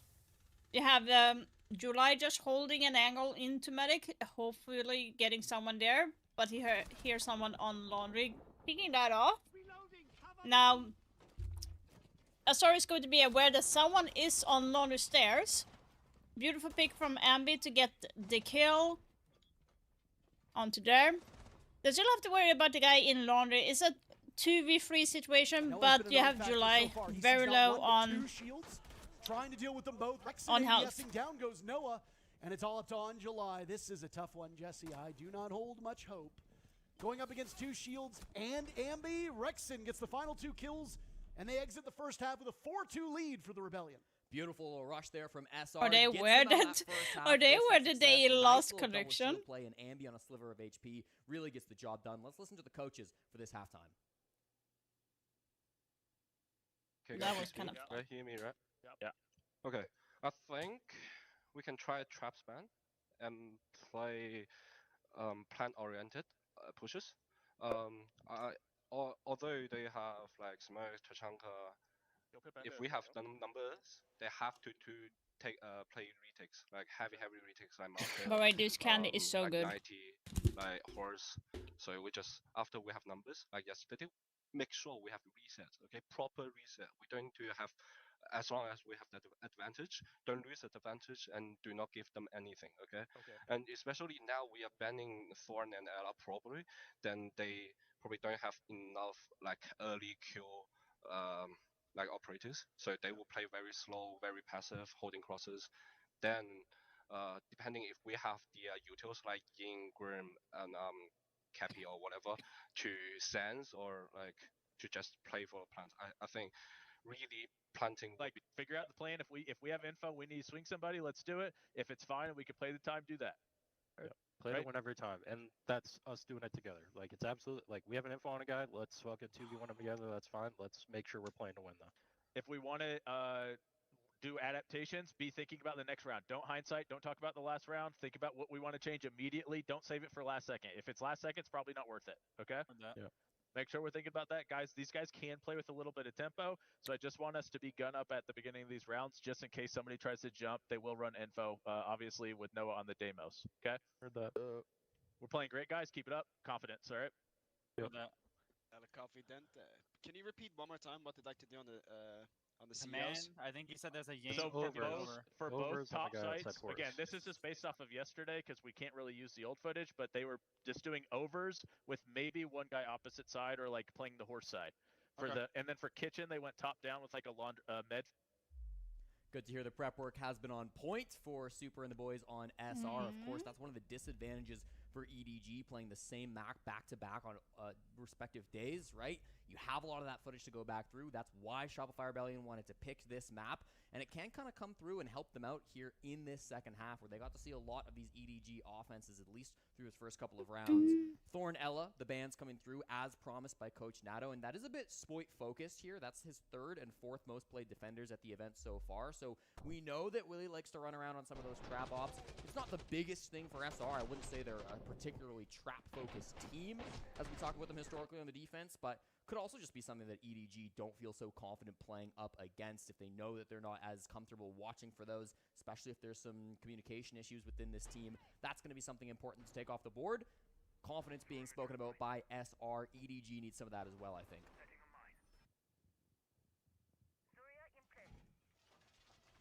Operator Bands were absolutely correct. So EDG knew what they wanted to do going in. He is worried. They were worried about early kill pressure. Now, Ela and Thorn obviously enable early kill pressure, so I understand that. But you know what else is early kill pressure?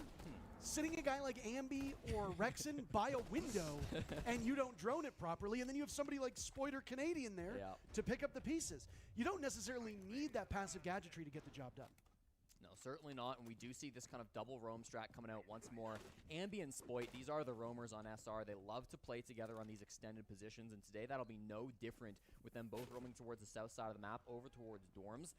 What do EDG want to do for this push? That's always my question. Are they going to go direct to site, or do they want to try to clear the south side of the map? Early positioning does imply they're going to try to clear these roamers out, Parker. And what tools do they have? Pretty good tools. Mentalist on the Blackbeard, Noah with extra drones, Bottom Love here on the Grim as well. They should have a lot of opportunities to find these players out. The Bandit is kind of a fun strat coming out from Run Andy. is all a snake, a big time. Behind this hard wall, Run is all a snake, a big time. Alberto, seriously? 5 steps away from the barbed wire. Jesus. That's quite the radius on it. He's got long legs, Parker. It's Noah deceptive on the is very tall. Yeah. I understand it. He and Angelai now doubled up. Would it surprise me if he said, like, well, Swedes are tall in general? Like, it would surprise me if he said that. That stat you posed earlier, that EDG has not won a round where they lose the first pick. Well, they broke that back in round number 5, so it's not as important and not something that we're going to be keeping as much of an eye on moving forward, but still, I mean... Canadian on Clash again. Like, I'm not surprised. It is. Spoit is on Aruna, which is going to be him playing a more aggressive role with Canadian, I believe.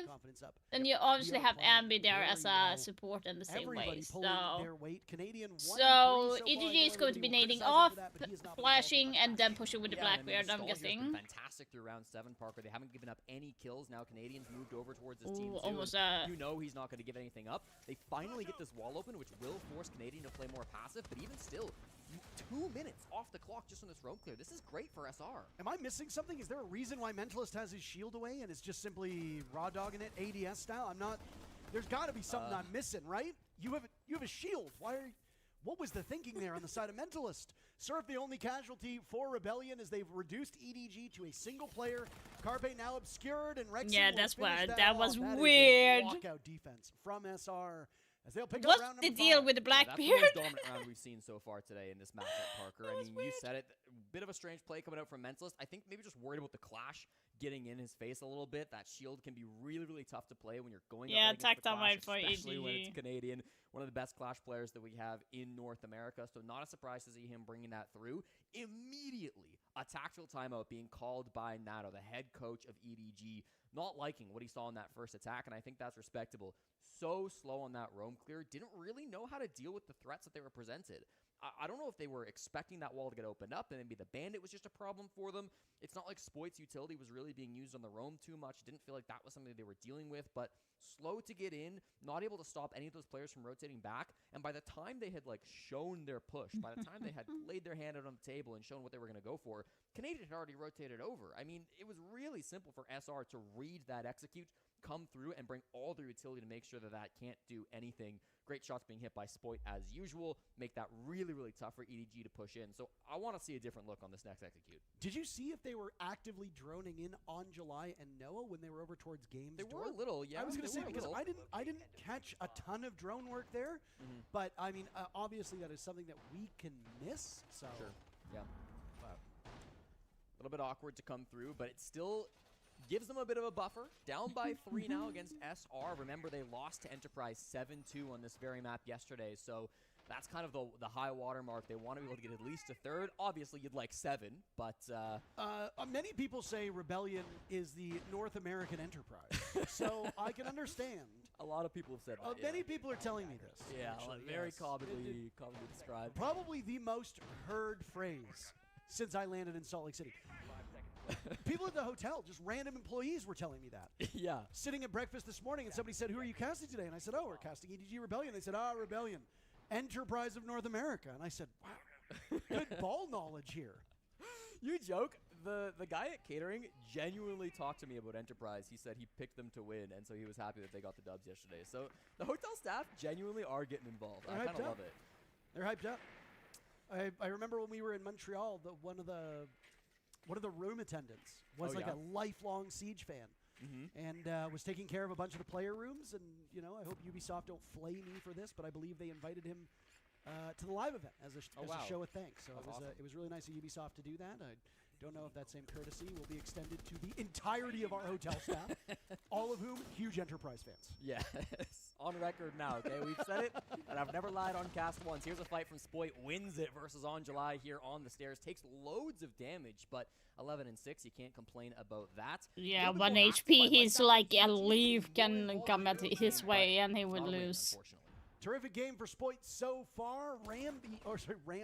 Rexon and Ambi, which I guess technically you could do a portmanteau. I ship them. That's not really what I was getting at. But either way, they also tied right now at 8 kills apiece. Surf was 6-0, I believe, and has fallen off since then. But again, on defense, Surf tends to play some of those slower roles. For sure. Which is what has allowed Spoit to play more freely. And also, if you think it's going to be a cakewalk against EDG, which so far it's kind of looking like, I hate to invoke this phrase, Jesse, but maybe there's some potential here for saving strats. Yeah, I mean, 75 seconds left here. No one in the building on the side of Edward Gaming. They just had On July, and he went down, as we all saw. So they're going to find some way to get direct to site. The roam clear hasn't really materialized much. They're not really Hello, Maddie. Even you partnered with Blacklight over the user got one. Aw, damn. Will grab one, and another one from Noah. So the numbers are swinging, unlucky. But where do they get into the site from? I mean, Noah's going to be a big hope for this team now as Carpe gets down outside of the building. He saw Surf. We said Surf's name. We reversed Castor. That's just unlucky. How you doing, He's on the board. Down goes Noah. And it's another one for the Rebellion. 1 round away from winning their own. Yeah, I'm not. Like I said, I think Rebellion is going to be winning this very easily. I do feel sorry for Edward Gaming. Like, they have lost their best player due to these issues. They have Noah. None of them speak the same language, so there's going to be a language barrier. Something that we see relatively often, actually, on that bomb site. If there is a clash, you'll very commonly see them get aggressive outside the bunk's breach because there's no real way for anyone behind you to do any damage. It's a very safe position. Well, I've only just now got home from work, and I'm back at. Getting active as well. And I'm back at 6 a.m. Damn. Really good on the side of Shopify Rebellion. That hurts. 4 straight attempts they will have to close this out and win their own map pick. For a team that frankly struggled against their CNL opponent yesterday with a very close win. Yeah, so far I've been. Yesterday I watched like 5-6 hours yesterday. So the scheduling right now is me watching the matches for like 6 hours per day until Wednesday. First is every day. Obviously on Monday it's not going to be that long since we do have practice. I think it's fair to say, given the current state of this Edward Gaming roster, and Rebellion loses, there would be some really tough questions to ask. Yeah, like, it's the same. The entire team of Wolf was denied entry as well, so they had to veto in to getting to the tournament as well. And additional 5 players from one of different teams also got denied. So you have, obviously, on wildcard they got denied as well. So they are going to be having hot and cold take that spot. I do think that is going to work very well for wildcard because hot and cold is such a good player. So far hasn't really amounted to that from them. But we do have Spoit being back onto Aruni, have Canadian going off Clash, and being a little bit aggressive with Kaido. He was lingering. He thought about it. He opted against it. Ambi breaking double digits after that previous round. The high water mark on the side of EDG was the player you mentioned just a few moments ago, Noah, the substitute, who is underwater. Not a single player on EDG positive at this point in time. And I mean, when you look at the score, that stands to reason. Same can't be said for Rebellion. Everybody positive except for Canadian, which is about what we're used to seeing these days. But to Canadian's credit, through 8 rounds, 9 rounds, technically if you count this one, he's only died 3 times. So good survival rate. He's had a lot of impact from a kills, or not from a kills perspective, but from a calls perspective. and for utility, enabling the rest of this team to do Let's very see well. here. Noah's ready Sluggish for attack someone. EDG at this point, Jesse. Half of the round to Yeah, go. Spoit the will Swedish lead things off. fighting Down each goes other. Noah. The kingdom goes back to Spoit. Yeah. Ownership of Sweden in the hands of the Rebellion, and they are up 5v4. Yeah, and that's Oh, a no, pretty Sweden. poetic opening frag Oh coming no, through from SR. Spoit's Sets the own stage us for what they're now. hoping Oh to my accomplish. god, The no, hatch is open. They're no. willing to execute pretty quickly here. Mentalist actually playing over towards Make the up base your there. mind. Their big Either we problem have a is gonna King be the guy Spoit just or playing King side Noah before. in That's gonna be Sweden. Surf Come on on. the Fenrir. If he doesn't die, if he doesn't get forced out of this position, planting is going to be nearly impossible for EDG. Two Oh, nades, both Canadian working died wonders. One there. finding Canadian, the other finding a piece Yeah, of gadgetry. Swede Spoit versus on the board Swede. yet again takes out on July. Mentalist dies at the hands of Surf. It's Oh, swim no. or get destroyed by the currents, and the currents will wash away. Nah, EDG. nah, Surf nah. picking up a big 2K, and the Rebellion easily take their map 7-2. That's what the doctor ordered. Really confidence-inspiring match coming through from Shopify Yeah, Rebellion. Spoit is What they way needed better. to get back on track here in Salt Lake City. He's 7-2 playing way repeats better the now, scoreline for Spoit. EDG. They will have to win the next two maps to move alive. Yeah, so for people like saying that Spoit is not a good player, they can like sit in the background complaining because he actually showed why he's a good player right now. So this is what I like seeing from SR right now, because they put Spoit in a position or a role where it kind of did not suit him. I have said that for a long time. Even when he was in a Mady for Spoit, it did not work. Like, he needed to be a little bit more be in a more active role, almost in a little bit of an aggressive role, for him to shine, to be able to make a difference in the match. So that is what was needed, but so hopefully it will continue. Like, imagine, like, for a small country like Sweden, we have 3 of the biggest players in the world that is from Sweden. So you have Noah, Spoit, you have Fabian. Like, we are producing good players. Just saying. Then you have, obviously, Pengu, who's Danish, that is our fellow neighbor.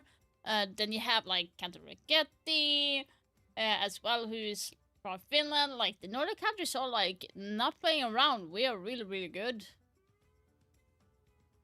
Was it the coach run? Good things happen. Yeah, maybe. But like, you kind of saw that because the role that he's playing now, is similar to what he had when he was playing in Rogue, which was his starting point to get into Pro League, because that was his first Pro League team. And it was playing that role, and he did it really well. And you can see it also when you based off his mechanical skill when he's playing 1 versus 1. As well. You can see it clearly. There's a reason why he's good. As well. So I have something on my eye, which is really annoying. So the next map is going to be, what was it? I've got Larry's the Decider one. Was it Nighthaven? Yeah, Nighthaven is the next one. So we do have Nighthaven. I do believe it's going to be an anti-breach ban. It's going to be like Bandit, Kaid, maybe. I don't think and as Shopify is going to be starting on defense.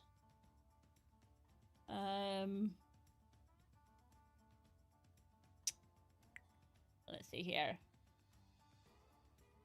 Did I play there? Shopify won against 130.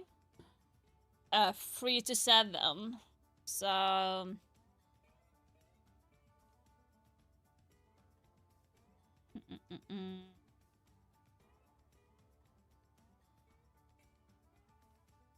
So Shopify started on defense.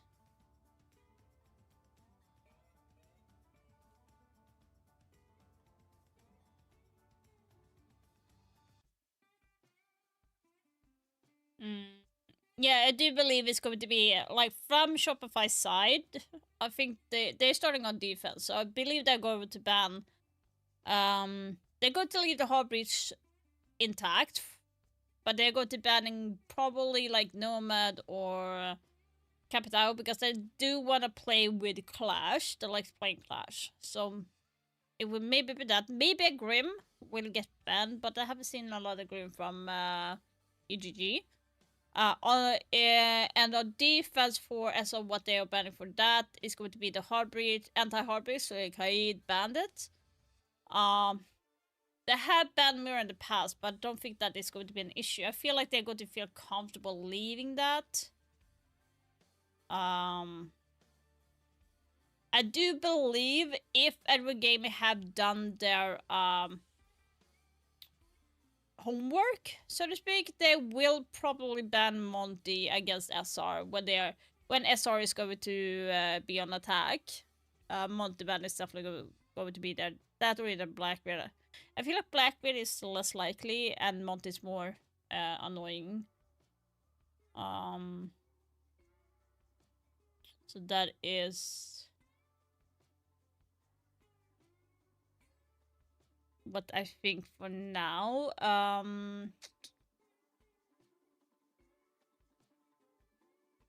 do want to say Asami, but I don't think they are even going there. So I'm going to stick. If SR is starting on defense, which I do believe they are going to.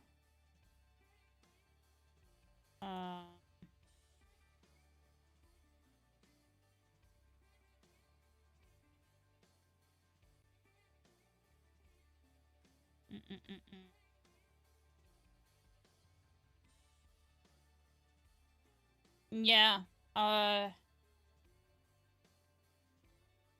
Yeah, they're going to start on defense. So it's going to be the ban is going to be definitely for so I believe for SR banning on for the I guess the attack is going to be like Capitao, Nomad, maybe a Grim. I do believe like what should we say?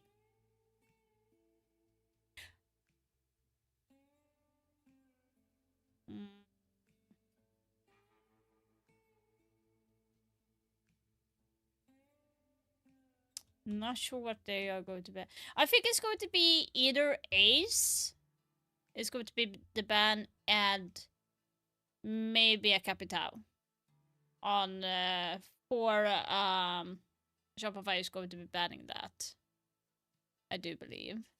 I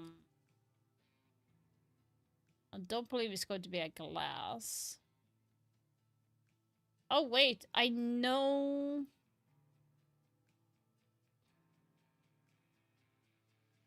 No, wait. I think it's going to be a snake. Scratch Capitao, maybe a snake and a hard breach.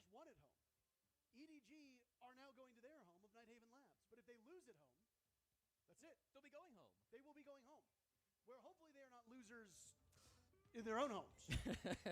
But the problem is that it is now do or die for this EDG team. Yeah. They have but a single match. I kind of don't know what to say right now. I'm thinking I'm just going to take a chance and say it's going to be Ace and maybe a snake. If snake is going to not be banned, it's going to be a Capitao. Definitely played better in that first map than we saw from him yesterday, but I think still hoping, maybe EDG fans, hoping to see Noah evolve and take over this game. We know he can do it, especially last season, back when he was on Secret, and he's still on Secret, but had really big success. Haven't seen that same performance from him yet. Yeah, and we've got a break ready for you, so we'll come back with our second map in just a few moments. Sit tight. Oh, apparently not a break. Apparently we are... Apparently we have the map ready. Never mind. All right, 89% of you say that the Rebellion are going to win. I think based on map number 1, that's not a bad number. This is also a map that historically Canadian and his teams have really liked playing, and success has mostly followed. Yeah, you're absolutely right, Parker. This is a very Let's see, they are starting on defense Rebellion. Yeah, so let's see if it's going to be a snake and a Harbridge, but I'm guessing Ace. So Ace, Snake, if not, Snake is going to be a Capitao, I think. Deep, and we know how good they are on this map. Still, I don't know. Like, I'm going based on this is going to be the map that they can pick to Capitao. We got that right. Okay. Is that going to be an Ace? Not all victories, but mostly victories. 3-1 record throughout the kickoff of CNL, so still a very strong map. Nomad. Okay. Team in China, All Gamers. So I did say Nomad earlier, but I did not think that we're going to ban her. I thought I wanted to go for the anti-breach. Okay. And pick a map that they're comfortable on. You don't want to see them come through and try to risk it on a map. And we have the anti-breach as well. Like I said, there's good banning like Aida banned it as well, so. Some of the reasons why they struggled. Hell yeah. Tournaments, they were doing map vetoes more around their opponents. Despite being on an active spot like Asami, he's going to be holding rafters.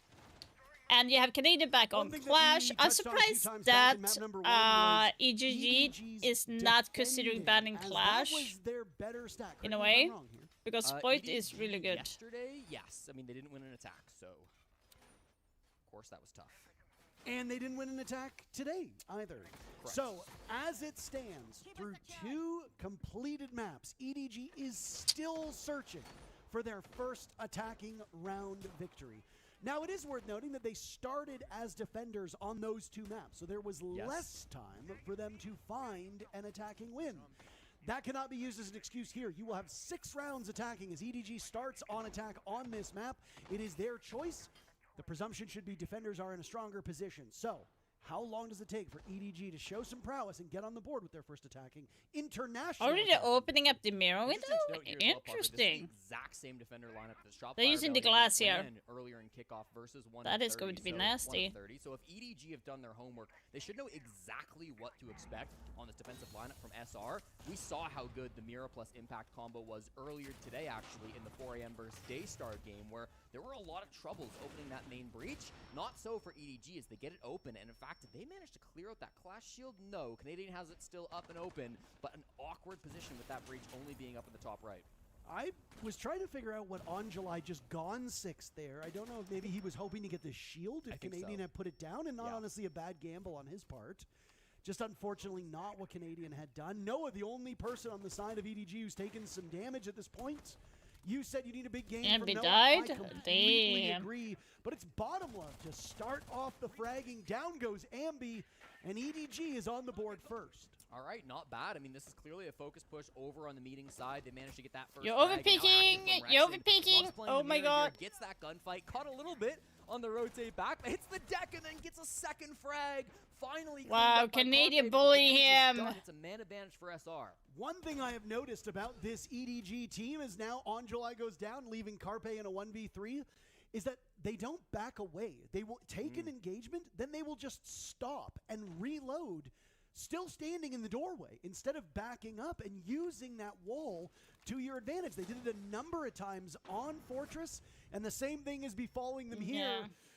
Yet to win an attacking round, and it will continue. Nothing has changed on round number 1. Shopify Rebellion, after suffering the first casualty, regain focus and pummel EDG to take round number 1. And to kick off Nighthaven Labs, Parker, I have to say I love the way that Rexon played that round. Quite aggressive around the window inside connector, you know, and maybe in some circumstances, Rexon doesn't make that aggressive play, but here in this game against EDG, where you just got a 7-2 victory, where you know the opponents are a little bit nervous playing on the international stage for the first time, coming in as the underdogs, this is exactly the scenario where you can get away with aggressive plays like this one. And even after he kind of fails to get back in, just re-swings back out, says, whatever, I'm confident in my gunfights. Rexon has a really big play there to heavily tilt the scales in favor of Shopify Rebellion. He had a great interview with Jonah yesterday after their win versus 4 AM. Genuinely one of the most insightful interviews that I have ever heard. Life-changing stuff spoken about by Rex, and I'm sure you all heard it and enjoyed it as well. I couldn't have said it better myself. Speechless? People will be very confused, but I'm not going to give away the joke. SR fans know what I mean. Nah. Either way, the big deficiency that happened there around Rexon actually played into the point I made about them not removing themselves from harm's way when reloading or switching on to cams. There was nobody covering when Rexon swung because they went for the reload, and because they were so exposed, it allowed that kill to transpire. It was obviously not great, and it's something that has plagued this EDG team for some time. I will say, there is a very high likelihood that a lot of these Chinese teams go home here in the play-ins. It is, unless we end up with a CNL versus CNL that matchup, shield is, the presumption is that many of them are not going to that be is an aggressive point. They are still Oh learning my this god. game. They are still figuring out how to play internationally. And because of that, we have to treat them as the new region they are. So set your expectations a little low and hope that they're able to gain as much valuable experience here as possible. This is a great strat from Canadian. Despite the fact that the breach is open, he can still look down and watch the window directly into sight. A lot of teams will pop the IT breach and then just hop in for a quick plant, but you can't do that as long as Troy's here because he has that vert. Now, if he puts the shield down and it gets gone 6 or something, that's a whole different ball game, but plays it passive, doesn't lose his shield, and is actually gonna back up a little bit, can retake that space if he needs to later on in the round.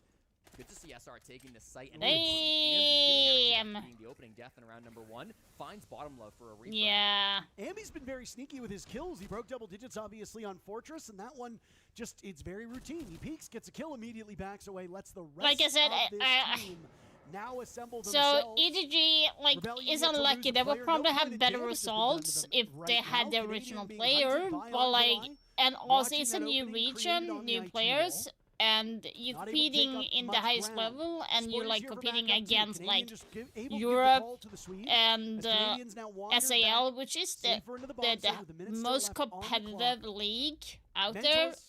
The reason why I'm not saying NA, they are one of the highest, but not as high as the EU and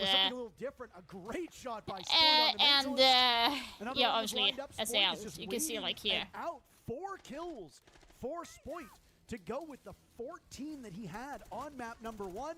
Now it's Canadian for a kill of his own. This is prolonged action. Jesse, you get some time off here. It's Noah in a 1v5 without a single point of damage done to the Rebellion.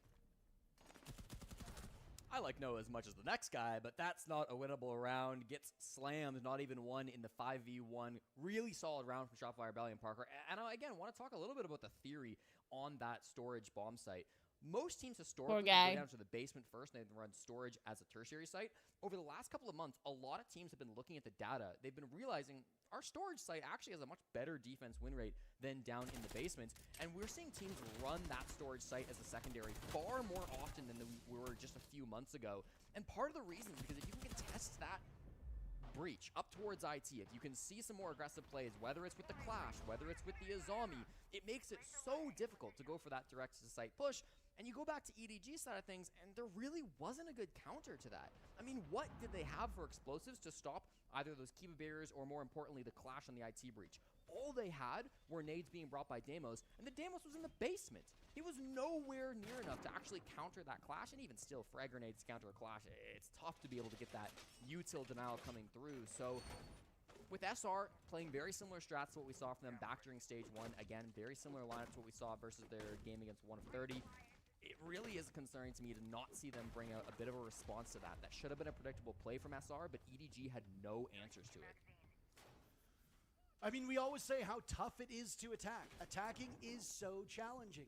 And when you are a roster communicating in another language with a player who doesn't understand you, as talented as that player might be, you can feel like a fish out of water. And I suspect that's how Noah feels at this present point in time. He can be a very strong solo player, but if he can't rely on the intel that's being given his way from his teammates droning, what is he to do? And he's just left all on his lonesome. And it's not even about Noah. We've spent a lot of time talking about Noah because of his experience, his tenure. But the real story is this EDG roster. If they have direction, there is a chance that they have a fighting shot at being one of the 4 teams to advance. But there's no real suitable replacement here. Spoit gets picked up by Mentalist within the first minute of action. That's a good read. And the Scopos is gone. Yeah, I like that caution on Noah. Didn't actually ping him on the snake from what I saw, right? Maybe pinged him a little bit. Shopify is too locked in. Scary team, watch out everywhere. Gets Mentalist that first frag here on the map and starts to make things in general, like Shopify has always like been a scary team in general. They just have not worked together as a team for a long time. They just haven't found the rhythm and everything. So that doesn't stop them getting the kills. Rexon goes down at the hands of Noah, immediately traded out by SR. EDG still with the advantage here as they've got top floor control. Ambi was waiting for the all clear to light off that Nitro cell, but for now being called somewhere else. Keep in mind, Ambi's doing most of the calling now when they are defending, so this is Ambi steering the ship. He's the one that will ultimately be the master of his own fate, and he takes down Mentalist. Canadian unable to help as Carpe walks right in. Ambi surprised by that one. Canadian in a bit of trouble as Surf is the only one without a shield in hand to contest. Down goes Canadian. Now it's Surf to clutch out in a 1v3. He's done some mighty damage. He's still got a minute to go, but Bomber will take him down from above. Better for EDG.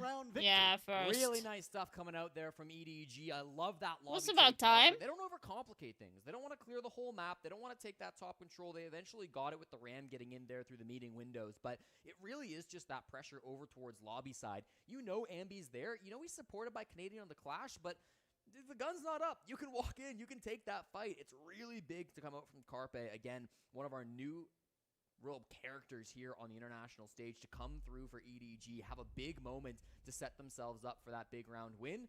Gets them off on the right foot with Mentalist, of course, getting that opening frag, and then it is just that straight push through the lobby, some good vert play late. Again, I just want to highlight this play. This pushing right past Canadian and then beats Troy on that gunfight as well. Just nothing you can do on the Clash. For how big of a problem Clash was back in the last rounds, they countered it perfectly in round 3. Yeah, I mean, a lot of that does also wear on Canadian and Ambi coordinating that one. True. Ambi had his attention elsewhere and seemed to second-guess himself, either off of a sound call, maybe a comms. It's hard to really point fingers, or if not even point fingers, it's hard to pinpoint why he wasn't able to do that, but he surely should have had Canadians back, or Canadian should have been in a position to be able to put that shield down, but these things happen in the blink of an eye, so it's easy for us to say that from the cheap seats. Actually, we're sitting in blacklight chairs. These things are far from cheap, so I can't actually use them. Fair. Good chairs. Enjoy them. But that obviously has a huge impact on the round, because Ambi did not use the Nitro cell.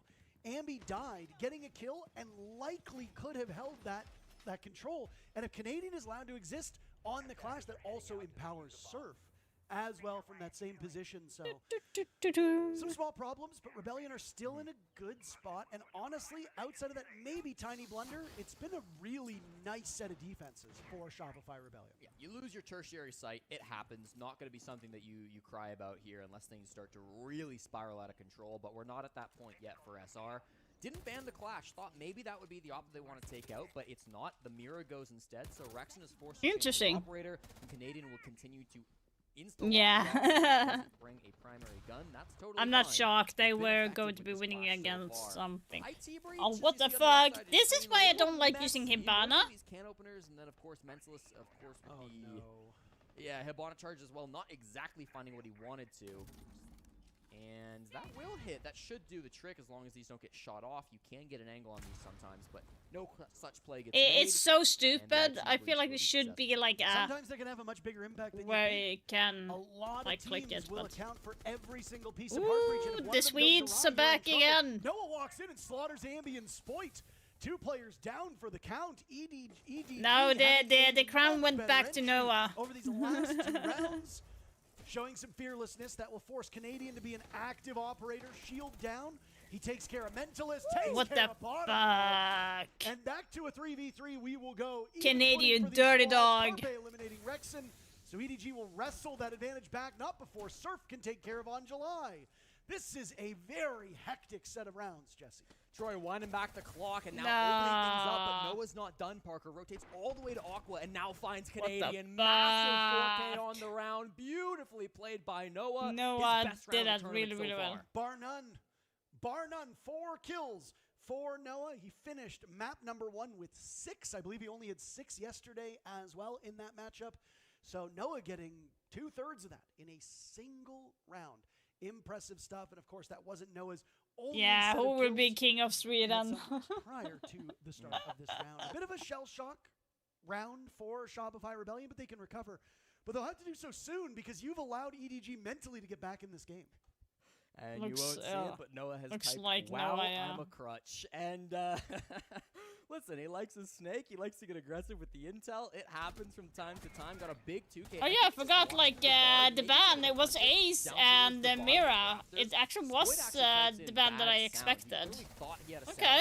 On those rafter stairs. I kind of forgot about it. It was exactly the bands that I thought of. That's going to be a bit of a problem there. Left a bit of a gap, and Yikes. takes advantage of it. Perfectly done. And then I really like how he rotates. I can't believe I got the ban exactly as I thought. Immediately falls off to the ground floor and walks up Aqua. Really well done. Question is going to be when it's going on the other side. Blame sound, blame the game, blame lag. Dude, I lagged as you take a dry engagement in the middle of the open. It's, listen to me, gamers. I don't know if you can hear me. Hi, Intero speaking. I talk about Rainbow Six Siege. When you die, it's never your fault. Just remember that. Okay, back to the Noah hoping to it's find never your fault. That they can blame the game on. Just inside this window. Looks direct once again, but some big differences coming in, Parker. They've got the Ying this time around from Mentalist. This could make the execute all the more explosives. You still have to worry about Canadian on that IT breach. That was really where the problems began for EDG back in round 2. But if they can solve that problem, if they can make sure that you can't get denied from up above, flood the site with those Yings. It is really just Rexen and Surf down there on the bottom floor. You'll have the advantage. Oh, how do you win that? There goes Carpe at the hands of Spoit. Ambi takes care of On July. Brisk how do you win that spot? You should not win that engagement. Nice Nitro Cell goes in. Noah, his aim not in question. He's out-dueled by Rexen. Ambi will find his second, and now it's Mentalist to captain this team in a 1v5. Taking out Utility on the way in. Candela will go off. Spotted by Ambi, getting shot at directly from 2 separate doors. Yeah, and from below. Ambi gets a 3K on the round, and that is the ball game in round 5. SR regain their lead. Felt like Mentalist had 100 different angles facing him in the 1v5. That's brutal. That's back-to-back storage defenses as well that were flawless to come through from Shopify Rebellion. So really confident there on that mid-floor bomb site. Something to keep an eye on later in this tournament, assuming SR continue to move on. Really beautiful stuff coming out. A bit of a change up from EDG. They tried to go fast. They really tried to catch them off guard, and the entry looked good. I mean, Carpe should have had a free pick onto Spoit, but just misses a couple of shots despite the fact that Spoit's back is turned. He wins that gunfight incredibly. Ambi hit some really nice shots on the top floor there as well, and it was well coordinated from EDG. They hit the top floor and the bomb site at the same time. They just lost on the top floor and the bomb site at the same time. So, tough. Noah talking about a crutch. Was he talking about the F2 or was he talking about the operator? Noah has played Solid Snake 5 of the 6 rounds. He played Deimos all the way back in round number 2. It did not go very well for them, so I think the Solid Snake allows him to play to the best of his abilities, and it's also allowed them to play those other annoying intel ops like Dokkaebi, like Deimos, with relative freedom. Bottom love is mostly played Grim as well, so those two players have been locked in. The Grim has really not been much of a factor. Unfortunately, they're just the way the rounds have played out. Those Bs have been close in their positions, trying to isolate the defenders, but there's been no follow-up, and time again, EDG seems to be getting caught off guard with their entries. And I mean, hey, if Noah's playing last round now for Shopify on defense. I do believe EDG is going to be banning like banning anti-breach. It's going to be the same for them. Playing basically the same strat that showcase back during the NAL kickoff. One difference, of course, Surf would like to be on the Mira for this defense, but it's banned out, so he's playing the Warden instead. Relatively light down inside the basement, just Surf and Spoit trying to lock this one down. But I think it's going to be the kind of the same. It's going to be the anti-breach for Shopify as well. These two players can play together, and it's an early I do believe it's going to be on from EDG. It's going to be like Monteban and well, there's a new operator with the F2 in hand. A glass ban, and Ambi probably. with the UMP almost just had a redux of that TSM Troy Canadian special when Gio I think was it's going playing to on be Twitch, something like because that. Noah almost died with the F2 in hand to Ambi's UMP. I don't know what it is with these guns, but it's always nice to see them collide. Halfway point of the round, not a scratch on the paint of Rebellion. EDG was still everybody alive, only Noah taking some damage. Worst gun in the game. Maybe not quite old enough for that frag. Still hunting for another one, though.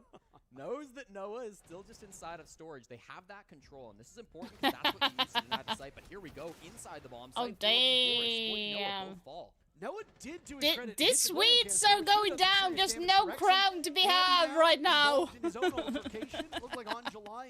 No one has the Swedish crown right now. It's going back to the people. Canadian for the assist. Canadian sitting on 3 kills, far more active in the fragging department. 2 of those coming in that impactless round where he was on the Clash trying to clutch out against Noah.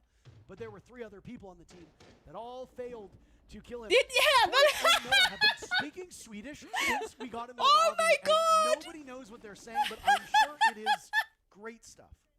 Our Swedish fans. Ain't no way, curse this Swedish, guys! You've got to set yourself up for an execution. Oh my god, that is such a Swedish way to speak as well. Oh my god. Nicely done. Time not on the side of Edward Gaming. Canadian might have a kill of his own now in this position. He sees the bullet tracers go by. Rexon has been downed.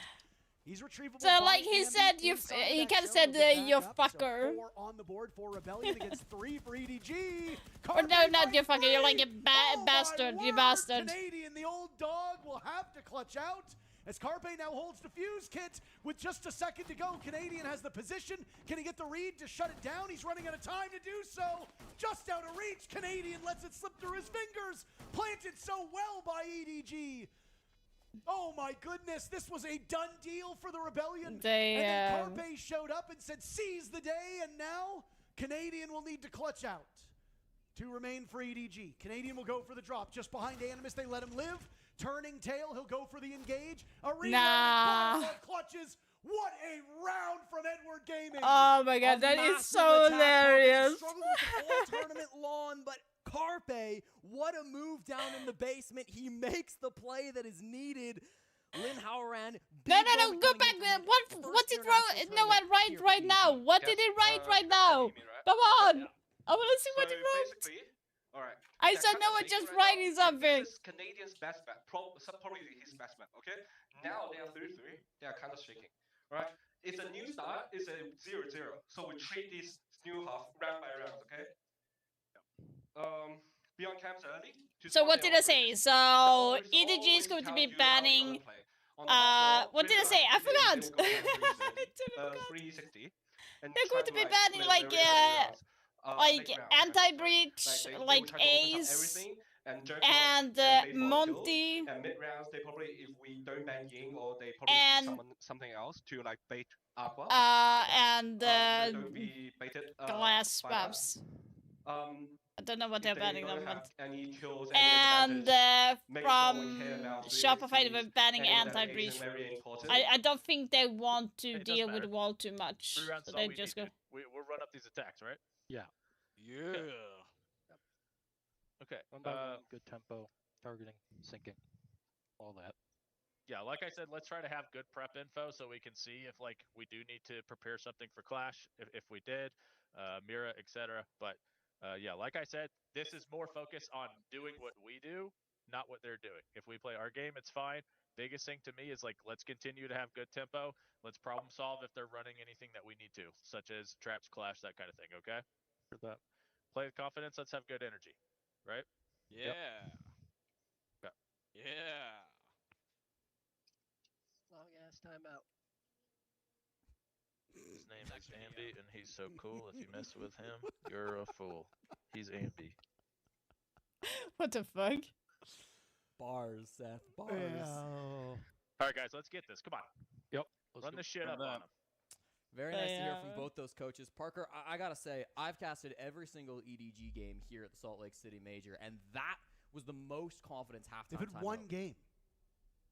That was the most confidence halftime timeout that I have heard from him, Nato, all events so far, right? They can kind of feel that they've got a bit of motion here. The first time that we're really seeing EDG come alive in a game. It's their first time winning more than 2 rounds in a single map, and they're feeling pretty good about it. I love that call about getting cams early, right? If you can find the operators that'll tell you the strat that's being run by SR. They kind of showed us in that first half, a lot of the strats they're running have not changed much from kickoff, right? It's similar setups, the same operators that we saw back during the NAL kickoff. So if EDG have been able to read into that, if they know what's coming, that can give them a bit of the edge. Like, it's always going to come down to the mental here with SR, if I'm right? like saying it Even right. they're playing some predictable strats. strats, it should be Shopify Rebellion walking away with this game. But if you can get under their skin a little bit, if you can predict what they're going to do, if you can make some moves that counter their game plan, all of a sudden, this could be winnable. Attackers have located a bomb.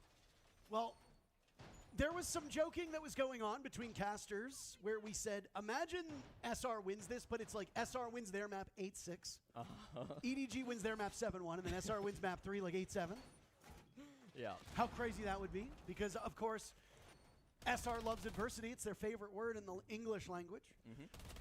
The job now will get harder for Rebellion. You pointed that out. Yeah. They have been absolutely and undeniably the better team here through this series, but EDG's got some fight in them, and they are improving. Now, granted, one of these 3 rounds won by EDG was a solo hero play from Noah. Those are not usually things you rely on. They're hard to replicate. Rebellions look like a much more well-rounded team. It's harder to do that on attack. So how do they position this advance? Rebellion dropped off the shield very late in the prep phase, opting for the Capitao instead. So Canadian does not want to go with the Monty, and instead they're going to bring a lot of tools on the side of Rebellion to cut through these defenders. I do wonder if last second maybe they caught Mentalist on a drone. Ying and Grim, okay. But I was right on Ask SR about hiding on the Clash. on Rebellion. Story about it. But even still, this is going to be an operative that they can work their way around. They've got really good counters to the Clash in this round. Canadian on the Capitao, Rexon on the Nomad. You got nades from Surf. I mean, everything you could want to clear this operator out. Even Ambi down below on the Snake trying to make some action happen. Why not? They've got I get 50% right, Alberto, at least. I said Grim as well on EDG earlier, so. Tough nut to crack. Whether you can get control of And now they are running Clash. Canadian getting Noah. Canadian who strikes first with the Capitao. We talked about that Raptors play, right? Canadian does it with the utility, but I have to imagine there was an assist there because Canadian isn't actually credited with the kill. It was either Spoit or Rexon, I believe, who picked that one up. So you'll have to take a look as to who actually got that pick, because Canadian just simply secured the down. So a good joint effort by Rebellion as we now hit the halfway point of this very critical round. Ambi knows he's got a set of eyes looking in his direction, and he will just play time here for Canadian to get into position. Canadian punishing Carpe. He will finally get a kill of his own. On July, on the board, his first pick. Bottom love goes down to Spoit. Everything being spread out right now by this Rebellion team as Ambi is on the board. All it'll take is Surf, and that might be a team ace. No, Ambi picks up 2, so it doesn't really matter. But quite a strong entry and not a lot of pushback from EDG. Spoit with a technical 2K as well. He got that credit onto the opening pick onto Noah. So if you own land in Sweden, transfer the deed now. Really nice stuff coming out. And if there's any team in the world who's going to know how to counter a Clash, it's got to be Shopify Rebellion. That was picture perfect. Brought all the tools they needed to get around the Clash, and then didn't even really engage with the Clash until they absolutely had to. They put him as the last alive. They made sure that Mentalist couldn't do much to support the team because they were coming in from so many different directions. They had Raptors control. They were pressuring in towards Connector. They even had a little bit of pressure Oh my god, on the side. that is Every part of hilarious. That map was being contested by Shopify Rebellion. It made it really difficult for Mentalist to play the Clash and actually have value in that round. So credit to SR. Really well placed attack there on the top floor and gives, I think, a lot of hope to NA fans in this matchup. Our observers are trying to show us that Ambi had hidden his drone and allowed Noah to go on by. Solus might still be able to see that after the prep phase once the gadget becomes active, but this is good intel for now for Rebellion as they all sit on their drones, waiting, watching very patiently. Found him. There we go. They got him. A very extended roam over this basement bomb site now as we see EDG players all across the map on the top floor, and Noah, who has been very strong when he's been allowed to play on his own, will likely do so again on this Solus. Yeah, definitely going to be playing relatively solo here. Just inside the lobby at the moment. Can move around, though, if he needs to. Can go up those stairs. Can go back towards his teammates. Not a lot of pressure on the cafeteria side, though, to start here, Parker. It looks like from this push of SR, haven't really decided exactly where they want to go with it, but a top floor clear might be the play. We're seeing both Ambi and Surf trying to pressure this top floor, so a lot of map control could go their way if they're successful with this.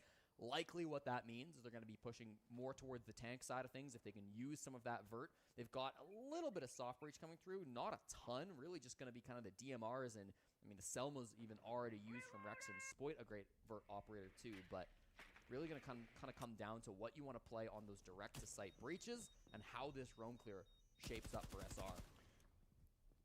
The holy triumvirate of annoyance as Solid Snake, Deimos, and Dokkaebi are at the disposal of Rebellion. Spoit, we talked about playing a bit more forward. His kills are reflecting that. The operator pool is also now starting to catch up. On the heels of his hot play in the previous round, Ambi finds one, but he comes to blows with Noah. Rexen trades that one. One thing that Shopify Rebellion's also been doing very well here, Jesse, is being able to trade out their deaths, even in losing rounds. EDG is not walking away with an abundance of players still alive. This round is no different, but Rebellion does have the numbers advantage for the time being. Logic bombs going off. Deimos tracks as well for Carpe. This is a tough spot to be in for EDG. Carpe will survive for now as they've chased him off to the top human, floor, guys. right into the waiting arms of Canadian.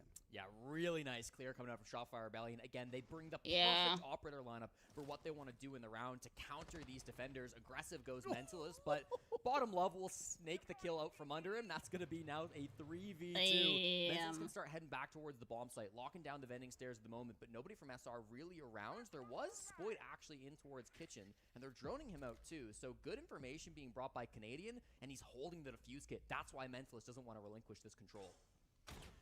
This is something my ranked teammates need to be aware of. If you've got the kit, you've got the objective, you don't need to get away. They're chasing Mentalist down now in this position, and things do not look particularly good for Bottom Love. Mentalist will join him. Don't bother digging two graves, just dig the one. 2 in a row now for Shopify Rebellion to start this second half. There was some confidence there from the EDG coaching staff, but you gotta feel like it might be going up in smoke. A little bit shocking how Spoit even got into EXO. I think he dropped the hatch. Yeah, he must have dropped the hatch in from vending because he was almost behind that clash as Mentalist was just retreating. Because Mentalist was so aggressive on that side, it kind of forced him to play a little bit more aggressive, allowed Bottom Love to have to come over and make that play to play around his captain, try to support Mentalist when he could. But again, I really just think this comes down to the roam clear, Parker. Shopify Rebellion, 2 rounds in a row, have done an excellent job of identifying the setup in the prep phase, droning things out, and bringing an op lineup that makes the defensive strategy basically worthless. I mean, look at the ops they brought in that last round. They had Dokkaebi, they had Deimos, they had Snake, the holy trinity of information operators. And if you're playing a very solo roam style like EDG just were, you're going to get torn to pieces, especially when it's a good team like Rebellion on the other side. They were trying to play to their credit around those mute jammers. Yes, yeah, they were trying. They were trying. So while you are still a solo roamer, you do have a way to silence those phone calls, to deal with the death marks, and we did see death marks failed a couple of times because of those mute jammers. But the main problem that EDG has had is that they just are losing too many direct gunfights. There is obviously a strategic deficit here, but there is also a mechanical deficit. EDG's best gunners are not standing up against Rebellion, period. You can bring whatever utility you want, but the only person who's been shooting back most of the day has been Noah. Yeah. And even then, he can't really position himself for success because he's new to the team. And I hate to say it, Parker, but EDG's best gunner is still in China. Didn't make it to the event. So that's always going to be something that lingers over this team. They've got to dig deep to find some defense round wins now. They're on to their 3rd bomb site going down towards storage. If this doesn't find success, it'll be a perfect rotation from Shopify Rebellion. Again, I love the tools that they've brought. You've got the information from Spoit. You've got the vert play coming out from Ambi. This could be really, really nice for them. Something must have happened with Rexen that I'm missing because he typed sick, which leads me to believe maybe the exothermic charge didn't work. Yeah, it looks like that might be the case.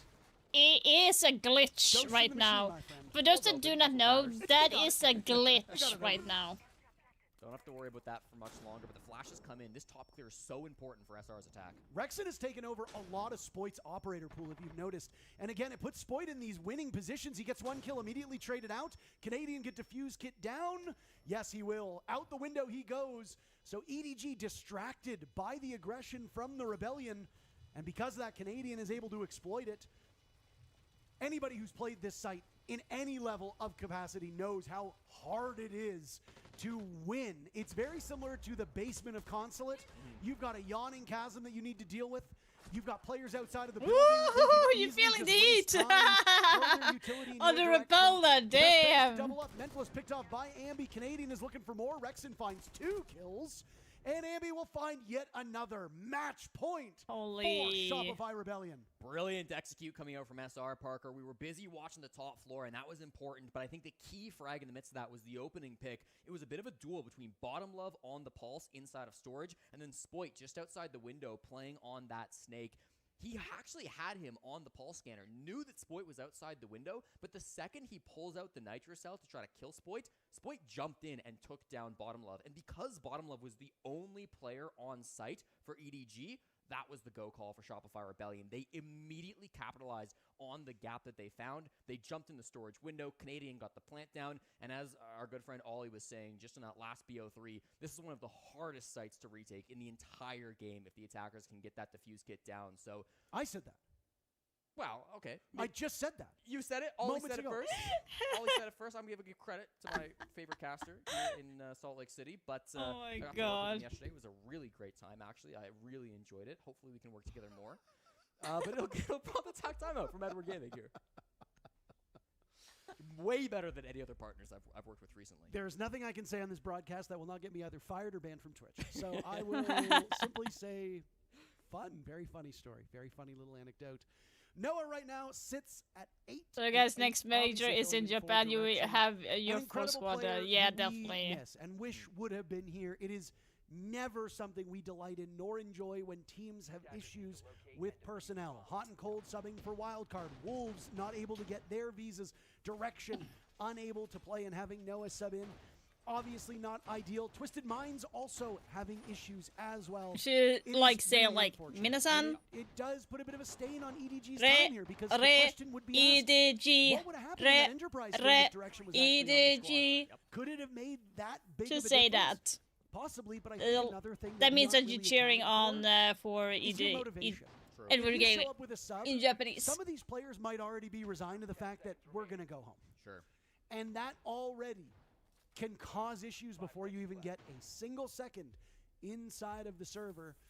He's been statistically their best player, so kudos to Noah for filling in on such short notice, but this might be the end of the ride for him and the rest of EDG.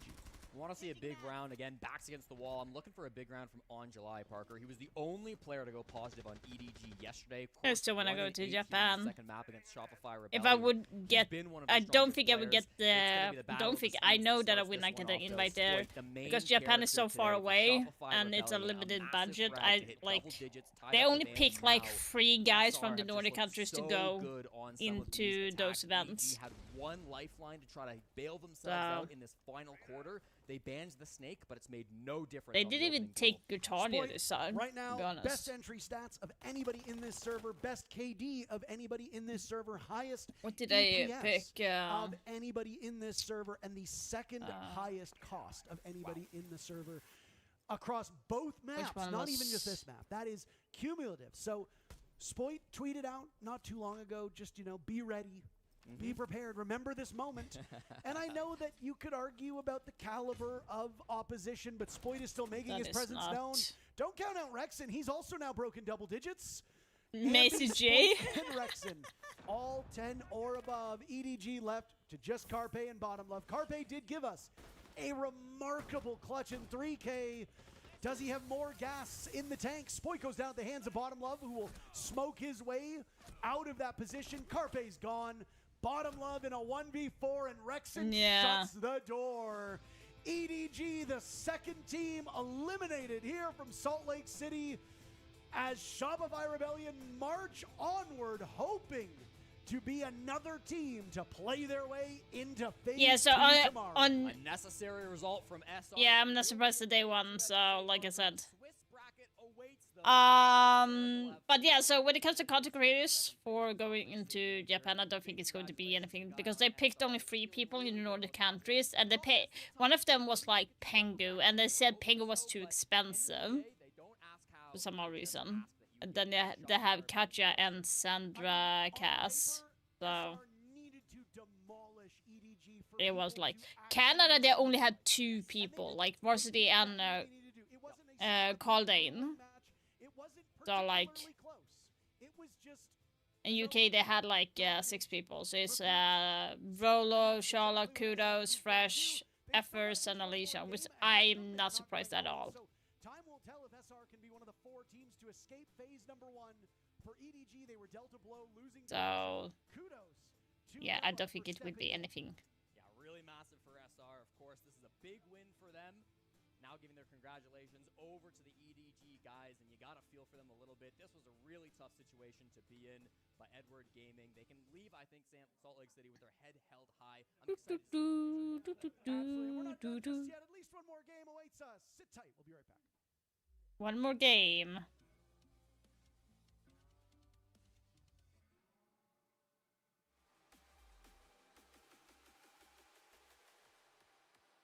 So, like, we are 1.5 hours earlier than planned, so...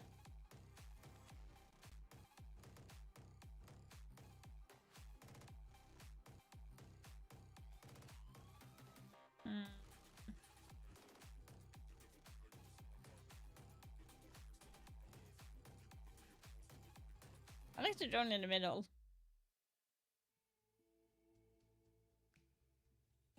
But yeah, like, so when it comes to, like, what budget Ubisoft have right now for, it might be content creators or stuff, for certain things, it's kind of limited, because, like, they didn't even invite Bikini Body, to be honest, so... Which is kind of surprising. Or they didn't even invite Gartania, who's like really big as well. So that is so weird.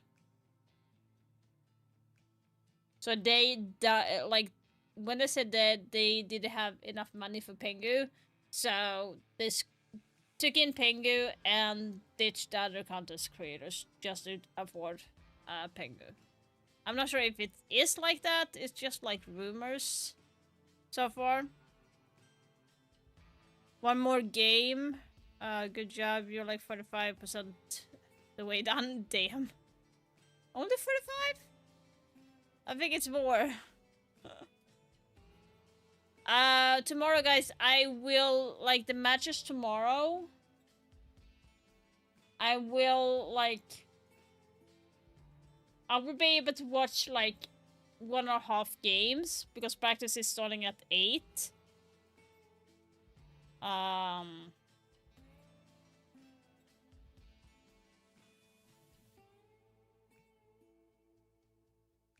was contemplating on not saying that we have practice on Monday just because of streaming, but that would not feel fair towards my team at all, so... So I'm hoping that I will not be missing G2 match in general.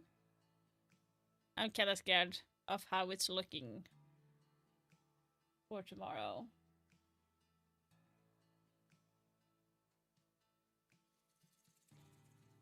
So we've been having a practice for like 2 hours. So 8, 9, 10 C. 9.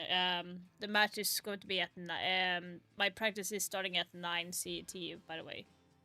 So the match is starting at 9:30. I will be missing those until like the last match that starts. Depending on how fast everything is going tomorrow. So we will see how that goes. Yeah, I'm hoping that I'm not missing it.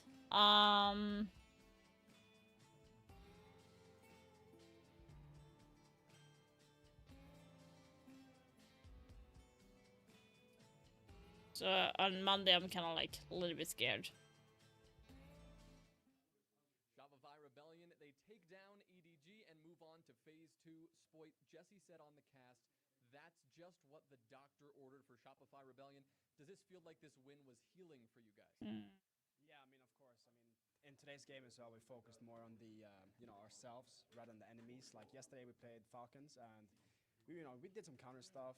But the thing is, we were just too slow in our own game, and it costed us like multiple times. Like when we did the cheese, like the first 3 rounds, like I just got C4 on glass twice, I think it was. So today was more of just like playing our own game, focusing on the 3-2-1s, the fundamentals, and really unusual to hear Spoit doing the interview. Usually it is Canadian or Rexon. Playoffs, you were killing it. Now it seems like you're back to your old self. Does it feel like you're playing well? Yeah, no, I'm just trying to find my own groove, you know. So, I mean, you know, bad games happen. Like, people thought we were, like, the worst team in the world. Like, bro, we lost, like, 2-3 games. Like, bro, it's not that big of a deal. But, yeah, and then playoffs came around. Playoff spot came back. Had a big... Tomorrow is going to be interesting. Like, 6:30 all the way to, like, 11:30 tomorrow. They move on to phase 2. One more team to move on to phase 2 as the day continues. Indeed, and one of those teams will either be 4 Angry Men or Los, as if you missed the game earlier, 4 Angry Men took the win 2-1 over Daystar, ending things on Chalet. But of course, Los, they haven't played a single game yet today. They have been waiting, watching, and we always talk about the dynamic coming in. Okay, let's see here. Hot, but 4 Angry Men will be coming hot off their victory earlier to see who will be our last team to I'm qualify. kind of wondering which map it is going to be. What's with the 3 minutes thing? Hello?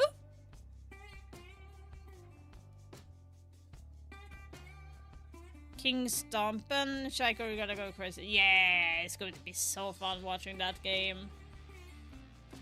I wanted to know which fucking map they are playing. Like, serious?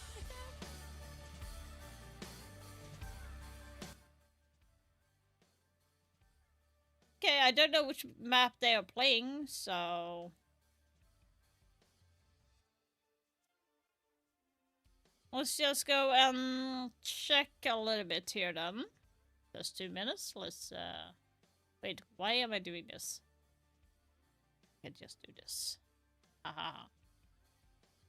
It's looking like this if we refresh a little bit. And we're scooting more or less in. So it's looking like this right now. And we have for tomorrow, the draw is going to be happening like 30 minutes to an hour after the match is done. We will have the lottery done here for those who's going to be playing tomorrow. So this entire bracket here is going to be for Sunday. And 2 games here. Then we have the entire, and 2 here. So a lot of matches is going to be done for tomorrow. But if you just look quickly, I don't know which map is going to be, but if we go based on what they lost to Nighthaven here when they were playing in the Brazilian League. They took Fortress.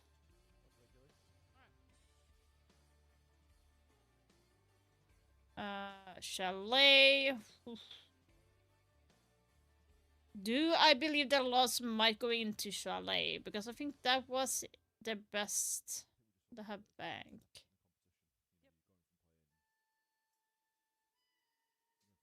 Yeah, Chalet might be the key. We can hear you guys. No, that's going to be so they played the Nighthaven.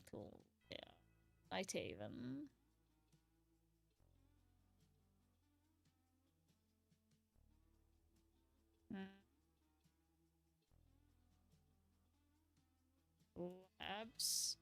I feel like if they go to labs, it might hurt them a lot. So it might be a Fortress match.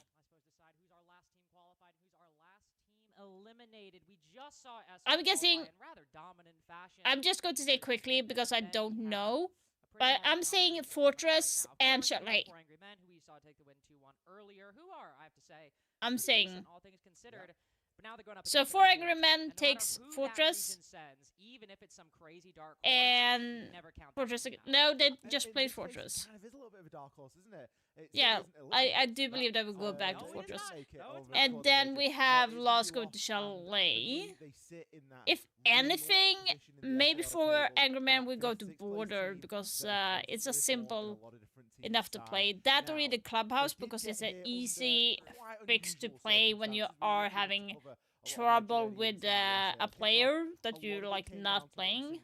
You kind of want to play a sort of thing. Single player step up, Perez, things do start to drop back a little bit. So I think it's going to be a really interesting matchup because yes, there's the structure and there's that slightly different play style than what 4AM are used to playing up against, but then still you've got it drawn back a little bit with that reliance on one player doing well. And of course on the Lighthaven, I was right.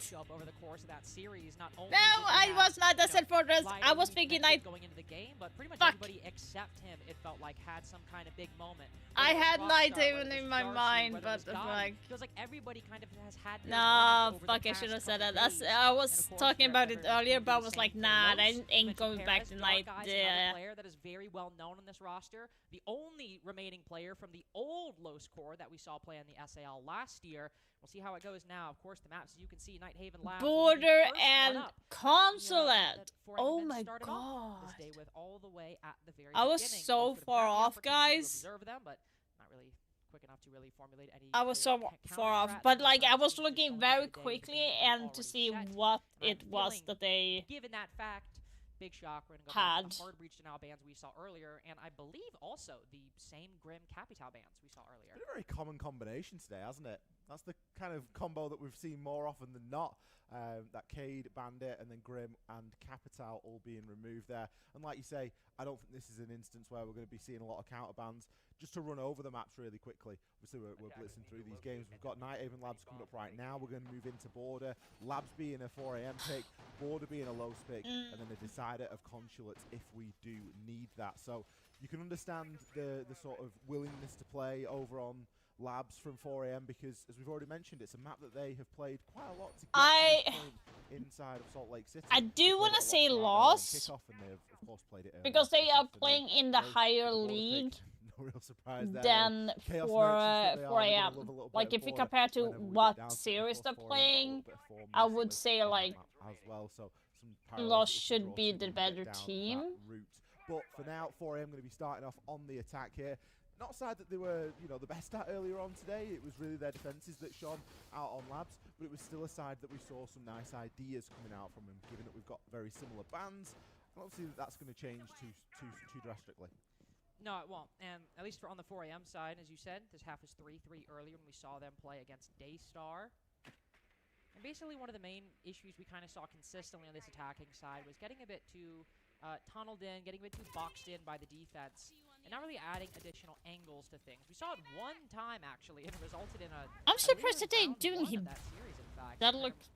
Even though it seemed like Daystar consistently had an advantage, 4AM were able to fight back in the late round, rotate, basically have pushes from a lot of different angles in the mid to late round, and actually win it. And then they kind of didn't really employ that for the rest of their attacking half. Doing the same ban as Shopify match did. So the anti-breach, then you have Grim and Capital. X-Kairos much more successful right out the gate than they were for 4AM earlier. They got impacted within the first round because of Amira. Oh, damn. Hibana opens the walls, but then wide swings the IT breach, dies to dash, and then Gotti also got shot in the ass. Deimos and Buck were brought by the attacking team, both serviceable and excellent for Vert, but, well, they are the second and third players to fall for 4 Angry Men as Dash still fresh off. Yeah, so based on what league they are playing, so you have 4AM playing on the Chinese league, which is very new. The competition is not as hard or high level as it is for the Brazilian league, like the SAL league. Because SAL league is one of the #1 competitive, high quality league out there. So Soto is going to freeze things out for a good portion. I do think that Loss should win this against 4AM. What is going to be a rather inevitable end to the round. Lider unless they fuck it up. Shot. Can he land the second? He's still got all 4 players to chew through if he does. He's got the time to do it, but Loss. They've given him something to play with now, and instead they're just going to go for that sort of distraction factor. Lider does pick 2 as they all sort of line up, but we did have a very rogue flank outside of Electric all the way outside working on the IT breach against that sole remaining survivor, but ultimately there were too many bodies that Lost could throw at that problem. There were 3 players lined up pushing Garage. This has been an uncomfortable theme today, and I would like it to stop. I'd personally like it to stop. 2 times now, in a 4 a.m. game in particular, though it was usually 4 a.m. being lined up previously. Players just kept like stacking on top of each other, resulting in like collaterals for different players on the attacking team. That time there obviously happened, and while 2 players went down pushing Garage, the third's the one who was actually secured the kill. Either way, I would just prefer we move away from that phenomenon because it can get a little crazy and fall out of the defense's hands very rapidly. But as you said, that was a pretty simple round, all things considered. I mean, we had a couple players just wide swing either vertical angles or the IT breach, lose their fights, and if that happens enough, the round's pretty much going to end within the first half. Now, moving down to the basement, see Los bringing a lot of on-site utility, the smoke and the Goyo, also the Mira and the castle, enabling, of course, a better on-site hold, but for the castle in particular, enabling a bit more presence on-side of the site. Valkyrie cameras will also be good to kind of map out the interiors and intricacies of this setup around the middle and the top floor. So we'll see how it works out. It seems like there might be some kind of looser setup up top, or no. It seems it will just be 4 defenders moving around the middle floor with 1 player down below on the site. Darkeyes getting those Valkyrie cameras placed out there. Got a good chance of some early aggression right now. TX got a good idea that somebody's going to be hiding out inside of storage. Darkeyes not really wanting to get caught out there on his own, but more than capable of holding his own in a fight if it does come his way. Good information now being gathered on the drone by Darsley as well. They're really getting a bit of a picture as to what this roam game looks like. A lot of players present at the moment inside of cafeteria and up in storage, really occupying a lot of that first floor. Maybe going to be forced up into more of a full clear to try and push those players around, because unless you get Lider in there on the Monty and are really effectively able to start pushing people around, it isn't going to be the easiest task of things, especially when you've got players like Dafo just tucked in on those half expedition stairs. You've got other positions being held as well. Darkeyes still kicking around up there. It's going to take a little bit here. Dafo still not really giving anything up, and with only tin openers, it's not an ideal route for a Monty to start to move through, and it isn't going to get any better with the ace going down first. Now with Rockstar going down, Gotti will try and provide some support. Easily could be a 4v3 if they find this player outside the window, but oh no, the Goyo almost slips the net. Down just outside of Pantry, trying to join the rest of the defense, and now they'll have to retreat. Losing the player they were meant to save. The Smoke and the Goyo going down, but the former of those being a bit more impactful. Active utility lost. They bled the Lion and the ace in turn. I think in terms of utility remaining, this might favor 4 Angry Men a little bit. They've still got the Snake, the vertical pressure for the Buck, and the Monty, perhaps the most important piece of that. The 4 Angry Men feeling generally decent getting a 3v3 and having this utility remaining. Ooh, if that C4 landed, that is a big moment for Los. Unfortunately, only does a little bit of chip damage to Gotti, and we're still out of 3v3. Gotti still can jump in that scanner and see if there's anything that he can glean. Lider does need to be cautious. There are going to be players occupying space around him inside of Exo, and unfortunately he wasn't aware that Nuxka was just tucked in behind one of those big exosuit cases or cabinets. Yeah, you can get a line on the diffuser, Darsley, but with the diffuser now cold inside of Exo, Lider has sort of gone a little bit too far ahead of everybody else, it seems. And Los can just continue to start. You gonna root for 4 a.m.? Nah, I'm rooting for Loss here. Even more punishing. Gotti will be the next player to fall, and well, Dafo, he's going to clean the last as well. Straight through that soft Exo hatch that was left. I think Loss is going to be winning this, to be honest. It's strange again. There was a book right there. You maybe would think, you know, why don't we just open that and use that as a tool to assist with the Monty pushing down. But it won't happen, and Los continue to have some pretty decent successes on these defense so far. Obviously, in the last one, mainly just, or at least on the first one we saw, mainly playing inside of the site, winning a lot of the gunfights that 4 Angry Men were very willing to take against them. That go around, they were roaming a lot more than they were before, so a lot of the action obviously happening on the middle floor, but still a generally consistent setup in that all the roamers were within arm's reach of each other, all in very tradable positions.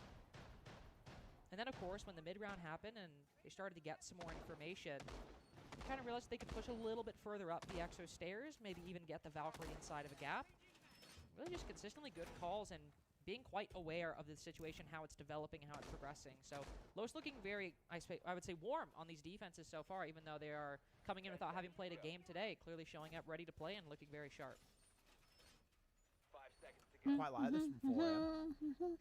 Bit of a hefty 6 pick there, and finally we're starting to see them bring a appropriate amount of hard breach to deal with Nighthaven Labs. We've not only got the Hibana that's been a bit of a favourite for them over the course of the day, the ace being brought, of course, occasionally.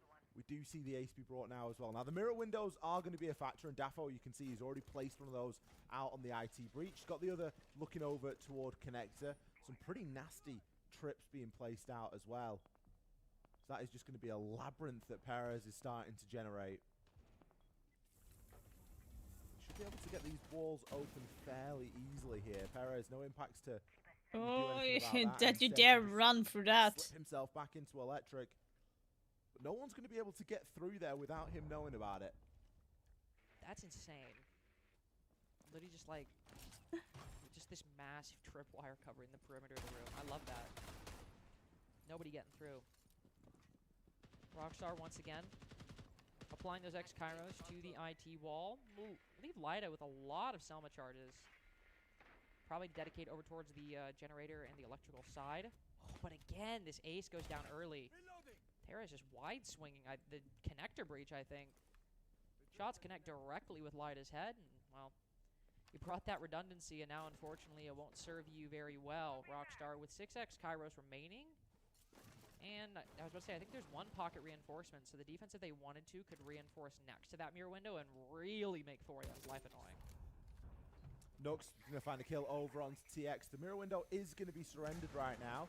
There's not too much that you can do about stopping that from blowing. Perez, he will drop himself off. Forget this isn't a top floor defense, so... Damn, that's gonna hurt. Time well spent as far as Los are concerned right now. Perez eventually shuts Gotti down. All's gone, that's a huge pick. He was able to find one onto Nux, so that's going to be the only impact that they have inside of the round now. Los, a firm man count advantage. 4 versus 2 right now. You can see them starting to draw back just a little bit. Rockstar, he will push himself up through, but isn't anticipating that the Vert is being watched here and takes a good chunk of damage. That's just going to further assist the Azami and Dark Eyes playing in IT. Just waiting, knowing that there's nobody going to drone this with 35 seconds remaining. No chance. Maybe Darsley uses a flashbang, and, well, he could if he wanted to, but being the last Come on, standing, oh my god. Flashbang or not. Oh, he's actually kind of forced back because the air jab, interesting.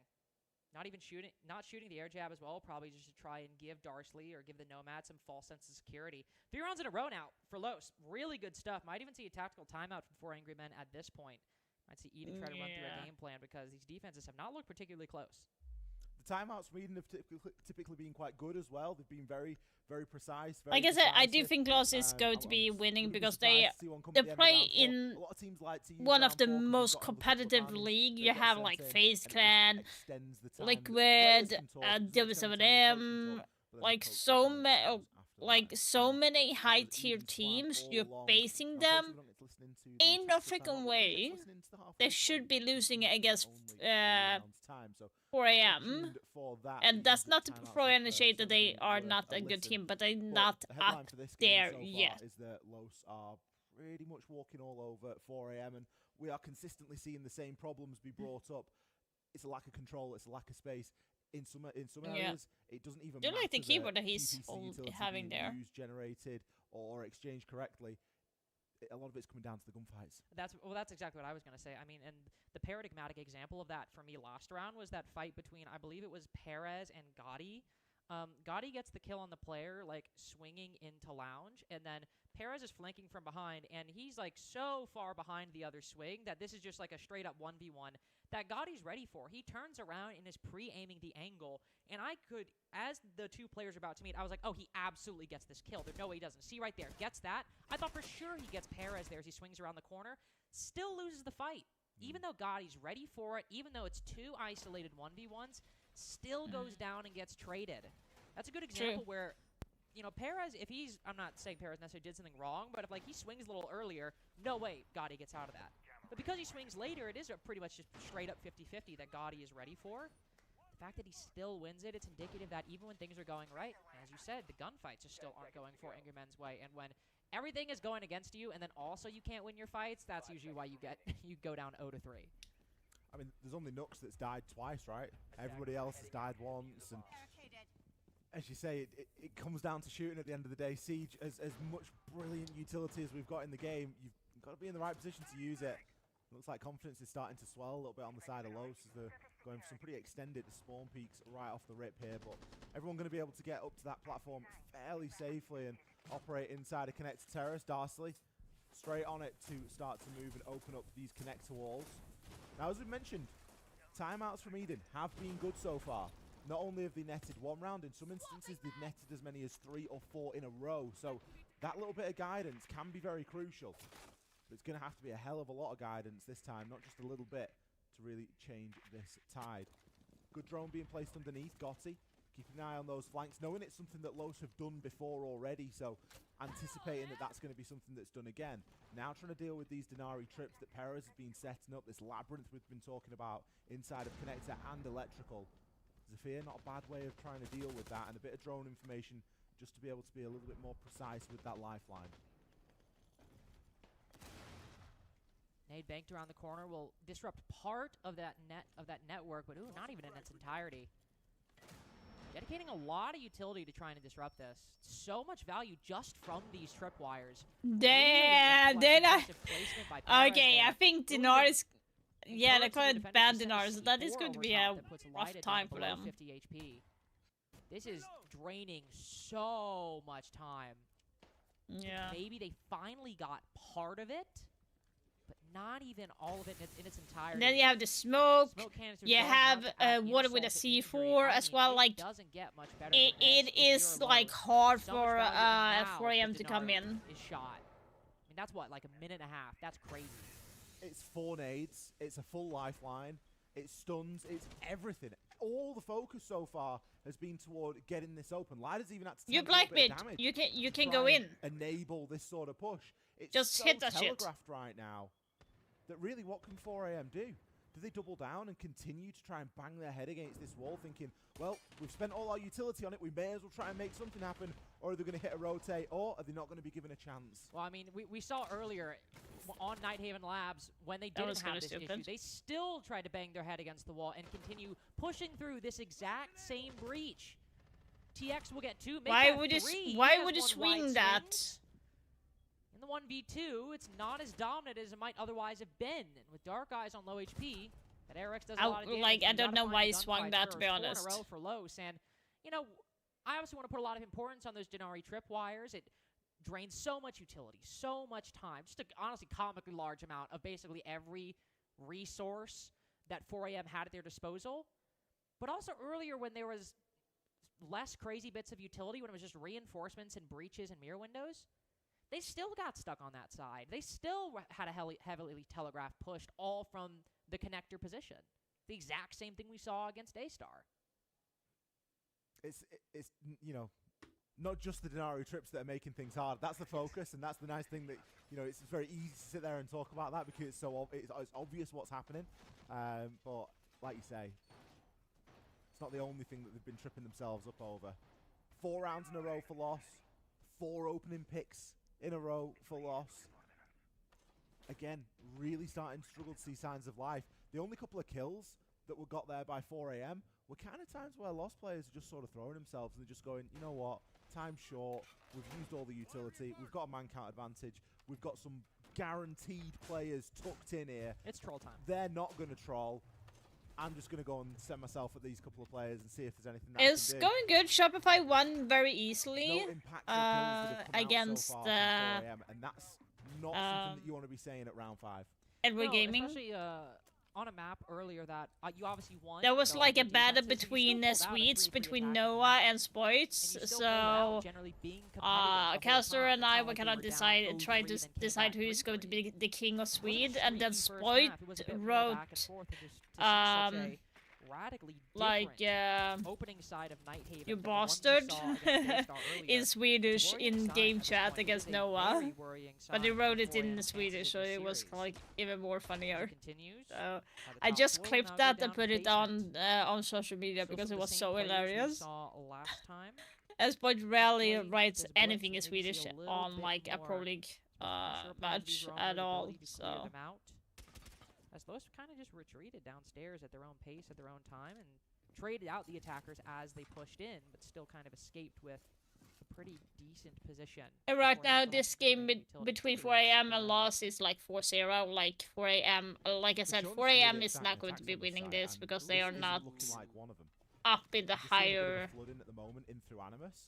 If they're just going to try and use the lifeline and the blitz to make something happen here, it could get quite messy. Rockstar finds his first of the game so far, but that looks like a lot of... No. What are you doing? What are you doing? A lot of site control, and Rockstar getting that first pick also highly important because Just now giving the that. Thorn, not really a lot of great options. Actually, did she get him with the Razor Bloom? Surely not. That's crazy. Darsley does find another, and it is 4AM with the advantage, but that is a nasty find, and I've never seen a Razor Bloom used that way. Really good heads-up play by Dash that has stalled out 4AM for the moment, and they're starting to drop bodies. The Hibana and Gotti both low, but I don't know if they can find this planter in time. It is a straight-up 2v2, and a blitz in low time is not the player you want. Now it is just Rockstar behind the pillar. Got his first kill and will not get any more than that. Dark Eyes with 3, but perhaps an MVP late-round Razor Bloom, a bit of utility play that I have never seen. Dash using both sides of his brain there. The Razor Bloom being used to try and deny that plant and successfully denying that plant. They'd made a good play. Holy. It was, okay, the site's a little bit light. And when this game is done, they would do the lottery. I don't know how fast we would do the lottery, so we would just wait when this game is over. And I would do a video of the prediction and post it as fast as possible, guys. I might look like shit, but you only have a couple of hours to like decide what you wanna use. You've got 3 players making that push, the VVC. and then one starts to put the plant down. You've then got 2, so you're already at a losing battle, especially when gunfights have been the hardest thing. Because the matches tomorrow is going to be a lot of matches. It's like I like everything you said, but 1, 2, 3, 6, 12, 13 games. So you can actually get 13 points. I do feel like this phenomenon I'm guessing of keeping, like, specifically for like your Ellas, your from Thorns, that. This phenomenon of keeping one Yes, you can. So that's the reason why you have so many matches where you can get the battle pass. So you have 13 matches. So if you have like 3, 4 now, imagine if you get every single game right, 13 matches, and you already have 3. You up in 26, for example, like on day 2nd, 3rd day. So that is going to be that's true. It might not even been crazy. It might not have even been like, oh, I'm going to keep this just in case, you know. But it's the headspace in the moment, knowing actually I've got this. I can affect that. Let's roll. We've got the util to be able to get the job done. 5 rounds in a row then for Loss. First time we saw 4 Angry Men get the opening pick. Rockstar was successful in round number 5, but as we've just seen, it wasn't enough. It still wasn't enough to tip the scales in their favour. We're going to be attacking into the mid-floor right now again. We've not seen them have too much problem get the breaches open. That's kind of what you get when you have a double breach denial ban. You've got the Cade gun, you've got the Bandit gun. These things are going to happen. These things are going to be fairly straightforward. It's what happens next that really matters. And searching out for some of these roamers has been a little bit of a problem. Not only that, but winning the gunfights once they get there. Perez, we can see, is going to be dug in over toward that IT side of things. Did your effort just saw him? Doesn't want to stick around upstairs and find out what's going to go on. I think that's a good option. I mean, at this point, minute 20 seconds in, you don't want to be giving 4 Angry Men any openings you don't otherwise need to, especially as these. Oh, they're not using the default skin, okay. You want to keep those active, keep them good for the late round. Darsley, the Glass, goes down to early. One of those disruption operators, though maybe the less exciting one out of Grim, Cappy, Tao, and Ying. Could have been somebody who could have stayed in the smoke, quickly pre-fired around a corner with that DMR. Saw that 4AM do that exact thing against Daystar earlier, albeit up on the 2nd floor. Kitchen dining, you won't have that. Still thinking about getting those breaches. You've got the 10 openers. You've got the Somas. By the way, I just saw that Assam is using Only a minute esports remaining. skin. Still a 5v4 Actually, with a clash on the everyone board. is on default, Perez so I'm with not all sure the if he's Divas, breaking any still rules all here. 5 in pocket, by the way. This is looking like a really tricky position. Great coordination between the Clash and the Warden. Now we just have the DMR tagging on, looking for some action. I mean, it's kind of a rudimentary description, but this has felt like a 6-0 pretty much the whole time. We've barely seen any fight from 4 Angry Men, and that just continues to be the case in round 6. It's just a little bit too checklist again, isn't it? It's like we're going to go in, we're going to use the ram, we're going to open up the floor. That floor's been open for the entire round, like and nothing's 8,000 happened years. through it. Like it's not doing the do. If you've got a Clash at the bottom and you've got Dash throwing C4s left, right, and center, you're gonna need to give us a little bit more than just going through your plan and being stubborn. This and might be a sticking to it. And first again, game that it's is what we going saw to be happen having a in the game earlier 7-0. today. We need to see what the adaptation is. And They那我操，不背有什么用？ yeah, but like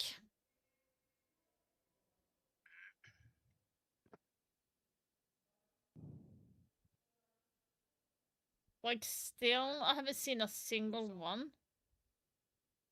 No sound either. No sound. Oh, it's better now? Yeah. Okay. Thanks. Okay, before anything, take 20, 30 seconds, okay? Breathe, keep calm, and we come back, we reset in the game, okay? Here, it's not like we magically forgot how to play in 2 hours time frame, okay? It's just that we are not playing together, okay? We are doing stupid picks and we are putting ourselves in their lines, okay? Just chill, we play together, we comms, okay? That's what is making us successful, so please don't forget it. Okay, now that we took this time, what are they doing in attack? Go on, I did not see the... Oh, they the rush a lab. lot. They rush a lot. Roubado, tá ligado? É, roubado. Vou jogar Jingle Glass então. Boa. Peitam O, comigo. na né? tanque ele tem uma 1-3-1 que vira 1-4 muito rápido.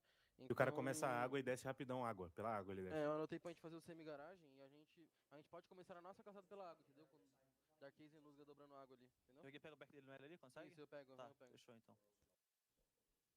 Okay. Tirar ele e empilha, ele não tem nenhum lado pra correr, né? Ô, Dash, esse semi-garagem, tem como a gente fazer com fazer muito rápido? Que eu já votei. Semi-garagem com você no nome de Now the question is, what is going to be banned here? So they are going to be on attack. So I'm guessing it's going to be a, E presta atenção na bagulho de maybe movimentação a deles, glass Ele tenta and a fazer um mapa grim deles. Lembra que os caras, mano, se mexem full. on this one, and it's going to be anti-breach. Paga de afobadão, não. Tem que jogar junto, I do think they feel confident enough that to just like fuck it and ban something else, but I don't think they should be overconfident. So maybe it's going to be an Definitely like a lot of what Eden anti-breach. was saying at the beginning. I just like this point specifically about, you know, it seems silly, but like we haven't forgotten to play Siege in the past 2 hours. Yeah. Like that's I think it's just a very good sentence to say out loud. Be like, hey guys, we haven't actually just like forgotten how to do the thing we've been doing for like 11 years now, or however long they've been playing the game. Just like a small touch that I really appreciated from Eden, especially since Grim, going down anti-breach. 0-6 on a map that you won 7-3. Will it be a earlier. glass on Can be the thing anti-breach? that, can be the kind of thing that takes your mental a little bit. There's not a lot of useful things. that you can Vermite. say Okay, at that moment, I was but I think that thinking was of a useful thing to say. Very useful. And it's breach, one of only but a like. handful of things really, because it's true. They've not just magically forgotten. So how to I play, they guess just need to, that's in right, Eden's except for words, Firm Up was the talk only one through that I things a didn't, little I bit guess, more. right. It So sounds like there's been I was thinking maybe a glass couple of heads of because dips. that is Naturally, what you've 4 just AM lost 6 had rounds, banned you've just lost an entire half earlier of in the other map. matches, It's but natural that comms are going to start to get a little bit stressful and things are going to start to change a little bit. On the loss side of things, just no, seems this like is the vibes last again. one. It feels like they just need to continue to move through these motions. They've got a lot of opportunity right now to close this out as a 7-0. And then we move You will on be to able to Border, have the which, drop as we know, still is a map where they are going to for. thrive as well. Not that they're not going to thrive here on Labs, because with a 6-0 scoreline, And we it's hard to continue say that they have done anything for but up until this point. They will switch over onto the attack, however. tomorrow as They will well. have a B ban, a Grim ban, and a Thermite ban, countered, of course, with the classic double hard. It says Sunday. It's going to be available as well, so you have until tomorrow 4 AM choose to defend. to get all the packs. Lynx, they've got plenty of tools to try and do this. They've got the mirror. They can make the breaches a little bit more techy. They can continue. I'm almost to done start, with everything. you know, making these things a little bit more hard I work. don't Very have shame a that lot that's it to them. left. They've just got far fewer opportunities for mistakes on the side of 4 Angry Men. I have like 1 hour and a half left.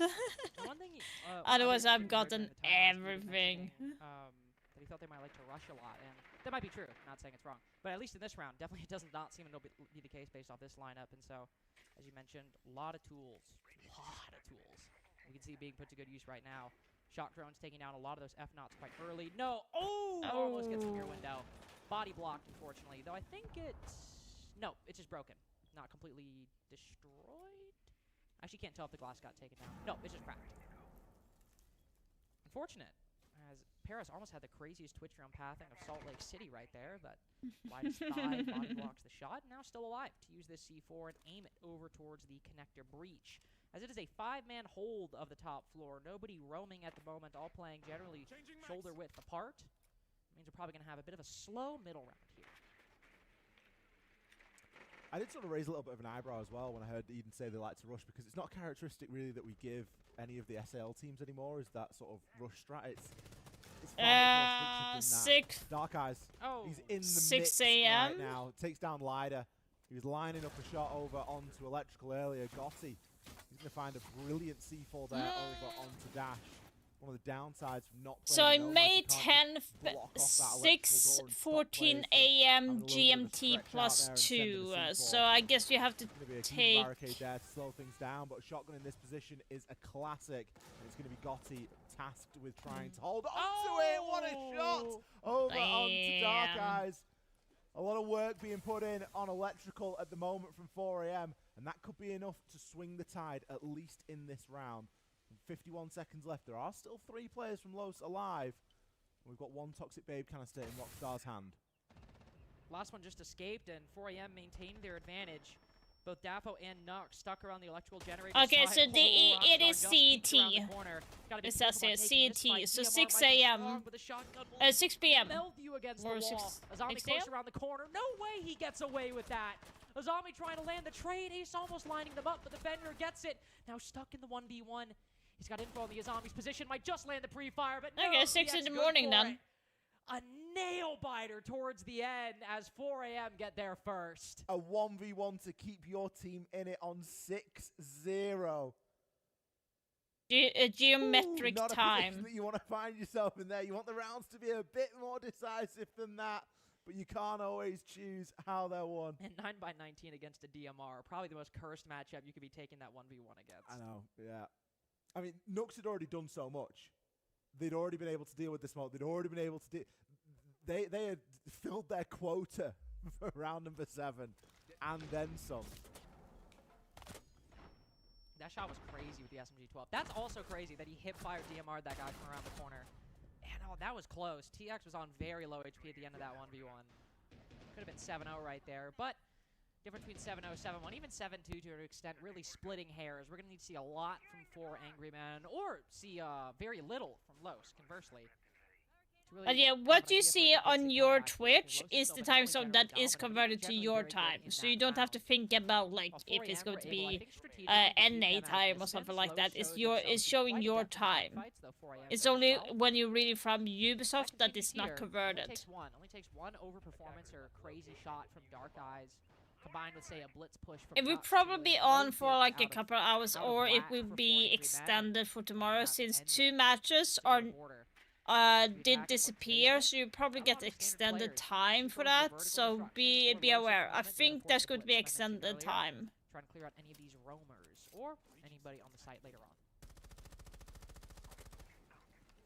Loss's recipe is typically the same as many other teams. It is going to be to get in and start to take a little bit. 4 a.m. won the first match round, so it's not going to be like a 7-0 match here. Self-sufficient here, droning themselves in on the catwalk. Already sent one of those Rambuki drones in toward Electrical.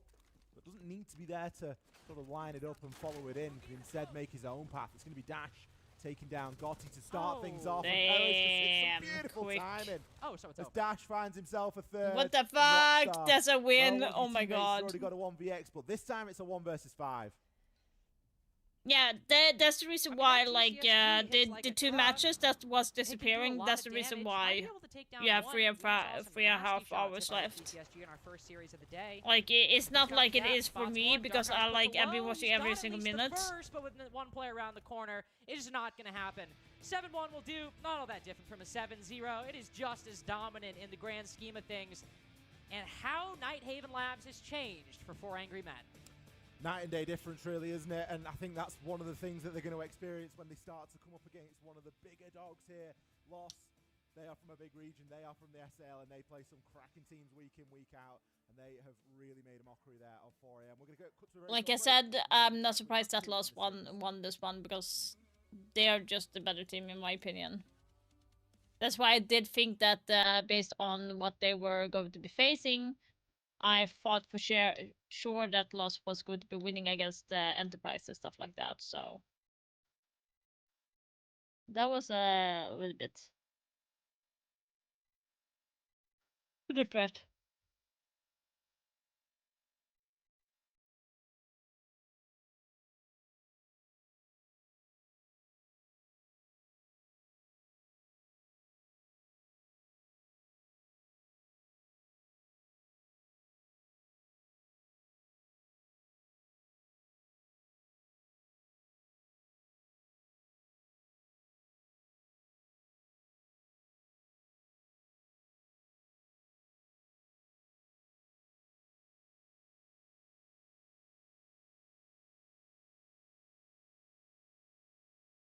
Just vibing to the music.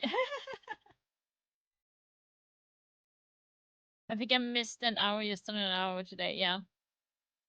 But it's basically because of the 2 matches that was cancelled, because Wolf was not able to enter. So I think Ubisoft is going to be compensating for that loss in some way. I'm not sure how, but it's definitely going to be something.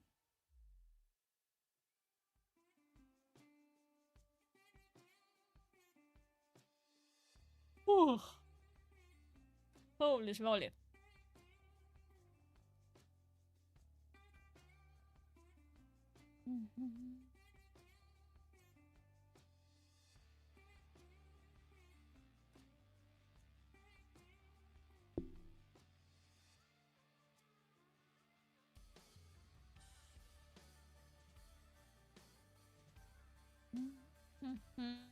Let's see here.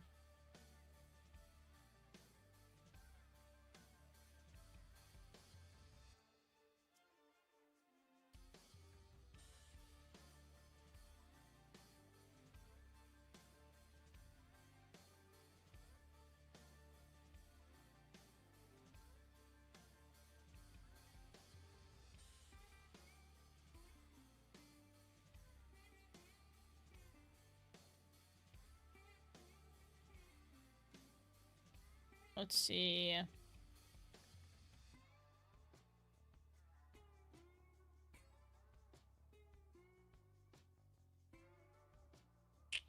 Okay, so by the way, guys, we have the new name for the new season.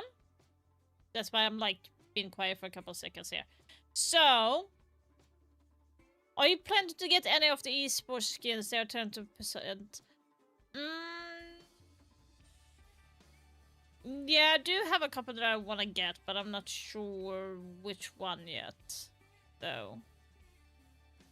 Like, I do like Capitao's Elite Skin. Esports skin.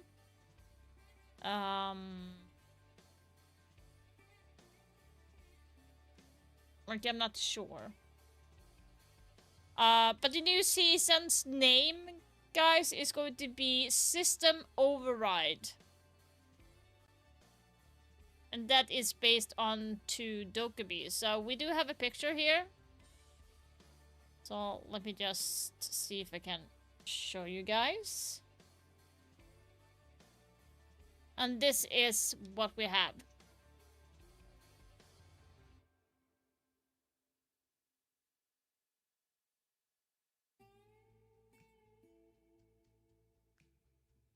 So this is what we're having. System Override with Dokkaebi's new rework.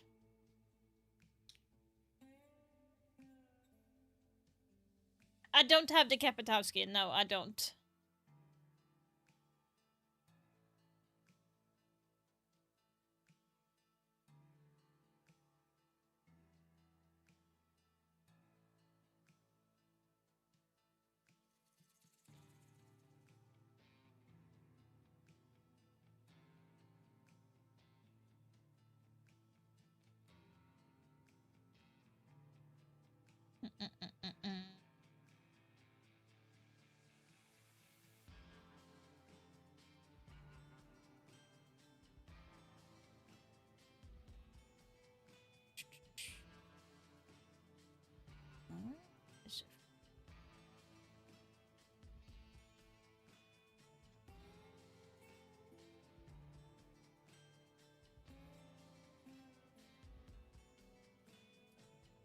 We'll see. I'm trying to find something here, but I'm not finding it at the moment.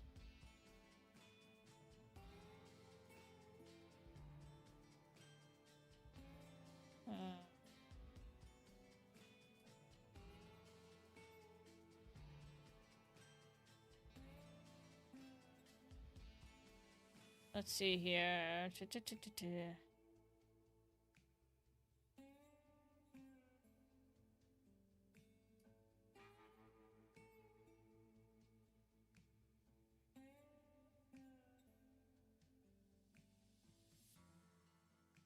I'm really not finding it.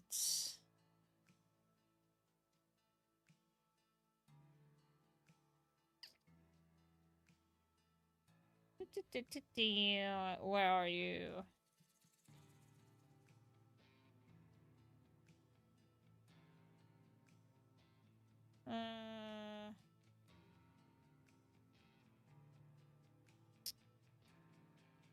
But. Yeah, fuck that. I can't find him. Okay. Sheesh. I had rumors about her rework. She's going to be even stronger. So no, like she's going to be the same as Deimos. She's going to be selecting calls, and I've been asking that for a long time. Because that would make her more balanced in a way, that you selective call operators. I don't think you need to drone them out though, you're going to be getting them right away. Because there's no reason why she, like, should be droning them out like Deimos. But what her phone would do, maybe it will give a little bit of a sap and slow down for a couple of seconds. That would make a little bit of sense. You're holding a phone. The phone, like, will do a little bit of a mini explosion type of thing. Or, like, sap, because it's electricity. And we saw that from the Six Invitational, there was some kind of, like, a twitch type of thing. So maybe it will be, like, kind of like a sap. You get slowed down for, like, 5 seconds. That was a quick one, as we just saw. Not a 7-0, not a 7-0.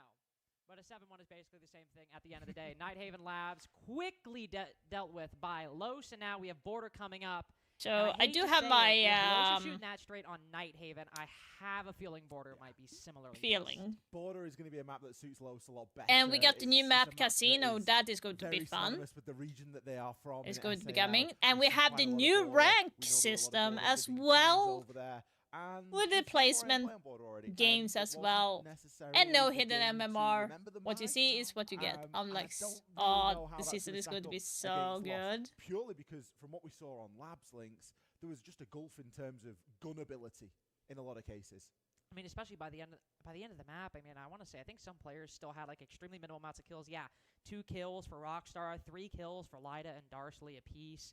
Just really bleak stuff, all things considered, which part of it was because of Los's performance, but still something you have to worry about, especially as we go to a map like Border.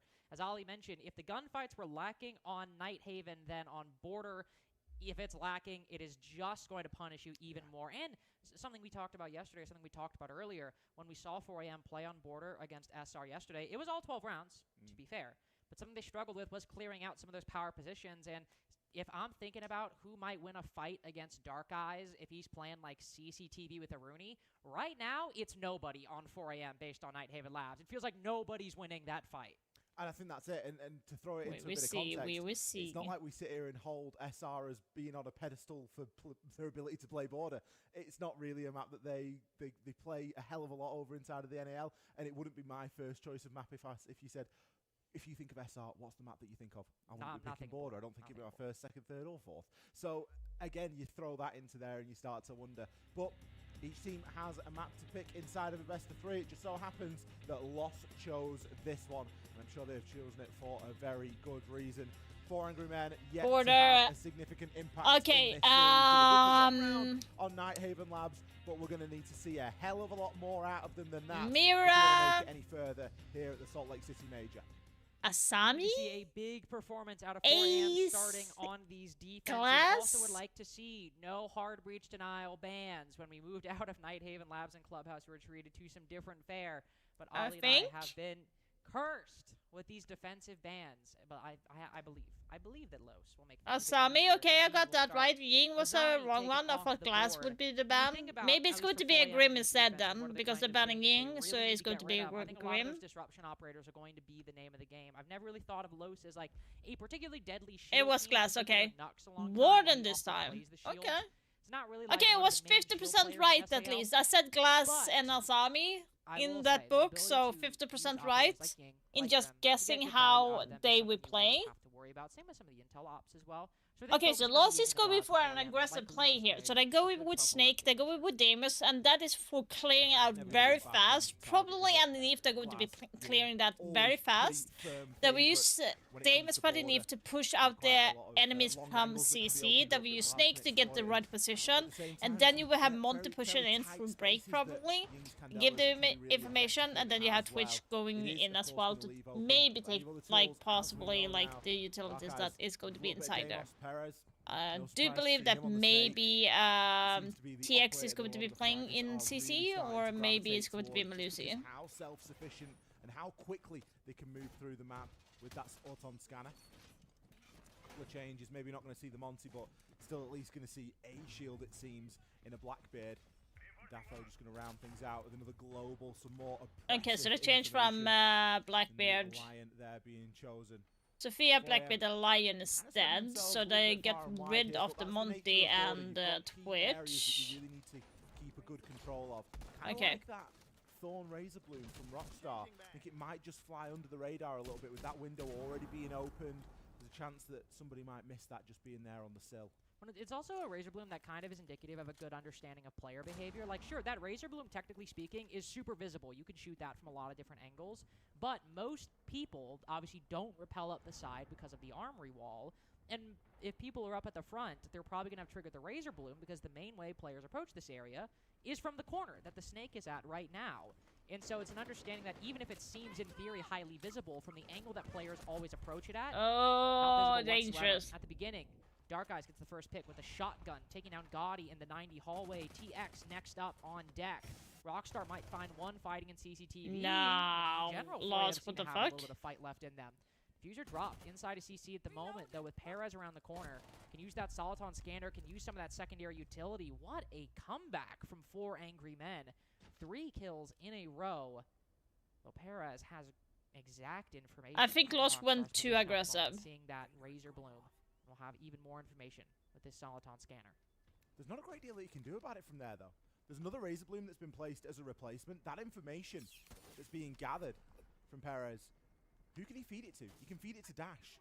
Dash hasn't got the greatest chance to affect onto that. Instead, Perez is just going to straight up go and enter into the site. Doesn't matter that they've not got the diffuser. They're going to be pushing for kills, it seems, in this one. It'll take Darsley down. It's a really important play to make at that point because there's still loads of time here. And look at how powerful this Soliton scanner is. He's going to be able to find exactly what he needs to know. Can call the diffuser as clear for Dash. Nah, will be taken out by Rockstar. unlucky. Unfortunately, it's just long enough. Eventually, you're going to show your head. Eventually, you're going to make even the slightest mistake.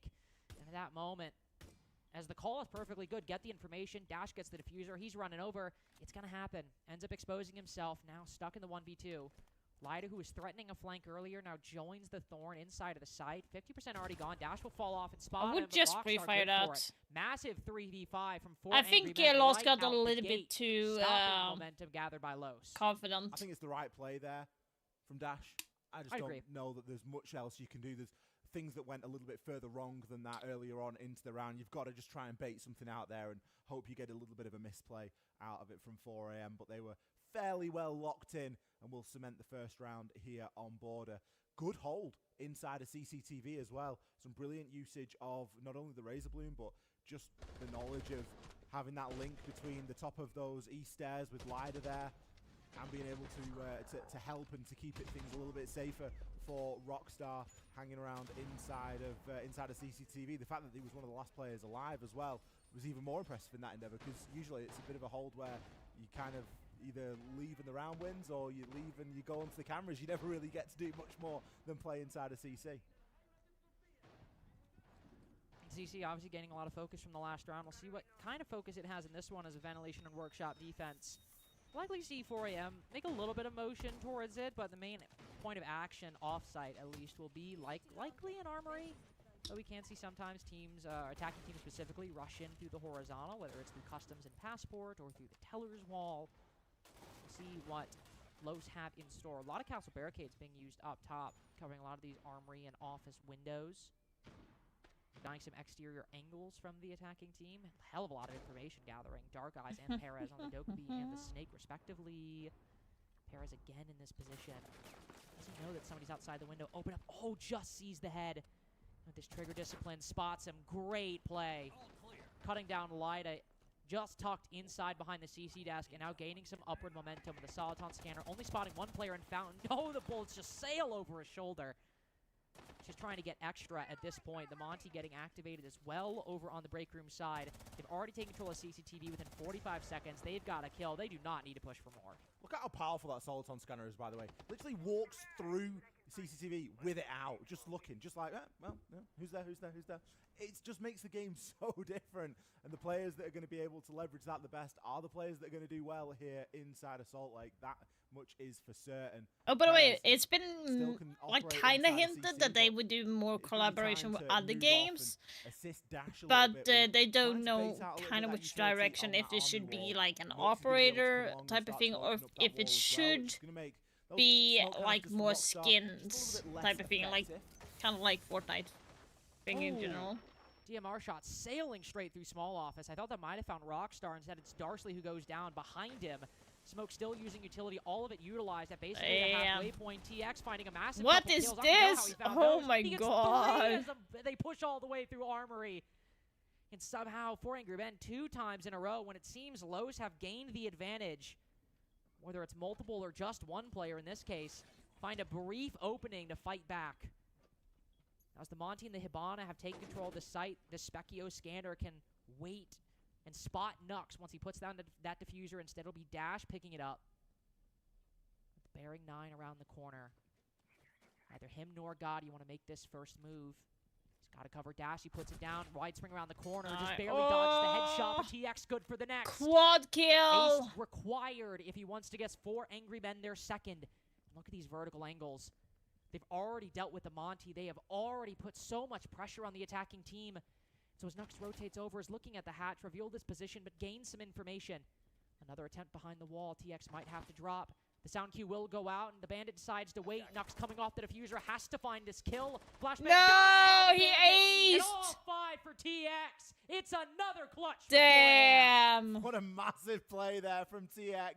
Yeah, like when it comes to Solid Snake, you kind of do want to be active, like or like aggressive in a way. Inside of Archives. If you know everything is clear and that guy is only in that spot, why hesitate to go in? I thought Nux played it perfectly. He's got to get the plant down. He doesn't want to get caught into this cat and mouse game of, oh, I'm getting the plant down. Oh, you're going to drop the hatch. Oh, you're going to peek. Has to try and firm the plant. Played it as well as he could. Throw the flash. Hope that you get the right side of the swing. I'm surprised he did not get like TX blinded. Swings the other side. Dodges out. Yeah, that was a good ace. And is there ready and waiting to take that frag. Difficult one to call. Didn't know who I fancied for it, but an ace clutch is an ace clutch nonetheless. And 4am have got 2 rounds here on Border. It looks like they've already firmly forgotten anything that was going on over on Labs. And they are locked in here. 2 rounds on the defense as well. This is a map that you expect Attack to do fairly well in. They you expected, especially with the impact that Los have had in the early game so far. I mean, obviously finding the Melusi there pretty early on. I believe they found the opening pick in round 1 as well, though it is escaping me where exactly it happened.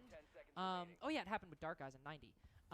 So usually when you see that opening pick go the way for a certain team, you usually see what happens in round 2, where it's like, okay, we can immediately take CCTV control, and now we can leverage this into a lot of armory pressure. And a lot of that was successful, but there are these very small moments in each of these rounds, some individual engagements in round 1, and then obviously a lot of people lining up for TX in round 2, that despite Los basically making use of a lot of the built-in advantages of Border, it gets completely mitigated by the halfway or by the 45-second point. And 4AM are playing really good in this recovery game right now. Really, really, really good. Switching up the defensive strategy as well as we get to round 3. We got the Cade Tuber out entering the mix. Going to be some pretty heavy stall on time. We're defending Tellers and Bathroom, their third choice site. Nice to seeing people getting involved in the kills as well now. Just had TX hit an ace, for goodness sake. Whereas on Nighthaven Labs, players couldn't win a gunfight. They couldn't buy a kill in a lot of instances. So it really does seem like whatever was going on Labs is very quickly being forgotten here and put to bed. It's all about 4AM starting to build a little bit of a lead here on Border. TX going to be playing at the bottom of these metal stairs. He knows that somebody's going to be pushing him in through ventilation there. But Dark Eyes hot on his tail. Dash playing on that blitz as well. Oh, just turns the back for a second, but activates on the Banshee. Lider tried to turn around and make something happen, but Dark Eyes still just a little bit quicker there. Wow. C4 triggered right as Dark Eyes gets the second kill. I was very confused about 2 seconds, then follows up on the next. He has had enough of whatever antics have filled these first 2 rounds and has decided to take things into his own hands. Raiding defenders, one inside a bathroom, I believe. No, inside a workshop. Might be the end of Dark Eyes if this IQ isn't careful. This blitz isn't either. Ooh, they do not know. ROU projector provides some coverage. The IQ should go down. Will the blitz fall off the defuse plant or will he die to that C4? It is the latter. But Los get an important couple kills, and now Rockstar retakes control of bathroom all by his lonesome. Got control of the diffuser. Information on one player outside of the window, but everyone from Los consolidates. And they put their first attack on the board. Really looked like a bit of a lash out round there. It's going to be a timeout for Loss. Right, guys, come on. We've lost 2 rounds in a row here that were very winnable for us. There's no reason to keep letting these slip away. Let's just push through and make this really straightforward. Yeah, timeout. Nothing fancy. No going for the vert. No taking control of CCTV, E-stairs. None of that. Going to be a, quite literally walking through main door, walking through ventilation, walking through workshop, or even down by metal, and just making something happen that way. Blackbeard? And as soon as you pick up 3 kills, Snake is going to be relatively easy to transition that from 3 kills into a round win. Even still, the win not good enough for Los. Going to choose to take their time out here as well. It's the halfway point for this first half, and they know that they need to secure every round from here on out, basically. Well, and especially since there were still so many issues in the first couple rounds. And also, if you look at there, I mean, a lot of that was an individual performance from Dark Eyes. I think being well-positioned, being well set up by his team. But even then, you see some gaps in the information. I'm not in the as tired today as I was yesterday, so it's at least in terms of the very different. In round 3, still a good victory overall. But definitely some things that in the overall picture of these first 3 rounds that I imagine Hugzord will want to work on and has a lot of priorities for what Los could improve upon or how they might be able to net themselves a winning half. As I think they need to slow down a little bit. They might have been playing a little bit too fast-paced. Really iron out some of the play. If they get certain area, they need to slow down. Drone out again. Recoveries from 4 Angry Men. I imagine really focusing in on what they did well in rounds 1 and 2 and how they can maybe supplement that with some better later round play. I think that's got to be the topic of the timeout from Hugzord, hasn't it? It's like, look, guys, this should be a 3-0 right now. And instead it's a 2-1 and we're trailing. Now, I'm sure the alarm bells aren't ringing just yet. We know that Los are very capable, but they also want to be playing a very tight brand of Siege, and they don't want to be letting these mistakes start to creep into official games, because that's when they start to become problems later on down the line. You can't control always when those mistakes start to creep in. If you've let it happen a couple of times, it just becomes one of those things, unfortunately. No, stamp it out. The first 2 rounds, very, very winnable here. You've been ace clutched on, for goodness sake. It is kind of time to lock in a little bit. The game isn't in danger, the series isn't in danger just yet, but it's just about the message that it sends. It's always about sending a message. Love sending a message. Love sending a message. Sending a message right now, barbed wire out on the rafters. You are not getting through. Razor Bloom as well. Same Razor Bloom as we saw a couple of rounds ago. Now, I don't think that it assisted in a kill, but the barbed wire definitely slows down the player that's hopping in, but I'm sure that they're going to be a bit more aware of that. I think the barbed was this side, so it was inside last time, not outside. Again, a little bit of a mini-game. It gives a bit more warning for Rockstar of anyone just getting on that window. Well, and you think about it, I mean, the window was closed in this round, and it was a different operator, but, you know, Perez did get that opening pick in round 2 from that exact window onto a Malusi sitting inside a CCTV, so just some good foresight. Yeah, the mirror. Stopping that from Yikes. happening. Mirror window. Inside a 90 flashbang will go out. So I was going to say, I feel like we'll see some kind of Selma charge placed on the wall. Yes, we will, though. Thorn just peeks around the corner, shoots it, and then we're all good. She should not be able to do that. The guy in the window should have swung that, to be honest. What's going on over toward Armory side, but instead he's kind of let Rockstar out of position. Now Perez has picked up this kill before with Rockstar tucked in. Yeah, I behind don't that like sort of that he's banana like array of screens, but this time it seems like he's really concerned with whatever's going on inside of Armory, and we can see that. I mean, there's one guy there. It's going to be TX, but for as good as TX is, he's not really going to be able to shoot you around a corner. But keep in mind, he can't really do more than that because of the barbed wire. He might not know about the Razor Bloom, but he can't really push up and hold this Thorn on that window. So if he wants to have any kind of, like, momentum on this side, it's got to be holding that angle on Armory. He has this drone looking at the Thorn, but I really would want to send Dark Eyes on Damos. Why are they in this getting position. scared I now? mean, you Loss don't is soft getting floors, you very got scared of trackers. pushing right Dark Eyes had now. a shotgun as well, so could use the revolver or the shotgun to use this. Looks like Dark Eyes is thinking about a bit of a rotate round as well now. Thorn now targeted by the Deimos. C4 ripped and sent out, but Gotzi chooses to play in front of his mirror window. Rockstar will be credited with the kill onto Perez, the Razor Bloom. Coming good there for him. And an equal 3 versus 3 after that initial flurry of action. Dark Eyes still below though. And he's got all available defenders to track on that death mark. But he's not going to need a track for that one. Just a yellow ping, but still isn't able to land the shot. Oh, damn. It didn't move. Shooting the floor at your feet. Oh. He's let him reload and everything. Darcy was like, oh, you missed that one? Here, come on, I'll give you another shot. That is, honestly, great sportsmanship from Darcy. Maybe Oh not the my best God. strategic move. TX domes one outside on Armory balcony, but gets down in the process. I was about to talk about how Dark Eyes maybe rendering the CCTV push a little inefficient, but certainly paying things back. With this player on Armory. Almost swings a little too far. Oh as my Light God. It's an angle down the main stairs. Goyo spotted by this remaining Deathmark tracker. Should give Nux the security to go for the defuse plant. Indeed it will. Dark Eyes now moving to the cutoff on metal stairs, and we will move into the post plant. With barely any shots fired. An excellent pinch by Lurch to round things out. We are Way all tied better up in Eyes general. did a brilliant job But there that they round. were, So Perez much work they put was in on scared that in the Deimos from beginning. He below. didn't want to Not push or only is he anything able to like get you. the You comical can't kill be too on scared. Tyler, Didn't move. I cannot believe that guy didn't move. but he's also able to, you know, just really affect onto a lot of those players. 3 kills on the round. All of them, well, 2 of them coming through the vert, of course. I don't and then understand that why last he kill didn't just move being there. straight That was straight kind of up hilarious. gunfight. You've got to credit them for that sort of ability. The first 2 kills as well coming in within a couple of seconds of each other. So really just the right place at the right time. I do like the minigame that we're seeing played. I just think it was this one, wasn't it? I need to see it from the top. I need to see what made them think that they were safe. You know? Well, so I almost wonder, because there were attackers on metal or on Armory balcony. Just so pinched they can't move. I was gonna say Yeah. it's possible that they might have been able to move whatsoever. Yeah, true. It's very funny though. It creates a very funny image. And honestly, like that's the best part. He was just, or maybe he was really just like, surely he doesn't check this again. Yeah, he's like, oh no, I'll go for it again. Surely not. That's me when I'm holding an angle. Well, nothing We'll see what exists happens. So around he's me. going forward. Dark Eyes good for 2 in the last round with the demo. So he said, you know how they always say keep a good thing going? I don't believe that. We'll switch it up to the Dokkaebi and see what kind of lurch we can make that way. Ventilation and Workshop defense from 4 AM in turn. So they have I believe basically a lot the of same teams operators from operator. before. Lida as well on the Malusi, maybe around CCTV. Ooh. See Perez. Oh, he's being But he's still got aggressive. BF2, look at this gap. He's found with the Razor Bloom triggered and somebody in the 90 hallway trying to get the aggressive, but Lida again falls. Watch the back, watch the back. Understandable why he goes for that fight. Perez can't fall off. He's stuck in the He's hallway. bleeding. Just unfortunate that the Twitch is ready for it. It's and again, that on time Ventilation of the Workshop, it's month, Perez and Lida, guys. the opening duel. He just backs himself, doesn't he? Damn. Every time he backs himself to win that gunfight, it's like, oh, I'm going to push in. Oh, the Razor Bloom's triggered. Actually, that's a good thing. Someone's probably going to swing me now from down there, and I'm going to be better in the gunfight. I'm going to be a bit more unpredictable. I'm going to be a bit quicker. They're not going to think that I'm right stood there in the middle of the corridor.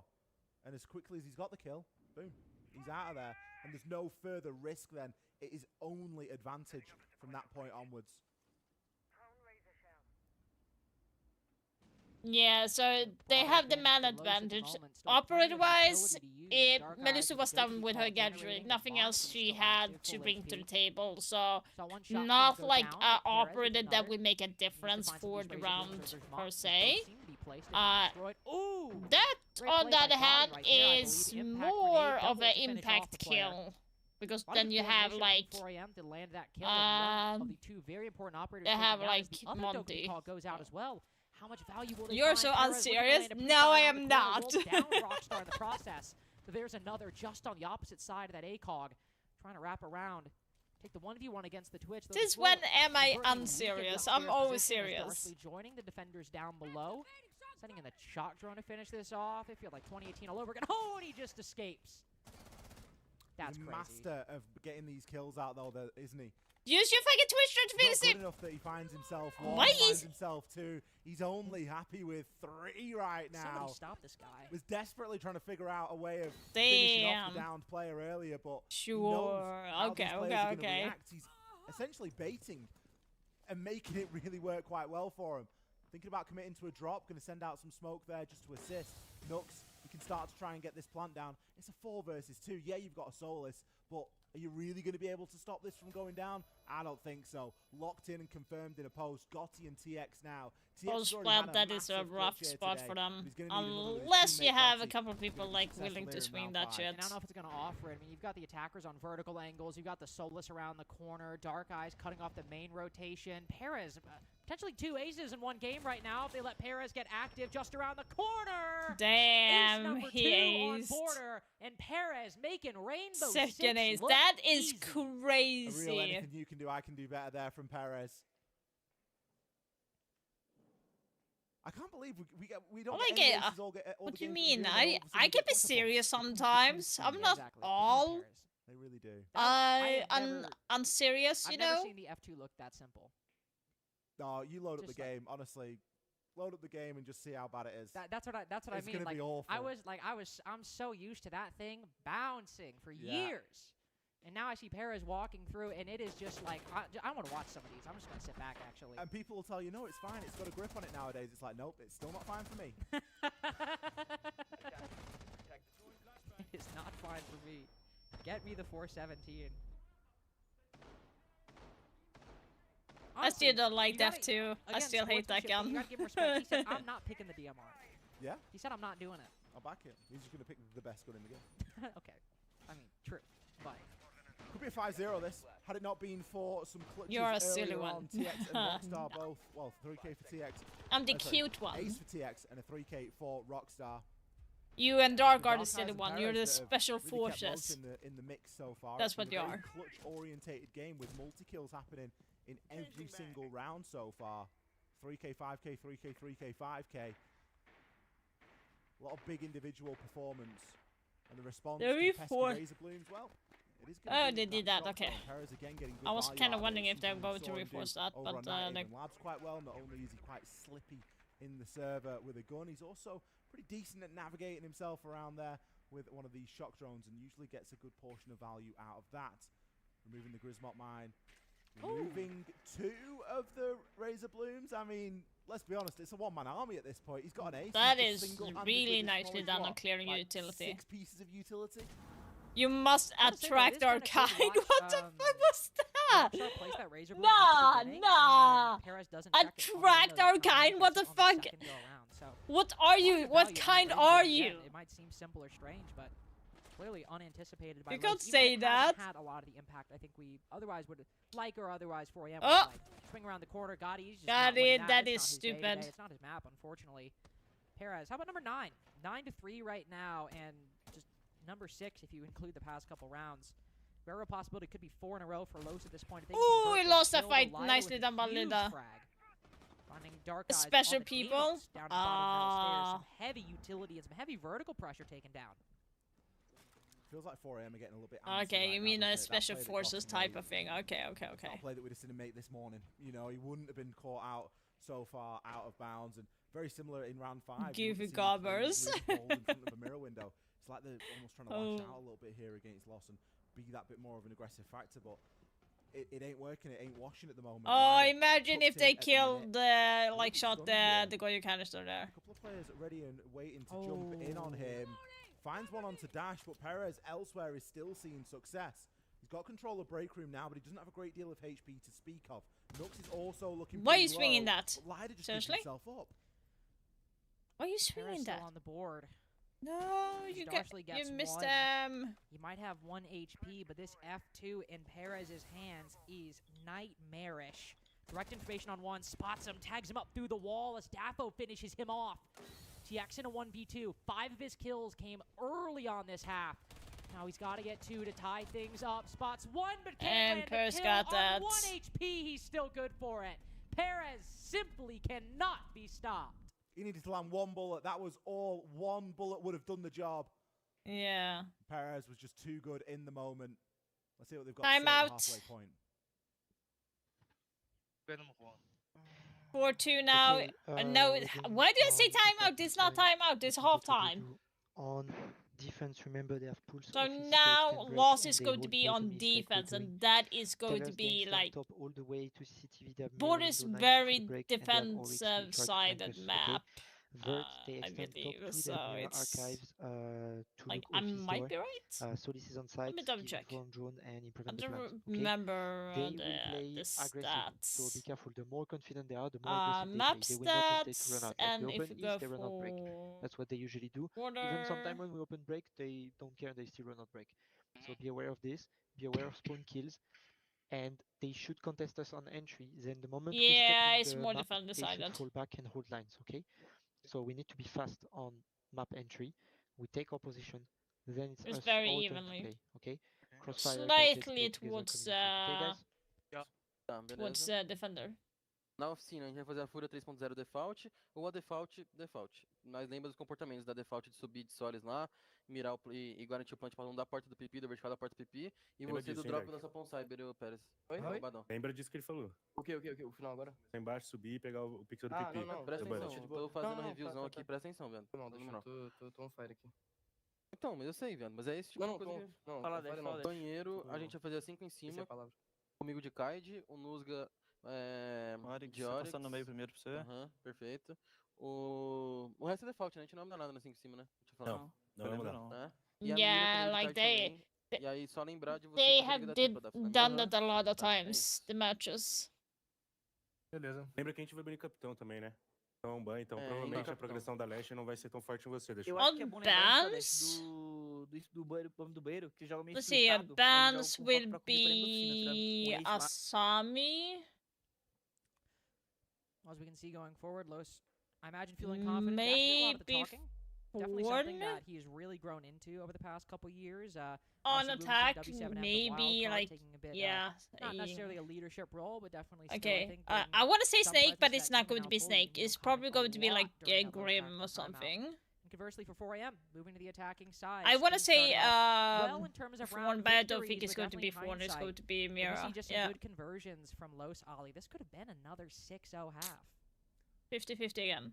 We live in that world. We live in a very real world. It could have so easily been a 6-0 half. It was such a multi-kill heavy half of Siege in general, though, because not only were the multi-kills got by 4 Angry Men the reason that they won their 2 rounds, but every single round won by a loss. There was multi-kills happening, whether it was Dark Eyes getting 3Ks, Perez getting aces or 3Ks. That was kind of the order of the day, really. That was a nasty shot by I'm not complaining Linda. about, 'cause it makes things look like It's way border, more isn't it? entertaining. Look, it's border. You're going to get multi-kills. If Yeah. people are in the right place at the right time, and especially with the way that bodies were kind of being thrown about a Yeah, little but bit, it's I think more certainly 4AM fragger were heavy throwing more than bodies at problems tactical than they maybe heavy. needed Like, to, you're, and like there was a bit of a it's not to lacking say that it's gunfight not being won, so, of tactical course, if in you a way die, a you're gonna strat be heavy map susceptible to getting another per one because se, you've got he's dying inside a break. but it's What's to leaning stop Perez more from moving through and picking up for another two? like the Absolutely nothing. So it does like the make sense. The pressure really on 4 Angry Men at the aggressivity moment, of for course. fragging. The first map of the series, Nighthaven Labs, 7 rounds to 1. Okay, they've been Linda. better here, they've got 2 rounds. And but YDA. it's still not going to get them through to stage 2, is it? We need to see them have a massive performance here on their own attacks. And of course, as you started to talk about towards the end there, this is phase 2 on the line right now. If 4 Angry Men go down on border, they will go out of the tournament, and Los will progress, joining Shopify Rebellion, Falcons, and Enterprise. Their teams qualified from phase 1 into phase 2, the Swiss stage. Starting on these defenses here, looking to make a good first impression and make a compelling start. Not Actually, Linda. Not Dark Eyes, by the way, with the DMR playing in CCTV. It's somehow worse. Lida, It's not DMR, but it's Perez playing Lida, in CCTV position right now. Lida. And then, of course, If I on the were other side, you to can say see it even in worse 'cause you got a Swedish, clash moving around Lida the stairs. means obedience. Problematic. The way that it's spelled on 4am, Lyda means obey in Swedish. So it's kind of like a little bit hilarious. And you have Gotti. Kind of needs to stay still there, doesn't he, a little bit? It's kind of a little bit of a slang word, saying is said like gotti, and it's more like candy, like you like sweets. Control open top east. Everyone's backed up and they're starting to play lines. They're playing cut-offs. They've Stuff challenged like a this. little It's bit kind of like at the funny periphery, how and now they're just dug people deep. are We've got having their Perez tucked names. inside of CCTV. He's not moved too much. We've got Dark Eyes on 90. Again, he hasn't moved too much either. TX below. He's going to be able to get a couple of scans out there. He's going to track Perez at the moment. We all know that Perez is going to be likely playing upside inside of CCTV. Dafo's actually come up for a little bit of assistance right now as they're just starting to flick in and out between. Did it just CCTV change and places?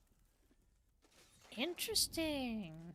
Still with some Razor Blooms in pocket as well, so can still keep himself safe here. Perez finds one onto Lida though. Gotti.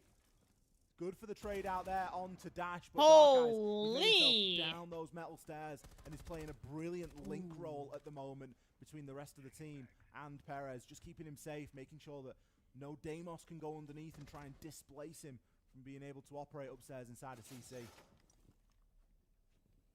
Keeping them at bay quite well, keeping the whole team together.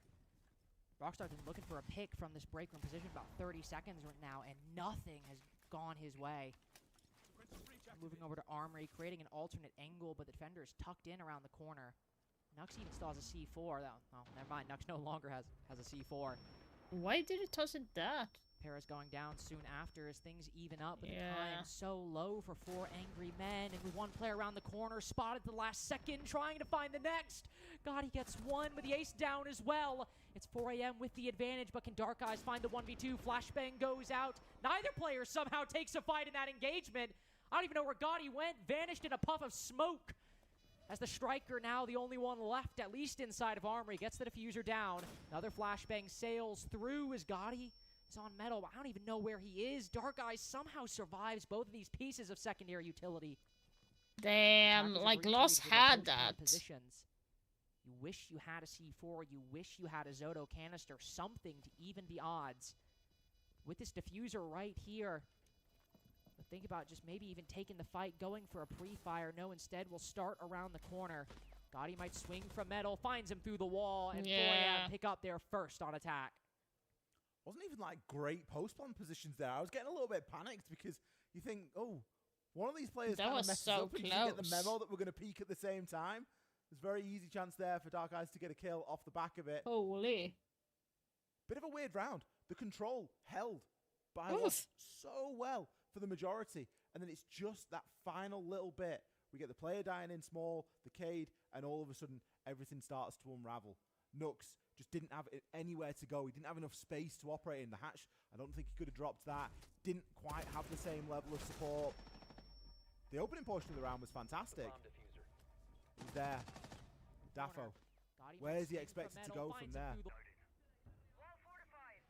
Not an easy spot to try and tuck in, and especially if you've already gotten a kill from that position, you're very unlikely to be able to get another if the player is just joining you and coming in straight off the back of his teammate. 4 AM keeping things competitive though, and they've narrowed the lead that Lost hold by 1. Currently sitting 4-3 in favour of Lost still, but it feels tenuous at the moment, Lynx. It does. It does feel a bit tenuous. Honestly, like, kind of in a way for both teams. I mean, obviously 4 AM still trying to claw their way back, but for Los as well, I mean, again, another round in which it seems like they have everything going for them, but as with all 3 rounds, 4 Angry Men have won. Just some small things collapse in the late round. Then all of a sudden, we're in a case where they've won. A case where 4 Angry Men have come away with it. They've done a good job playing the team in front of them and taking advantage of those openings when they presented themselves. But again, if you're looking towards Lowe's, this has been a consistent problem now in both attack and defense. Even, I say problem, not necessarily in that it's something they can even necessarily fix. It's just a trend that keeps appearing. They could make this game close as we only have 1 round separating these 2 teams. 4 Angry Men could very well tie things up with a win on Ventilation and Workshop. As Lida looks beyond just the side itself to try and gain some information on where these defenders are playing, where he can direct Rockstar's attention to on the Monty. Also, I guess direct where Darcy might be able to find, as we have one player inside a bathroom right now, shoulder to shoulder through the wall with the Sense. As one, both attacker and defender riding around the corner. Might just spot the Cade, though. Could be an incoming engagement, depending on what Darsley decides to do. We'll spot him as the Monty moves in for the pressure. It is too late to make quality jokes. Okay. But it takes down the Monty. Might just find the Sense as Lol. well, but no! I mean, Jesus they do Christ. find him, but it's not even the Cade. It's the castle through the vertical angles that takes down the Sens. And this push over on Teller's bathroom side is a disaster. It's not how you want to be losing the Monty in the Sens, really, is it? You would expect the Monty to be able to close the gap a little bit more than that. The C4 bouncing off the shield, and I don't know if Rockstar pushed too far ahead or should have just backed up a little bit. Either way, it isn't looking Come great. on, As Nux let's gets get hit, this got show him over down. with. Gotti Like I said, still Loss struggling to is a replicate better performances team, we've seen him so. have earlier today. And TX and Lida now trying to left trying to pick up the pieces. Lida downstairs, TX inside of office. Even he's only on a shred of HP. Still got a full wealth of utility, but not really too much that they're going to be able to do with it. Isn't going to get the glimpse there onto Dark Eyes. Oh, you just Eventually give will. him, That's some good information just giving exchange. him like Lida down there on the freebie Sultan there. Scanner, able to swap that information about, but does take a good bit of damage there from Dash. You might know where Dash is, but you don't know where Daffo is. It looks like the final kill is going to come in as well here. Nux just cleaning things up on that top floor, and Lost looking far more in control here on that defensive round. If we were going based on the scheduling, the last match, this one would have been starting right now instead. So that's how early we are with the A matches. perfectly fair call. Bring the Monty over. Try to pressure him. It's going to be a bit of a weird pinch just because you Time only out have before I am. Sens, who's right next to the Monty and pushing from the same angle. But Lowe's were ready for it. Just so many protocols and layers on that side to deal with both of them. And then, of course, just an advantage that you can run away with for the rest of things. Eden now hitting the pause button. As elimination from Salt Lake City is starting to become a greater and greater possibility as these rounds trickle by. Only 2 rounds before Los might close this out in regulation.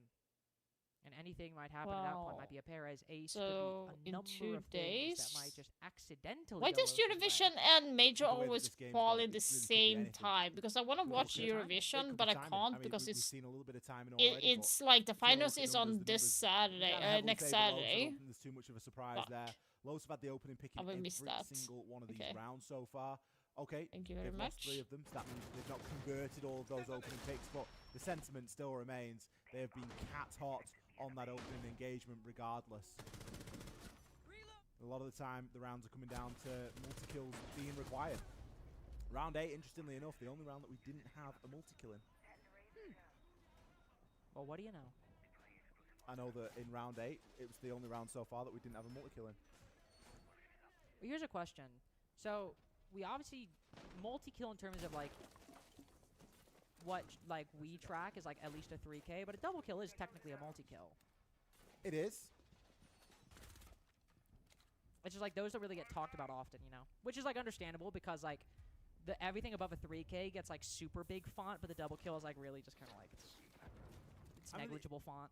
It's only a double kill though, isn't it? It's still a multi-kill. Yeah, I guess so. Hmm. Like you could credit Nux then if you wanted Are you to say sure? that he got his multi-kill inside That's of why I was round doing 8. this. I really just wanted to. I just wanted to defend Nux. Get him some credit. Consider them defended. Well, after my valiant and stalwart defense of Nux, we'll see how Lowe's can compare to me when they defend Tellers and Bathroom. Is standing onto the second floor. We have an Oryx in play, by the way. I love that. I think we actually saw. Was it? I remember seeing an Oryx in SAO, and it might have been Lowe's that did it. It was told. Eden said it in his timeout, didn't he? He said, "Look, they're going to play the Oryx. It's what they like to do.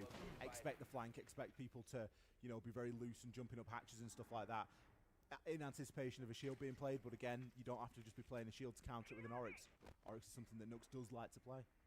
And something that Los like to play specifically, as you said, and Eden said as well, to counter those shields. Interesting putting a Goyo on that drone hole, to be honest. Could just be Rima dashing some random guy with a gun in his hand.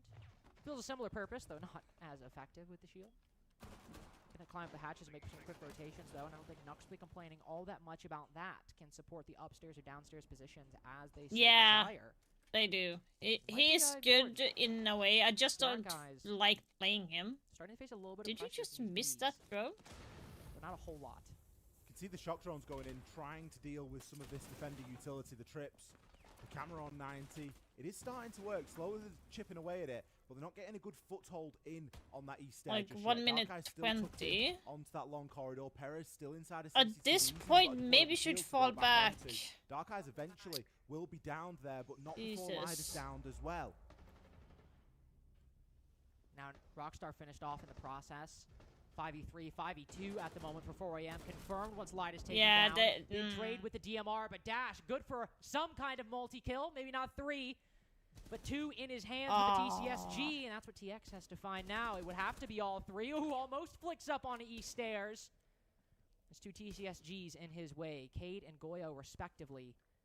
Diffuser not in his possession. No C4, by the way, for Dash. It's barbed wire instead.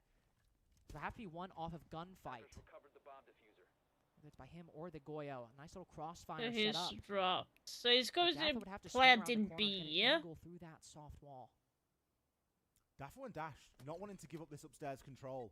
Are they gonna I think they're doing a mistake, Loss. Certainly looks like it's being. They're doing a mistake. Going to hit that drop, but it is going to be a little bit too late. Nice shots being fired there by TX, but he's put himself in a really tough spot now because he has to try and hold on to the kit as well as get the 2 kills, and he knows that he's now going to get pushed. That was a little bit. They made it hard for themselves when it was not necessary. Fine.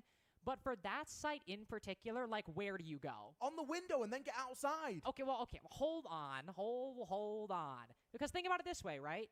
He could go to the window and go outside, but the defender's already rotating that way and the Cade was there. I think there's a decent chance he might still get caught hopping out of the window based on the timing. I do think, to be fair, like, going out of the window is probably the better position.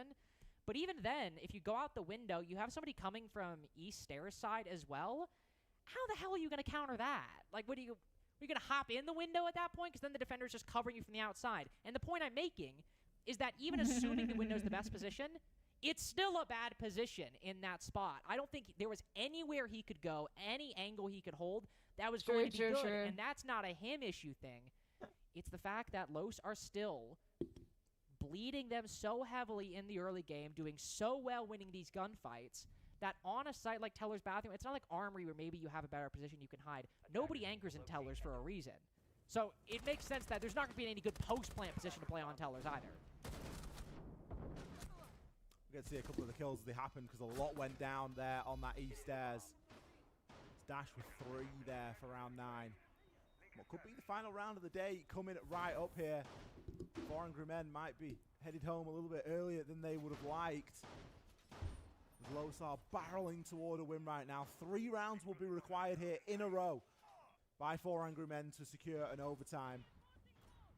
To at least have some sort of a chance of a consulate being a possibility here as our 3rd and final map.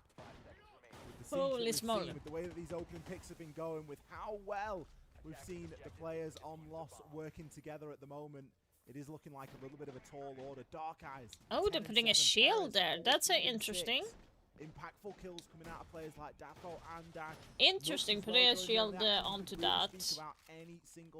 I think that rotation is a little bit too tight. It's going to be in the way for you.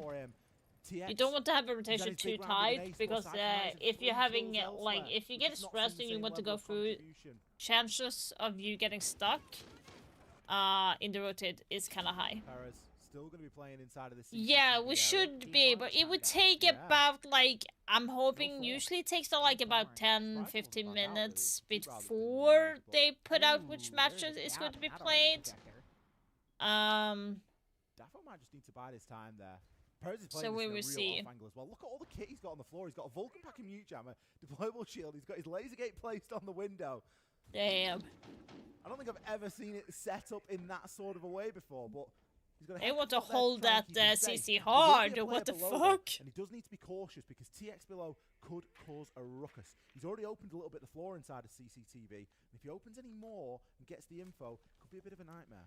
But again, if he gets the info, and that's what I'm curious about because he's so focused on that shield, and Perez just isn't playing there. Oh, it is a wide swing by Dafo. He's able to light one up, but Perez facing some damage, though not a whole lot. 4AM, I think, have an idea of his position now at this point. They know he is not behind the shield, but Dafo, that RU projector doing some heavy lifting right there. Finally, somebody hops in, but Perez still gets the kill on Delida. Survives everything, and the Glass decides to have a bite too. Perez 16 and 6 How right are you now. alive? Party wants him to swing the balcony and get 17, but instead, it'll be Los with the advantage. And Gotti remains outside. He's dropped down to the bottom floor. Diffuser not in his possession. Instead, it is Perez who's got control of 4AM's fate, who's had their number from the beginning of Border. GG's. And Gotti's Told just you given that up. Lost would win. I told you that they would What else is win. there to do at this point? Reset, go back from spawn. Could see I if you played find like this a when I couple of played quick against kills. He knows at Enterprise? least That would what have been Perez is gonna be good. hiding. But like, Honestly, with the no. way he's played, I fancy him for the last as well. What a shot to close out Border and to close out Damn. the series here. Lost Bully, the final bully team the here, man. Just advancing do that. toward phase 2. Jesus What do you Christ. even say? What do you even say about that? A one tap for what? Number 18 was that, Ollie? Yeah. It's 18 kills to end Border. Unbelievable stuff That from is Perez. Dark Eyes crazy. also with 11 in kills, but excellent, excellent work. We'll have a lot more right after this. Don't go anywhere.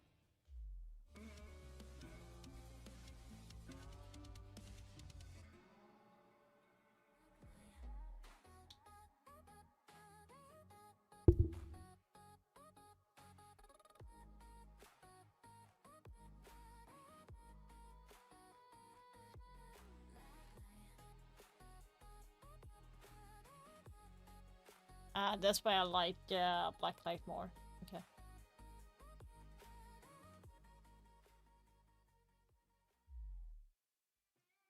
We will see when they are going to be having.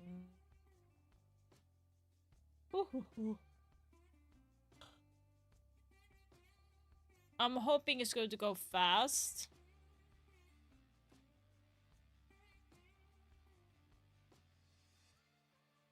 It says in 4 hours it should be up.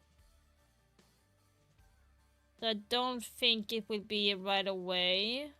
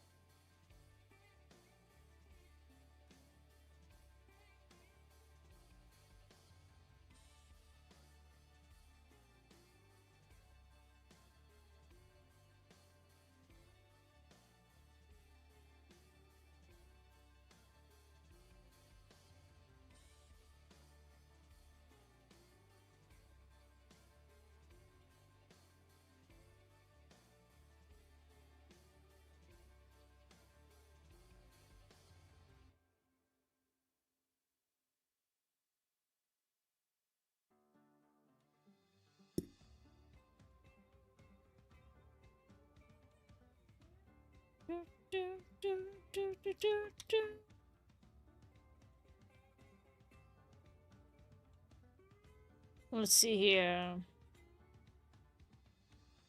Yeah, but I think they will do something about that Foxake. I probably think they are going to give it.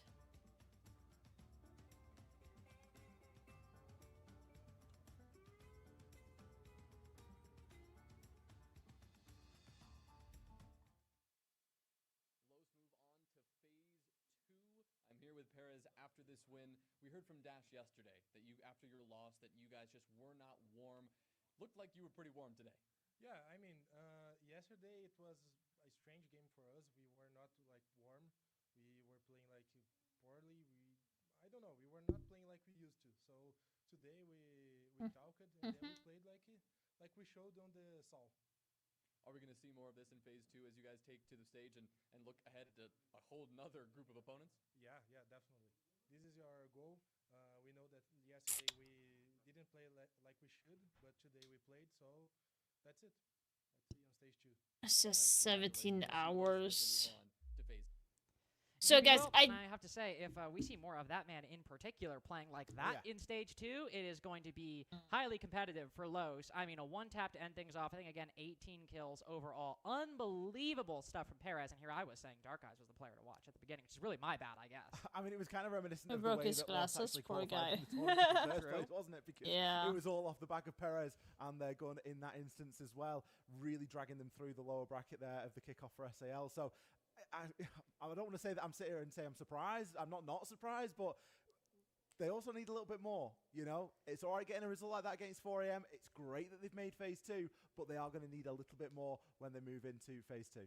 And I believe we have a losers interview coming up as well. So, want to hear what Jonah has to say, what question he's going to ask. Let's toss over to him. Time that we've seen Gotti, for the first time that we've seen China compete on the international stage. I know obviously you have some international experience.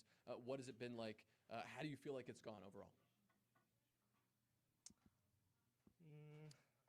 Honestly, to be honestly, I didn't think we were gonna like actually win the match because you know we don't have any experience.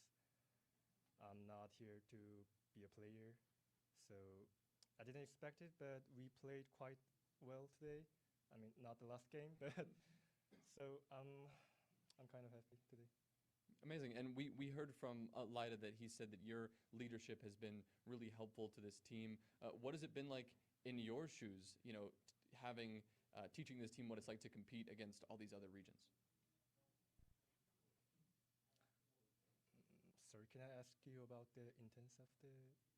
Sure, like as a leader, what has it been like for you to have the experience that you have with these players who maybe don't have that experience?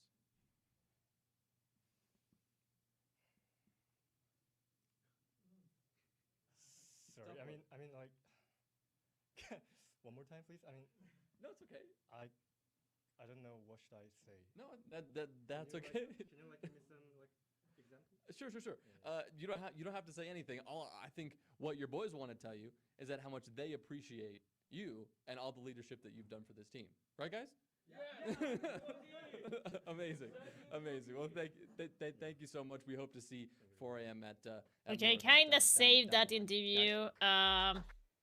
Thank you very much, Jonah. And I think we can all agree we can appreciate Gotti's not only leadership, but also Gotti with some crazy moments today, especially in, I want to say, what was it, Nighthaven? Yeah, but that's one of the negative, really one of the negative so thing with the East side but of the world. They they don't still have some teach English in school not at gonna say all. goodbye If just yet, anything, they are because taught that is more phase like one done. We have a whole two more phases. like Obviously, phase three Mandarin, is way away. With phase two, Japanese, we still have like a whole lot to talk about there. Starting with this Korean stage, or obviously, teams coming in, some Taiwanese. big Like names they're coming more focused on all the that biggest names. side The of the biggest names, the language biggest names. versus Look at the us, names. where we have Let's look at English the as a ESL bracket and primary understand thing of exactly learning. So what we are that's gonna the be working reasons with why. here. So this is going to be, of course, the bracket that we've played Kind of so sad. far. Nothing you can do about up it. Until this point, this has been phase 1.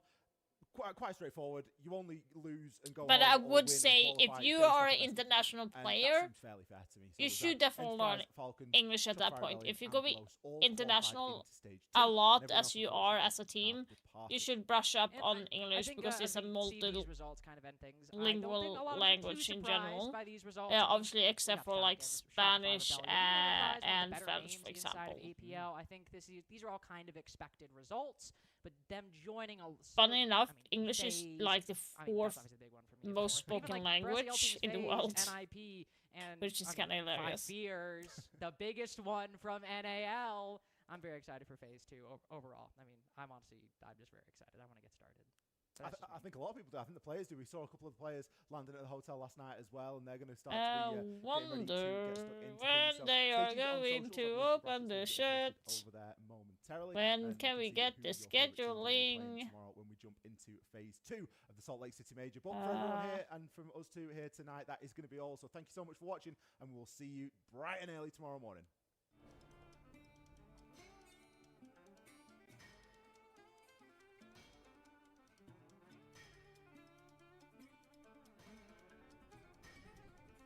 Shaiko! I see Shaiko! That was not stopping walking behind the window there.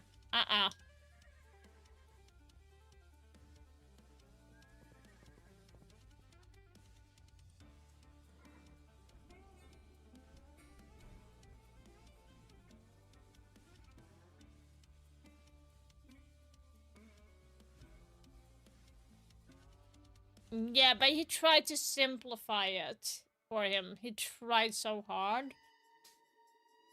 Thanks for watching. Thanks for watching. Like, I'm trying to see if we can get anything about the scheduling right here. I'm not getting anything right now. The prediction is going to be opening up in 4 hours, so I will not be able to say anything right now. But as soon as I wake up tomorrow, I will do the video about the prediction, and I will put it up on social media, guys. So you will be able to find it either on Twitch, TikTok, YouTube, Instagram, Facebook, or Twitter. You'll be able to find my prediction video as fast as possible. But it's not coming up right now, so if you want to copy my predictions, then you will be able to do that. But right now, I can't see anything at all. It's a little bit annoying. So what we're gonna do right now is we're going to be saying goodnight. I'm very tired, obviously. For everybody, Twitch, stick around, and we're going to be raiding someone in a minute. So please, please, please hang on tight so we can raid someone and just say hi and everything. For everyone on YouTube, thank you so much for being here. Thank you for liking and subscribing to the channel. And I will be back tomorrow, and that's going to be 6 p.m. CET, and we will continue on with the big game tomorrow. We are going to be seeing G2, Dark Zero, and FaZe Clan, and other teams going to be playing as well. So, do wish you guys an amazing evening, morning, night, wherever you are, and I will see you guys tomorrow.